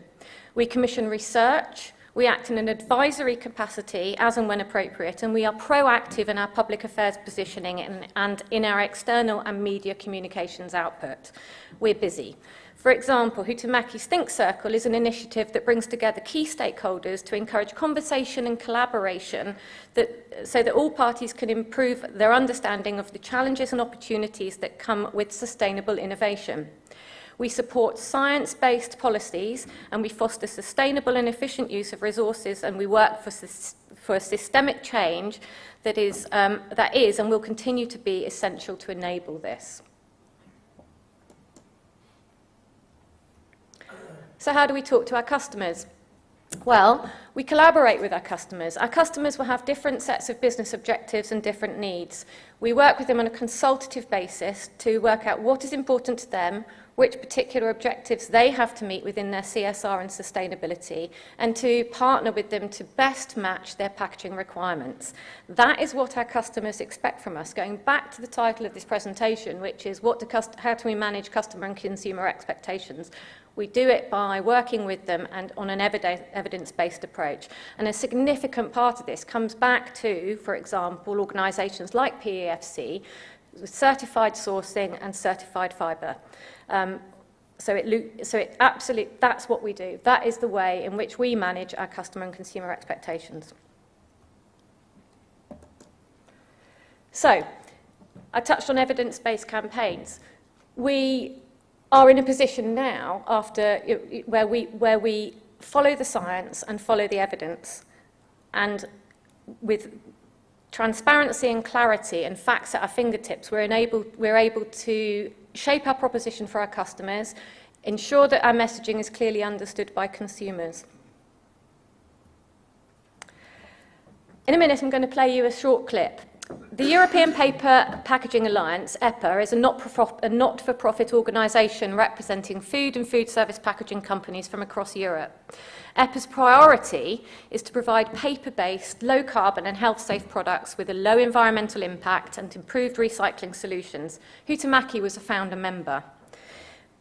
Last year, EPA commissioned a full life cycle assessment, which was carried out by the independent consultant Ramble, and it challenged the common perception that reusable tableware, in this case used in a QSR, quick service retail, fast food environment, has a lower environmental impact than responsibly sourced, renewable and recyclable single-use packaging. So I'm going to play you a short video now, and this basically for us is the crux of it. Here's the science.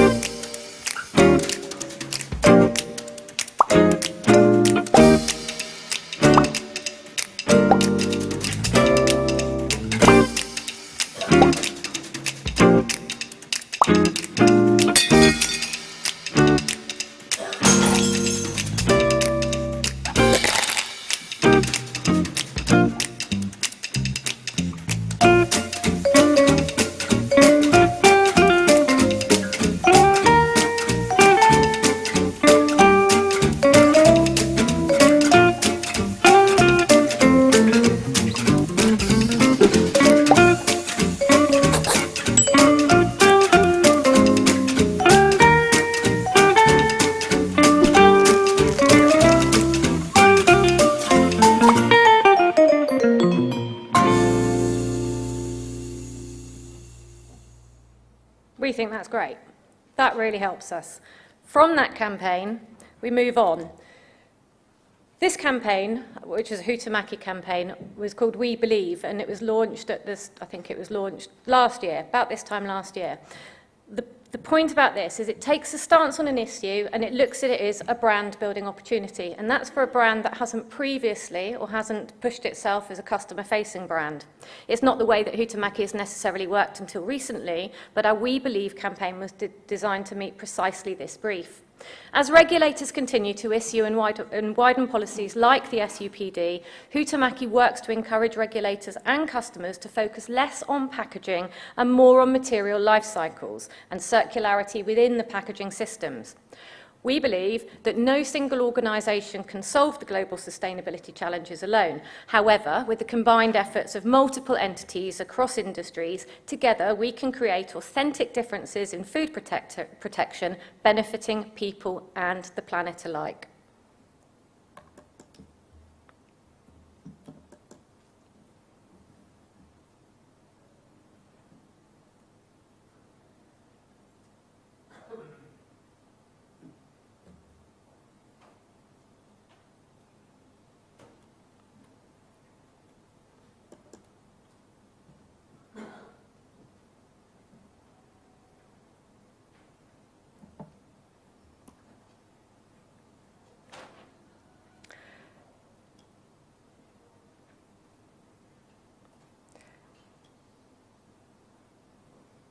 We believe the best environmental option isn't always the obvious one, and we believe that packaging protects people. So, from we believe to unpacking the packaging myths, and if you think back to the clip that I showed right at the start of this, right at the start of the presentation, that was the first creative execution within the campaign, and this is the second one. From We Believe to Unpackaging the Packaging Myths, this is a thought leadership campaign from Huhtamäki. Again, relatively new proposition. I showed the first creative for this campaign at the start. That one challenged the common misconception that less packaging is always better, and that, but there's a bunch of other valid reasons to package food in a certain way. I hope that I've helped to highlight this for the assembled audience. I'm going to leave you now, at the end of this presentation, with this final clip to close. I think that it hits the nail on the head. Does porcelain beat paper? Hopefully, those of us in the room no longer believe this to be the case. All materials have their benefits in certain conditions. The most sustainable thing that we can do is to choose the right packaging for the right job. Thank you very much indeed. So, apparently, porcelain beats paper. In restaurants, that is, not like in a fight. Well, here's someone who just heard that it's not always the case. Actually, single-use tableware uses less water and energy than permanent options being washed and rewashed over and over again. In fact, new research shows that if multi-use tableware was implemented across Europe for dine-in only, its environmental impact would be equivalent to adding 1 million extra cars each year to European roads. Well, to be honest, this guy's from a stock video. We don't know why he's so happy. And it's two different guys. But this is how excited we are about the possibilities of packaging and how packaging makes a real difference where it matters. This message was brought to you by Huhtamäki. Thank you very much.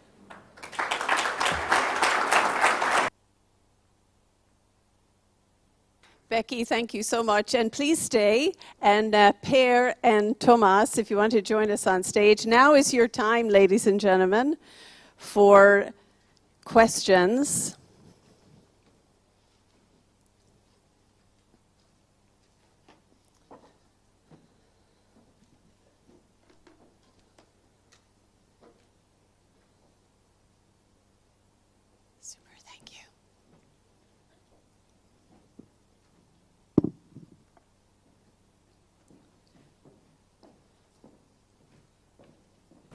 So if you have a question, by all means, just pop your hand up. And I'm going to start with just one. I see we're getting a couple, so just let us know. Per, I have one for you. You talked us through what Kingfisher is doing in the supply chain, and you talked us through the activities that you have on climate change in terms of forest creation and all the different schemes you're involved in. Do you see a role in certification schemes like PEFC also on climate change in terms of accountability? Just in general, do you see a role for that? Yeah, no, thanks. I mean, we already have. So I very briefly touched on an initiative we have with an organization called Value Change, which is itself a partnership between two other organizations. that's looking at Scope 3 emissions. So for us, that's product-based emissions, and that includes supply chains, which includes forests. And this partnership was set up to look at how certification standards and the frameworks they provide to evaluate agriculture, in many cases, fishing in some cases, but also forestry, could be used, these certification frameworks, how they could be used to calculate emissions within forests. So that partnership is actually with the FSC.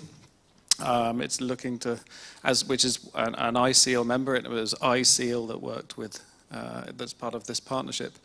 Yeah, I think it'll be really interesting to see. It should provide a framework through which forest operators could utilize their certification standard to calculate these things. Okay, super, really helpful and food for thought. There was a gentleman just at the back, please, and then this gentleman over here. Thank you. So we have our mic. Our mic is on the way.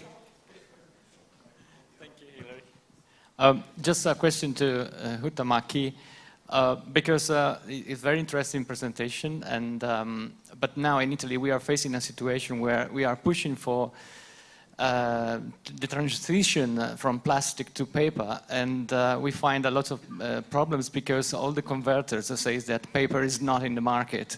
There's no paper, there are a lot of problems to satisfy the clients who are searching for sustainable materials. So is this situation affect also to Huhtamäki? Could be a collaboration with PEFC in national governing body to promote the PEFC certification among your clients. We are available, of course, and it could be interesting because in some cases the product that you shows we have already in Italy, and in some cases the PEFC logo is not shown on the products, so it would be interesting to understand why, and if it's PEFC national and international could be useful to promote this. So the first question is there paper in the market? We don't know. See, it seems not.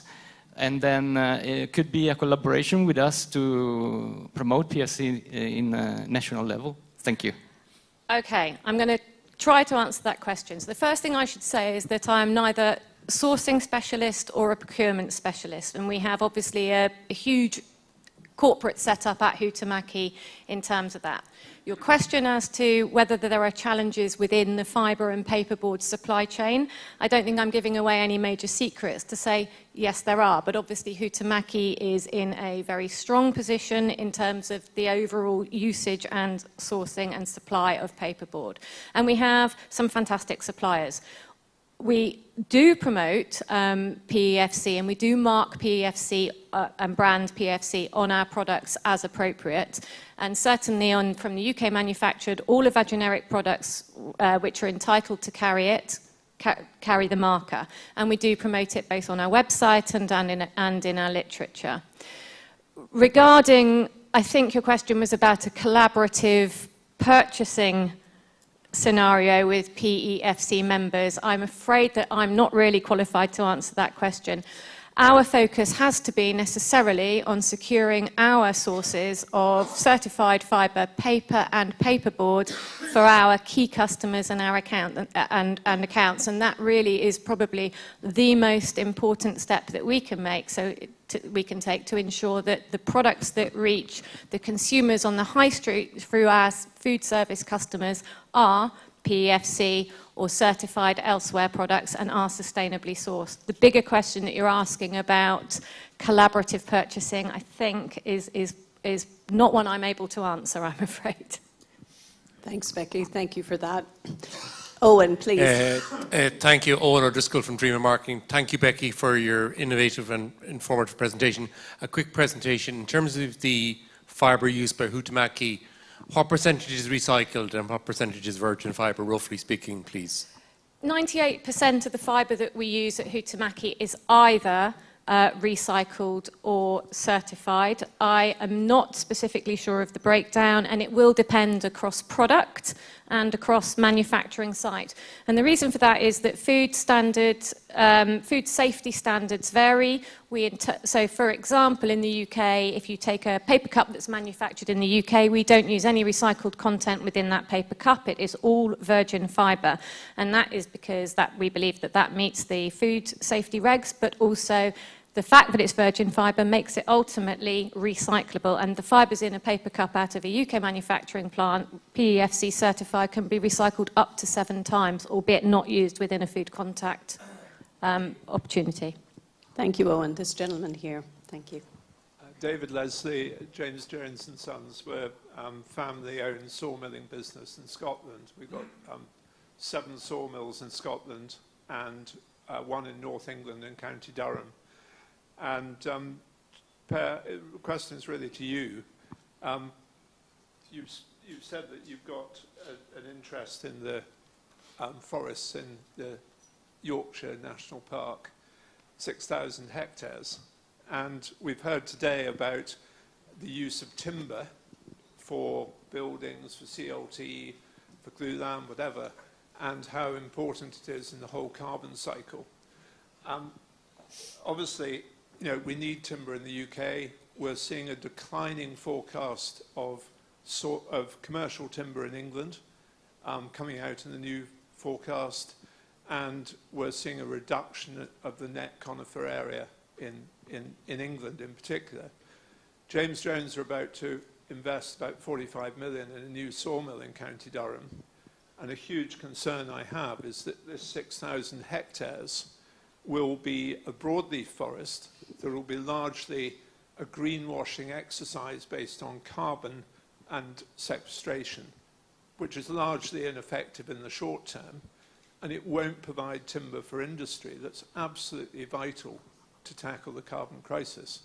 Could you perhaps explain what the objectives are in this forest and whether you're pushing for a commercial element as per the what PEFC is in terms of having 3 pillars: people, biodiversity, and the economy, which is all about timber.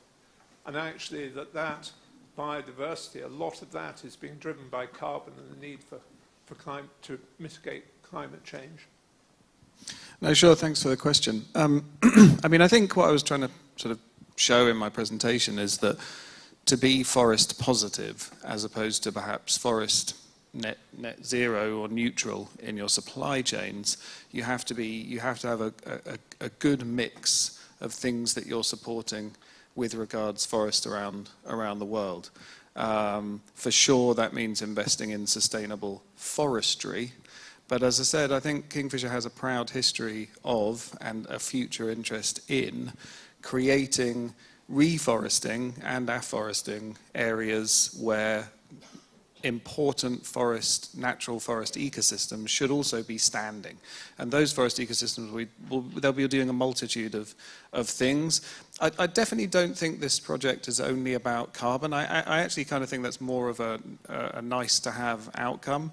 But essentially, as I said, and as you'll know much better than I will, the forest cover across the UK is too low for the country it is. About 13%. Yorkshire Dales National Park is 6%. I think you have to protect forests and forestry in different ways for different reasons. This is an area of the UK, this national park, that historically was like a rainforest, a hugely complex ecosystem supporting a huge variety of biodiversity and wildlife that has lain bald and bare for centuries.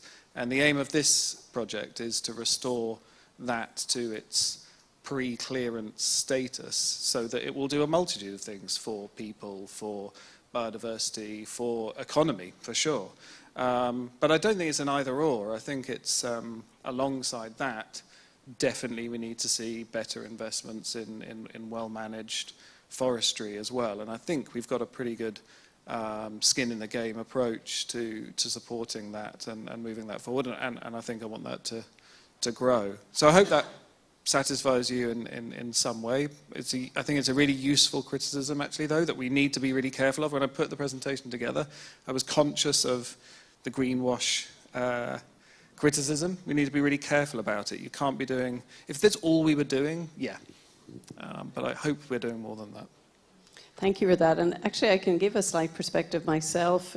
Nothing to do with Kingfisher, completely to do with another organisation working with the South Downs National Park, and also a woodland creation to the Woodland Carbon Code in the UK. But South Downs National Park, also Natural England, Wildlife Trust, all of the different policy interests, as well as the local NGOs, are very clear about their parameters as well. So I think there are also a number of measures in terms of that stakeholder engagement and legally what is required as part of it. In my experience, that definitely helps in terms of making sure it's a rigorous approach and absolutely avoiding greenwash and so forth. So that's just an addition from my experience. This gentleman over here had a question. Thank you. Thank you. Sami Oksa from UPM Forest Products Company. We made a survey in Finland that how many times people think that they are using wood-based products. Is it daily, weekly, monthly? So I think the answer was that 40% of the persons thought that they were using wood-based products less than once a week. So I think it was a very interesting survey and the result. And then coming back to Peggy and Per on the question that we are in the middle of the discussion of the long-lasting products and the single-use products and what we should be producing, timber or pulp and paper. What is the silver bullet for getting people to understand that really the wood-based products are good and they are very competitive against metal or plastic? And how do you see that? Maybe Huhtamäki, that your story is bought, and do you think that people know the result of your studies? Thank you. Thank you. It's a really good question. I think that I think you have to start with the evidence, and I think you have to start with the research and the science.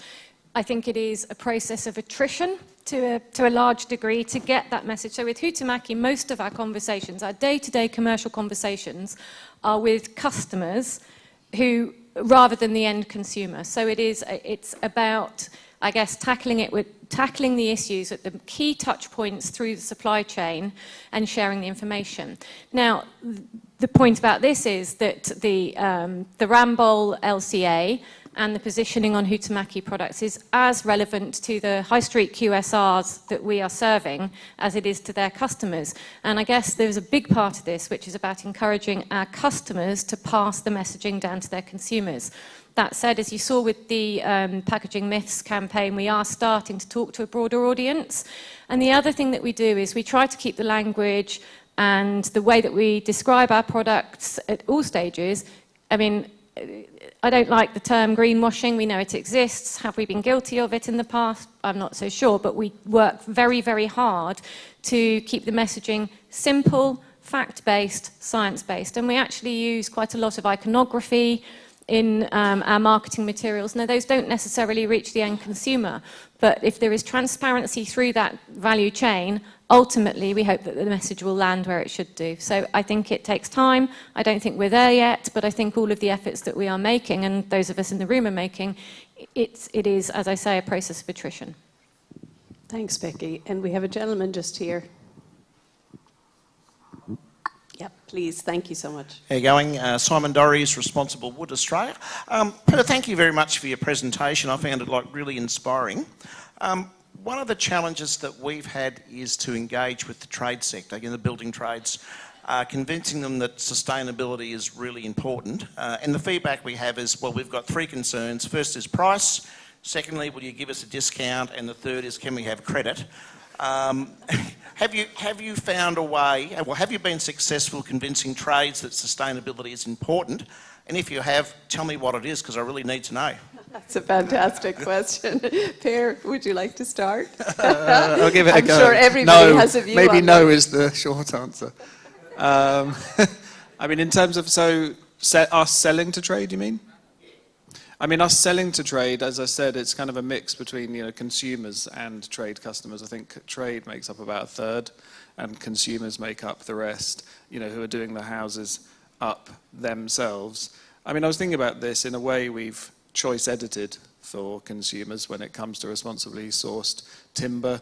At B&Q, you'll only find 4% of the material that contains wood as not coming from responsibly sourced forests. So actually, consumers, it's built in.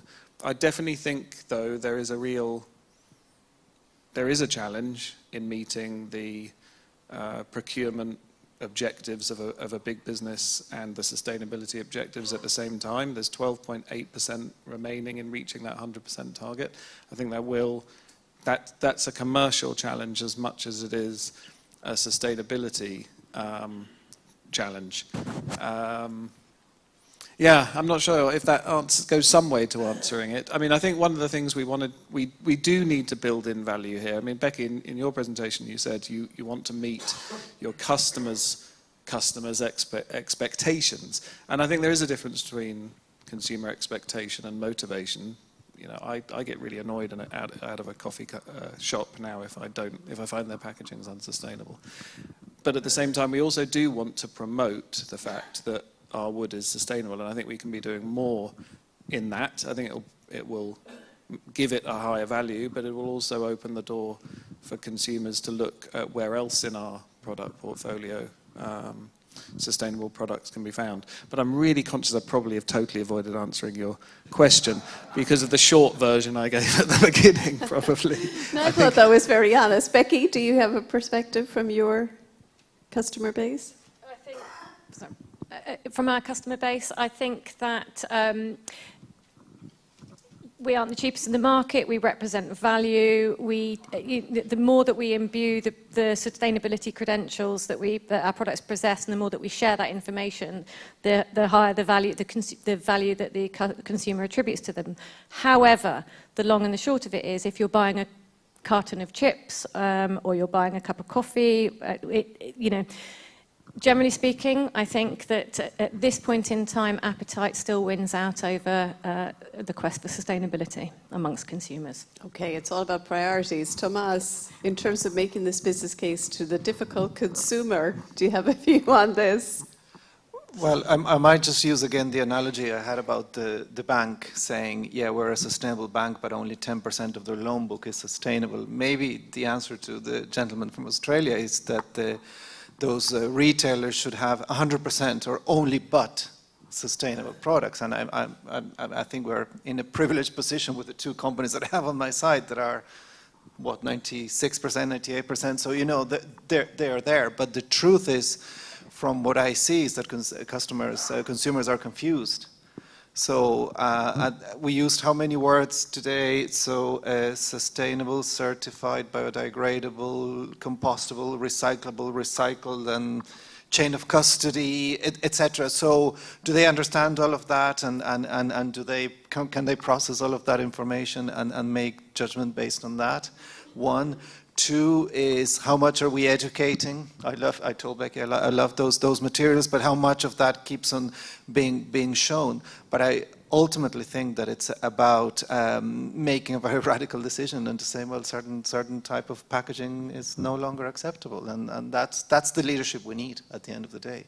No, good point. And perhaps for your trade customers' reputation, something really goes wrong and seriously embarrasses back in the supply chain. Yeah.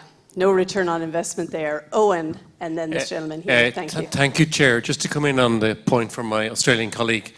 I worked for a wood-based panel business in Ireland as sales and marketing manager in the 1990s. And we were told by our builders material distribution customers in the UK and elsewhere that if we didn't get our product certified, they would throw us out the door, which we got. And the Quilta, who are the forest owner in Ireland, the state forest owner in Ireland, or semi-state, are now both FSC and PEFC certified, without which, as we heard this morning, we couldn't export our product off the island. And secondly, I do market research. I did market research for the Department of Agriculture on green procurement policies in the UK, where they have very strong green procurement around certification and sustainability. So I think our Australian colleague might be well worse. I can talk to him on the margins, but there's very strong government procurement policy in the UK to buy sustainable products that are third-party certified. So there may be a case in point from a distribution perspective. and from a government perspective to give the builder in Australia no choice about. And I know in selling OSB to builders, they were interested in price, but it didn't have a choice. Didn't have a choice because both us and our competitors in Ireland selling OSB were both PEFC and FSC certified. So the customer didn't have a choice. No, Thank you. It's a super point, really good point. And Pablo. Yes, thank you. With great interest, I follow these presentations, and I have a question for Huhtamäki. Because when I go to, myself, I was looking at myself as a consumer. I was traveling yesterday, and the day before, by boat, and we went by car. We went to the Starbucks. In the Starbucks, we get a cup of coffee, and then they say, okay, you can also have the sustainable cup that you can reuse. And that is the message that comes across. And I actually thought, okay, that's good. So I'm very intrigued by your LCA study. I know a little bit about LCAs. And I was wondering, I'm not sure if these are your cups, but it all stands or falls, the outcomes probably with the recycling. And I find it still difficult to have the single-use scenario proposed or preferred over a multi-use scenario. So looking at the single use of the cups, I think it really depends on the recycling. And in the end, so maybe I didn't listen well, I'm not 100% sure. Is the recycling, was that burning for energy production, or is it really reuse? Because if it is the latter, then I can imagine, okay, the circular economy is about making sure that it retains as much value as possible. If you're burning or chipping, well, especially burning is of course a very bad end of life scenario. So for one reason, it gives a little bit a double message that we should prefer single use. I'm a big fan of renewable materials, but so I'm wondering a little bit about what were the end of life scenarios that you took into account, and would it be possible to make this a multi-use cup, and what would be needed to do that?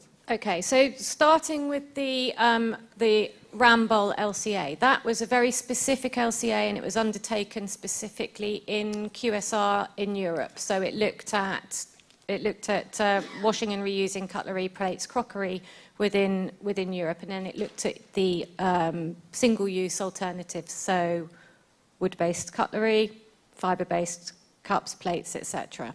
So the methodology of that report was clear, and that came through on the animation. With regards to the situation in the high street retailer in Starbucks that you said, I don't think that it's Huhtamäki's position necessarily to suggest that you, the consumer, stepping into Starbucks shouldn't have a choice as to which vessel you take your coffee out onto the street with.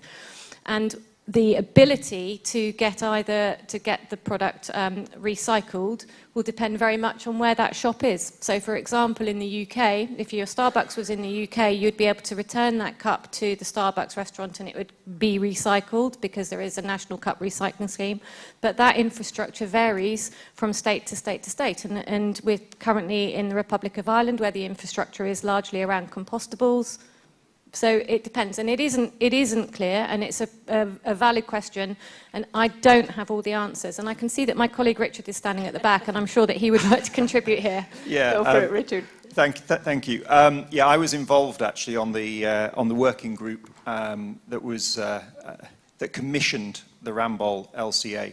So in relation to your specific questions, Pablo, the recycling rate that was taken was 30% recycling for both the single-use and the renewable. And we took a mirror-based approach simply so it was neutral. The interesting thing is, though, that recycling was not the make or break by any means. The make or break is the amount of energy required to sanitize hygienically. And the rate, it was taken across EU27, and I think it was, if I am correct, 34% fossil-based. So it does differ slightly between countries. Ireland's energy is far more than 34% fossil. So Ireland, it won't be 2.8%.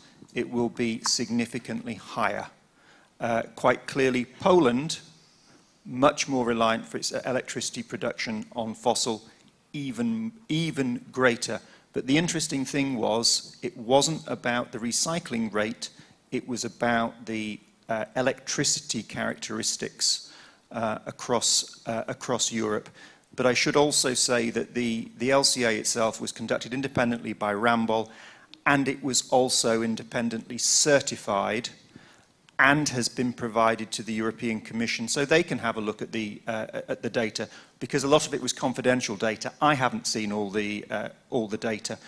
One of the interesting things as well was that one of the implications on this is that because paperboard is produced at scale and produced by manufacturers who really, conduct themselves to internationally recognized management standards.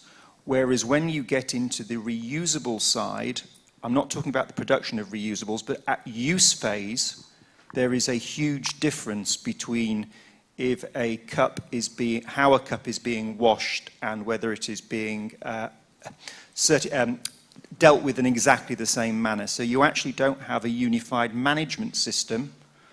And that was one of the things Ramboll pointed out, which I think was quite interesting from a policy perspective, that if you're talking about international businesses that are operating at scale to recognize management systems, you actually have a more generic outcome than if you're talking about independence. The other thing we found out more recently, and South Australia, I look at my Australian compatriots now, South Australia is going to define reusables as that they have to be certified to be able to be used for a year. We understand that in France, where reusables have been mandated by government, that they get about 10 uses before they have to be disposed of, because they do not provide the clarity. You end up with styrations, which of course become scratches, which of course consumers do not want to see. Therefore, there is a huge amount around the question of single-use from renewable sources versus porcelain, metal, plastic, of course. But it's a really interesting one. If you want to have a discussion after, I'm happy, because I can go on about this for days. And you know what I love at sustainability summits, because we get into life cycle assessment, we are really into gear. So there's tons of discussion there for the drinks that are going to follow, but fascinating study and fabulous to have that to add to the evidence base. So we're going to leave that for the drinks discussion.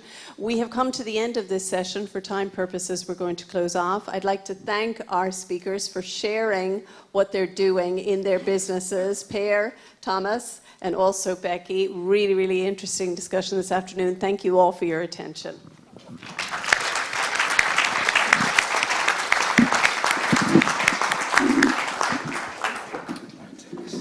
Thank you so much. May I have a big round of applause, not only for this panel, but also for the previous panel.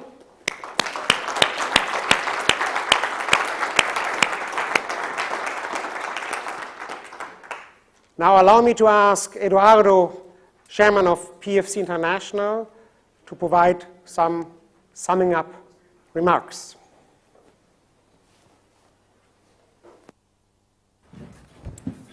Thank you, Torsten, and good afternoon, everybody. It's always complex to be between you and the reception to provide, in some way, the main messages. No, I mean, the session was very instructive, very interesting, especially for those who had not deep knowledge about this country, to see the developments, the opportunities, and to see really a very broad range of stakeholders, from the minister starting to representative of COIT, and of the very different segments of the industry in different levels. So I think it was very useful for everybody of us to understand much better the forest situation of this country. Starting by Minister Hackett, she started insisting that everybody loves wood. This is really an interesting issue. In my normal work, I'm university professor, and this year I started asking them, the students, a few questions to see where they stand. And there was a 100% unanimity regarding heating with wood. So they were 100%, not in Christmas tree, for example, which I was surprised. So it's interesting always to see what people feel, and I think the minister took clearly what people feel. They feel really comfortable with wood. Forest and wood are crucial to comply our commitments combating climate change, especially in the frame of the agreements and the Glasgow Declaration, the COP26, both in forest storage and product storage. And that's why we need to act now. She announced that these principles would inspire the coming new forest strategy for Ireland. Here in these countries, forests will continue to expand by focusing on the right tree, the right place, the right uses, and the right management. And she understood certification as a key instrument in order to ensure and to market this sustainability, but it should be feasible for smallholders, and it was just commented these challenges in order to access just a few minutes ago the much bigger British market regarding forests coming from smallholders. So this is a reiterate issue that should not be restricted to this country, that we found in Asia, in many other places where we have smallholders. Then Clodagh O'Reilly from Colit commented the fact that we observe in this moment practically in all the countries that it is one of the most exciting moments of forestry since a long time. Providing big opportunities, but also, of course, some challenges. And she combined the three critical elements for these countries: fighting climate change, which is a global challenge for sure, facing the housing crisis, and the rural decline, which is, again, a very important issue in many developed countries. And this would ensure, by focusing on forests, a green answer and creation of jobs. She announced that Ireland is expecting, if I recall correct, around until 2015 to double the forest area. And with the ambition to increase the building share of wood from 20 to 80%. And she recalled also the importance to work with the prescribers of wood, with the architects, and all the value chain in the construction sector. Conor Fahy from ECC Timber Products recalled implicitly the important Irish forest success story, considering that this country started forest 300 years ago. It's quite important, with 2.5 billion euros turnover of the forest sector and exports of 450 million euros, considering this for the size of this country.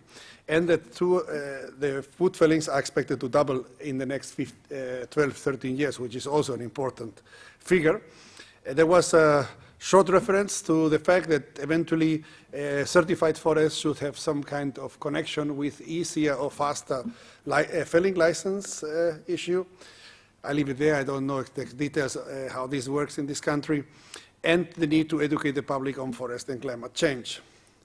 There was also an issue regarding the wood prescription in public buildings and sharing of the debate regarding different schemes that countries have, and also how the use of wood is regulated regarding fires and so on.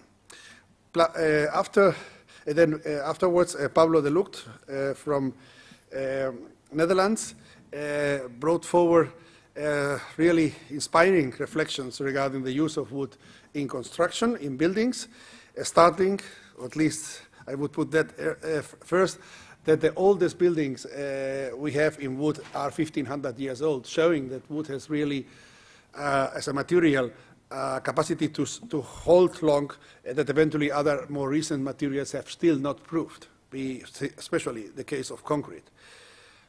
We have some Roman concrete, but this was totally different, let's say, produced than the present concrete.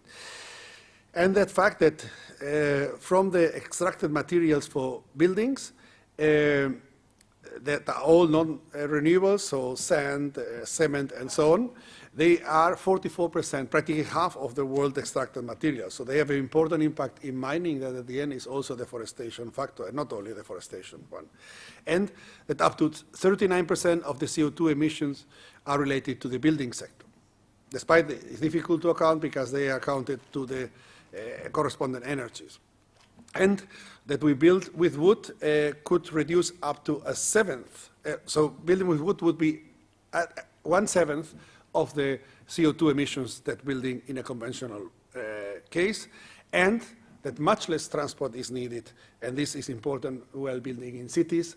It's not only the CO2 emissions, it's not only the transport and so on, it is the problems that big trucks with cement and so on create in the center of cities.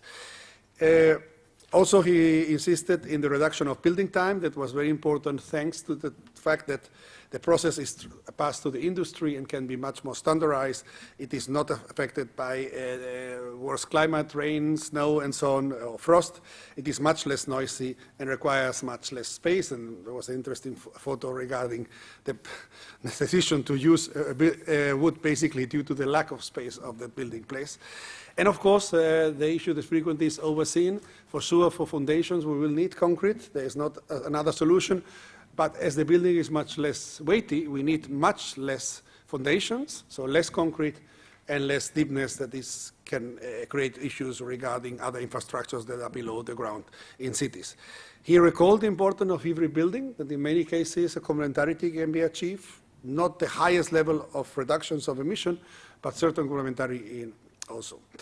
And why wood? Because it's low carbon, it is renewable, it's long-lasting, and especially the well-being aspect.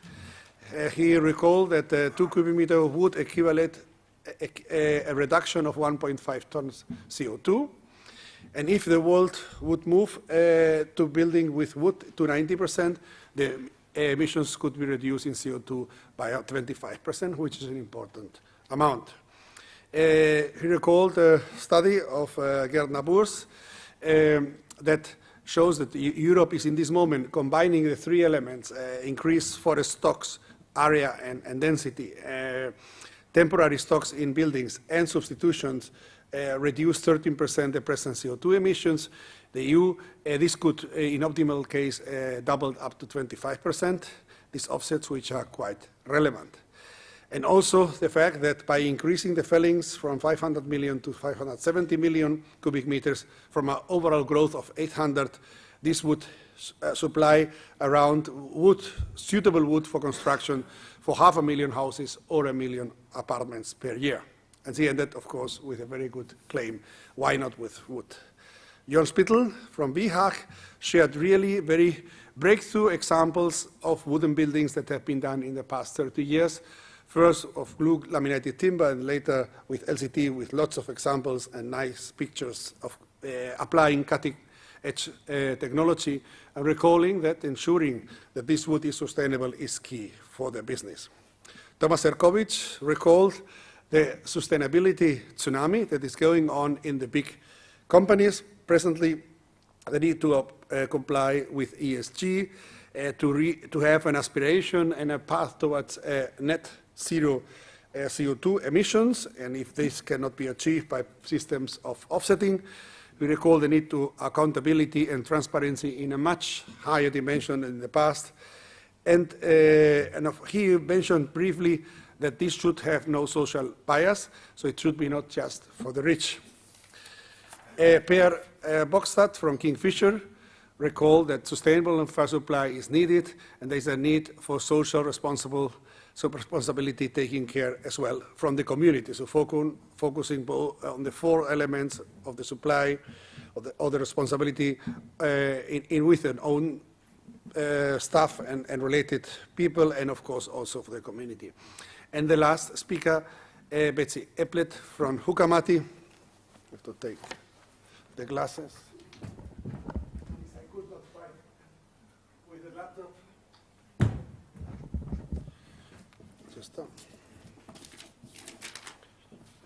Estas no son. I had the others, yes. When you get age, this issue of reading, it gets a little bit challenging. It was an interesting contribution for Huhtamäki in the sense that we moved to the other land-based sector, which was agriculture at the end. It was about food, it was food packaging, and she recalled the importance of the food packaging, not only for people, but for sure, this avoids that they may get any, that food may spoil. This is not only a loss of food, but also a risk that you get any polluted meal. And on the other hand, also for the planet, if food is spoiled, then you need much more. And she recalled the fact that a third of the food production globally is either lost or wasted. And this is the cause of 8% of the greenhouse gases. She recalled as well that from the food cycle, 80% of the CO2 emissions come from food production, 15% from transport, and 5% from packaging. So this is not the big contribution. And that they use nearly 100% of certified products. So the sustainability needs to be embedded, and arguments were shared regarding life cycle analysis also in the debate in order to show that in certain cases single use may be better both for food safety in the case the raw materials are renewable like wood and they can be easily recycled and of course collected separately, and insisted in the importance of life cycle analysis. And ended with an interesting message that can be used in many other cases, unpackaging the meats. Sometimes things may look in a very different way as they seemed. I hope I could make a reasonable resume of what was brought forward and what discussed. Also the discussions were very lively. There were surely comments that we are still holding, but we didn't have more time. And the two moderators did a great job in channelizing and so on. And I hope that we will have a nice reception later to have been able to catch up with the remaining questions or comments that we may have not been able to channel in the allotted time. Thank you a lot, and thanks the organizers, William and all the team here in Ireland for arranging that excellent stakeholder dialogue.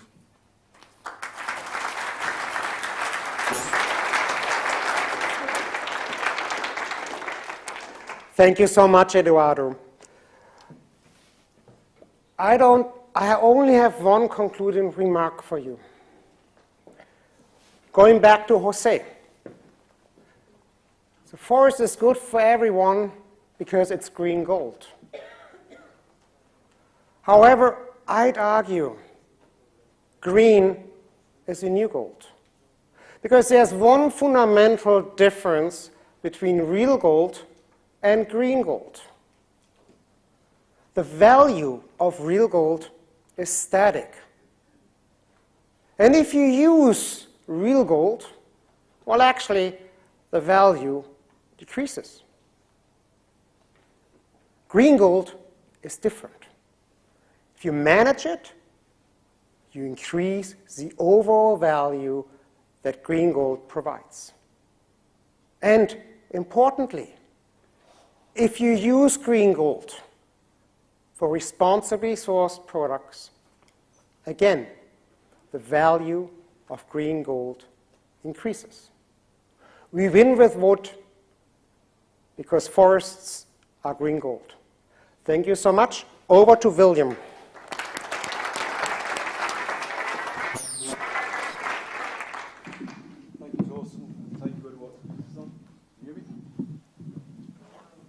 Yes, Son, sorry.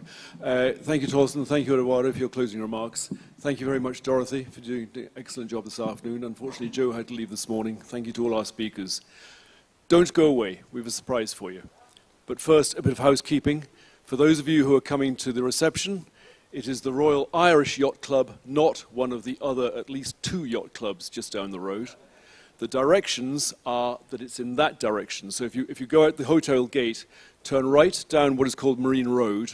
At the bottom of Marine Road, it is to the left.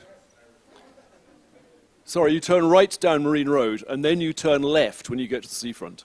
If you go that way, to your right, you'll get to the wrong yacht club, and they'll look at you as though you have 2 heads and wondering what the hell you're doing there. So it's that direction, okay? Now, as I say, we have a quick surprise for you. This morning, I mentioned that I love wood. I admit I have another love, and it's something I developed a taste for far too early in my life, I'm ashamed to admit, and it's called whiskey. What the hell is he on about now? Finbar, where are you? Please come and introduce yourself, and over to Finbar Curran of Irish Distillers. Thank you.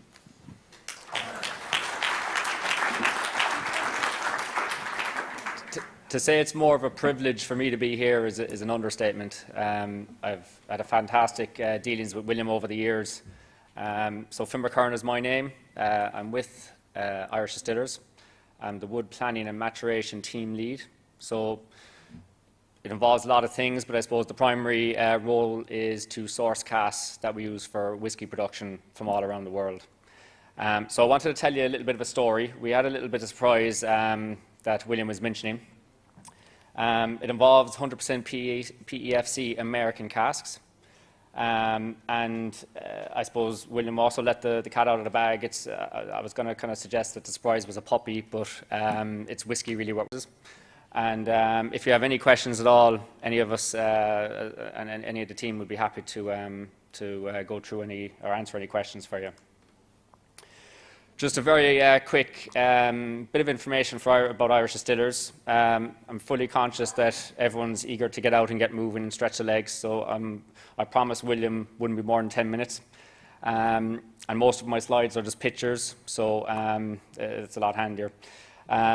So Irish Distillers are the main supplier of wines and spirits on the island of Ireland, and we're the largest producer of Irish whiskey.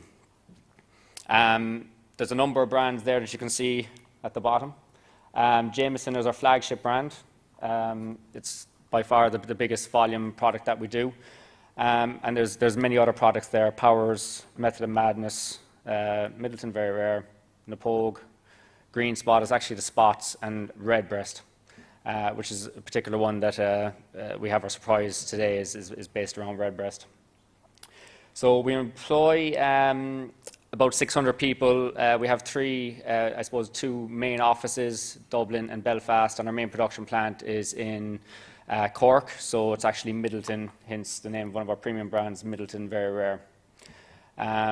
We export to over 130 markets global, so we have a fantastic reach, and a lot of the work that I do really is based on trying to get PEFC certified casks. So I put all my eggs in PEFC.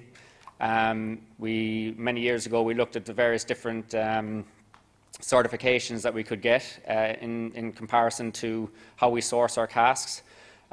We buy casks from many different areas around the world, but predominantly America, France, Spain, Portugal, maybe some Hungary, but predominantly, I suppose, we use a lot of Spanish seasoned butts, Oloroso seasoned butts, and American barrels. Thankfully, we got certified, PEFC certified in 2015, so we've been on the journey for 7 years. Over that time period, we have increased our cask supply of 100% PEFC certified casks, I'm delighted to say. We've also influenced many of our suppliers. Influence might be kind of an understatement. We might have strong-armed some of them, I'd admit, and I'm okay with that. Over the last number of years, probably I think about 5 cooperages have come on the same journey that we're going on. So thankfully, a lot of our suppliers are very much like-minded in comparison to ourselves. Not going to spend a huge amount of time on this. Really, Irish Distillers are owned by Pernod Ricard. It's a French company. We have a sustainability and responsibility roadmap, and the strategy is called Good Times from a Good Place, and it's based on 4 pillars. I know a number of speakers today were talking about pillars, so a lot of the cask sourcing really kind of links in with nurturing to our valuing people and circular making.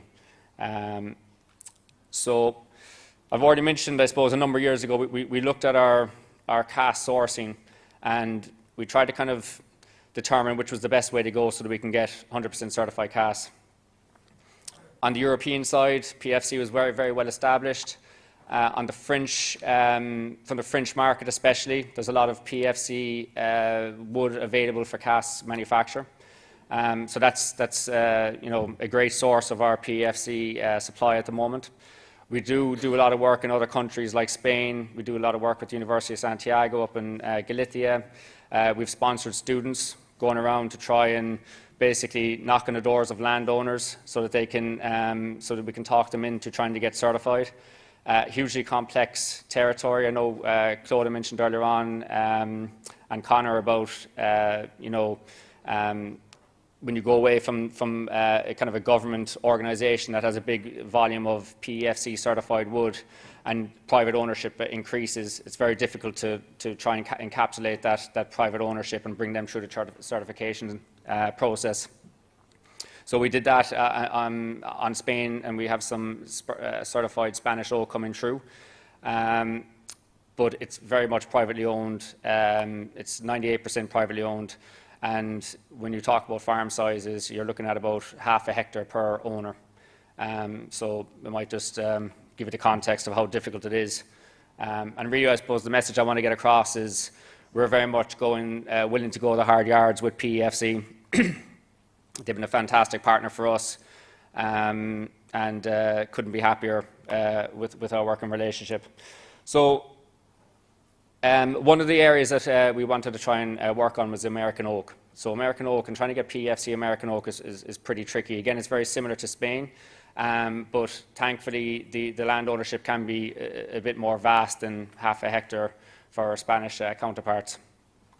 This is one fantastic family that came on the journey with us. I know Angela Wells knows them very well. This is Clifton Taylor here. He was a man who bought his farm in 1966, I believe. And the first thing he asked back in the 60s was, what can he do for this forest to ensure that it gives back to his children? One of his kids, Stephen Scott, they told me a Greek proverb. You know, the greatness of society can be judged by man who plants trees whose shade they'll never sit in, which sums up things perfectly, I think, when it comes to American oak. So everyone that was key in this case study was in that picture. We had people from the University of Kentucky, Jeff Stringer. I'm sure many of you know him, very passionate advocate on sustainable forestry. We have a fantastic forester we work with there as well, Chris Will, who's been just huge help for us as we went on this journey. So we had to try and establish a chain of custody. If you know, it wasn't like France where there was a large volume of available PEFC wood that we can use. On the American side, it wasn't there. We have lots of very good work going on with the likes of the American tree farm system, and thankfully PEFC recognised that system on the state side. So we really very much had to get on the ground and try and work on establishing this chain of custody. So we started really in Kentucky, and we started with the Taylor family, and University of Kentucky were a huge help to us. And eventually we set up a chain of custody over 2 years. And there was lots of discussions about FSC, PEFC. I kept pushing on the PEFC side, and the American tree farm system being a kind of a stepping stone for small landowners to come into that chain of custody was a huge incentive. So we did the fellings in the Taylor farm 2017, 2019. Those logs were processed in the staves. They were air dried for 2 years. So we only started getting some of those casts back in 2019 and 2021. Those batches yielded 98 barrels. So it is a small volume. I fully appreciate a lot of the slides we were looking at there today. It's big numbers, big volumes, but I think it's nice to kind of, and I know PEFC are a big advocate about bringing it down to the granular level. So we yielded 98, 100% PEFC American oak barrels. As far as we know, that's kind of the first batch of American oak barrels that were certified, definitely on the whiskey and spirit side. So they were hugely special for us. We wanted to do something really special with them. So we took one of our brands that we're very, very proud of, Redbreast, and basically finished them in these American oak certified casks, just to highlight the influence of American oak on this brand. Redbreast, for those of you that don't know about it, actually I'll explain it in the next slide, but just to reiterate, I suppose, the treat we have for you is basically this Redbreast that was finished in these American oak casks. So there's one for everyone in the audience, I could say. It's actually only exclusively available in the US market, so you're not going to get it over here on the European side. We got permission from the US market to be able to showcase it. The reason why we weren't on the agenda was because we didn't know we were going to have the samples really in time, so they came in the nick of time, just in time. So it's a US series Redbreast, and it's the Kentucky edition. So it's highlighting the American oak that came out of Kentucky, and we traced it all the way back to the Taylor Forest. Just to give you a bit of information about Redbreast, so it's a single pot still Irish whiskey. So it's made from malted barley and unmalted barley. It's triple distilled in copper pot stills. So we have the largest operating pot stills in the world in Middleton. That distillate then comes off clear. So I'm not quite sure how much awareness you have on the whiskey side, but it basically comes off clear. It's like vodka for all intents and purposes. And probably about, I'm a wood person, so it's probably about 70 or 80% of that flavour is coming from the wood. So that distillate is put into wooden casks, barrels, and it sat there for many, many years. We took that, so it actually went in ex-bourbon casks and ex-Oloroso seasoned butts. So a bourbon cask is about 200-litre barrel. A Spanish Oloroso seasoned butt is a 500-litre barrel, so they're big barrels. We took the whiskey out of those barrels, married it together, put it into the Taylor oak, so our 100% PEFC American oak, and it was finished there for a period of time. We're delighted with how it turned out. It's kind of an ongoing joke on how often we've talked about the Taylor farm in our marketing meetings. We've spent so much time trying to get something special so that we can showcase this kind of sustainability work that the Taylors have done. And just linking in on the work they do. So the Taylors were very actively involved in doing work and studies with the University of Kentucky. And there's a lot of work being done, and one organisation is doing a lot of work as well as the White Oak Initiative. And it's basically about ensuring that there's a continuous rejuvenation of American white oak. Current landscape at the moment makes it a little bit difficult. You'll have a logger doing a deal with a landowner who may not have kind of a forestry management plan in place. They'll go in, the logger will go in, they'll take out the best and leave the rest, as they call it. It's called high grading. And the problem is, if you don't have any intervention and if you're not actively managing your forest, you can take an oak tree down, and you might have competing species on the undercarriage of the floor. You might have a beech sapling, a maple sapling, an oak sapling.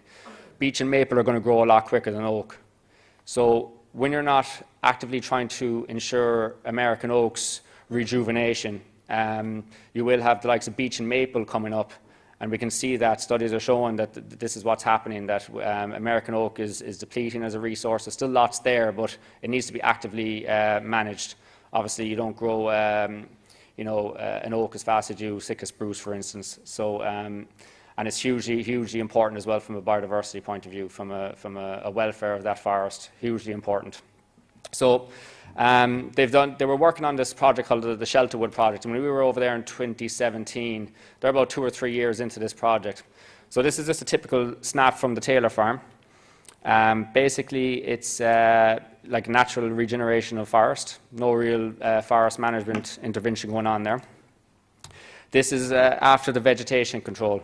So the Taylors are very active in managing their forest. The forester, Chris Will, was very active in managing the forest.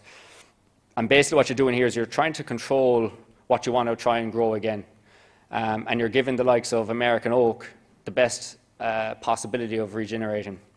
So the idea is to ensure that we have oak saplings underfoot all across that forest floor before you start bringing that oak tree down.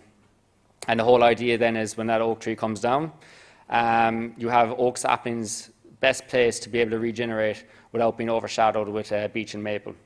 So it's hugely important work. This is, I suppose, the granular level we're going to as a company. I spend most of my time doing work on sustainability, even though I should be sourcing CAS, but this is the passion. Thankfully, my corporate S&R initiatives are very much aligned to my own beliefs.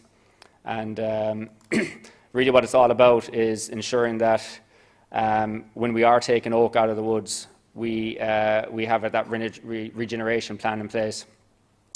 And like, you know, typically on the American oak side, those logs will be processed into staves. They'll make barrels out of them. They'll be used in the bourbon industry for typically about 4 years.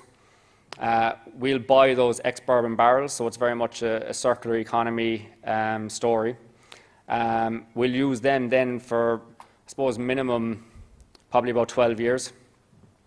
We'll then, when we're finished with them, we'll pass them on to our affiliates in Scotland or in Cuba.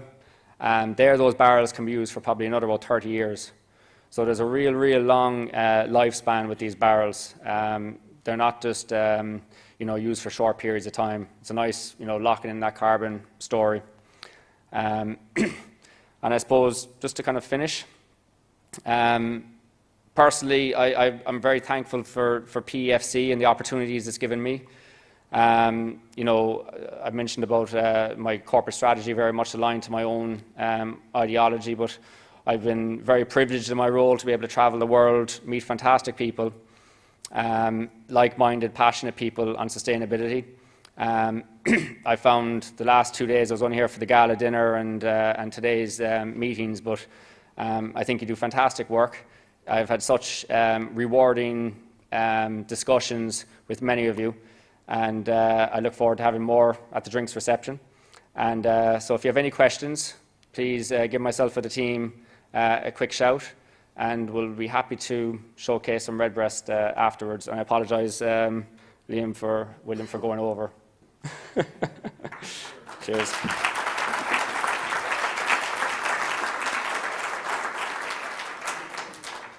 Thank you very much, Finbar. I told you all it would be a nice surprise. I think it's a wonderful surprise. And don't spend too much time drinking too much whiskey, because we are due at the yacht club at 6 o'clock. It's only a 5-minute walk down the road.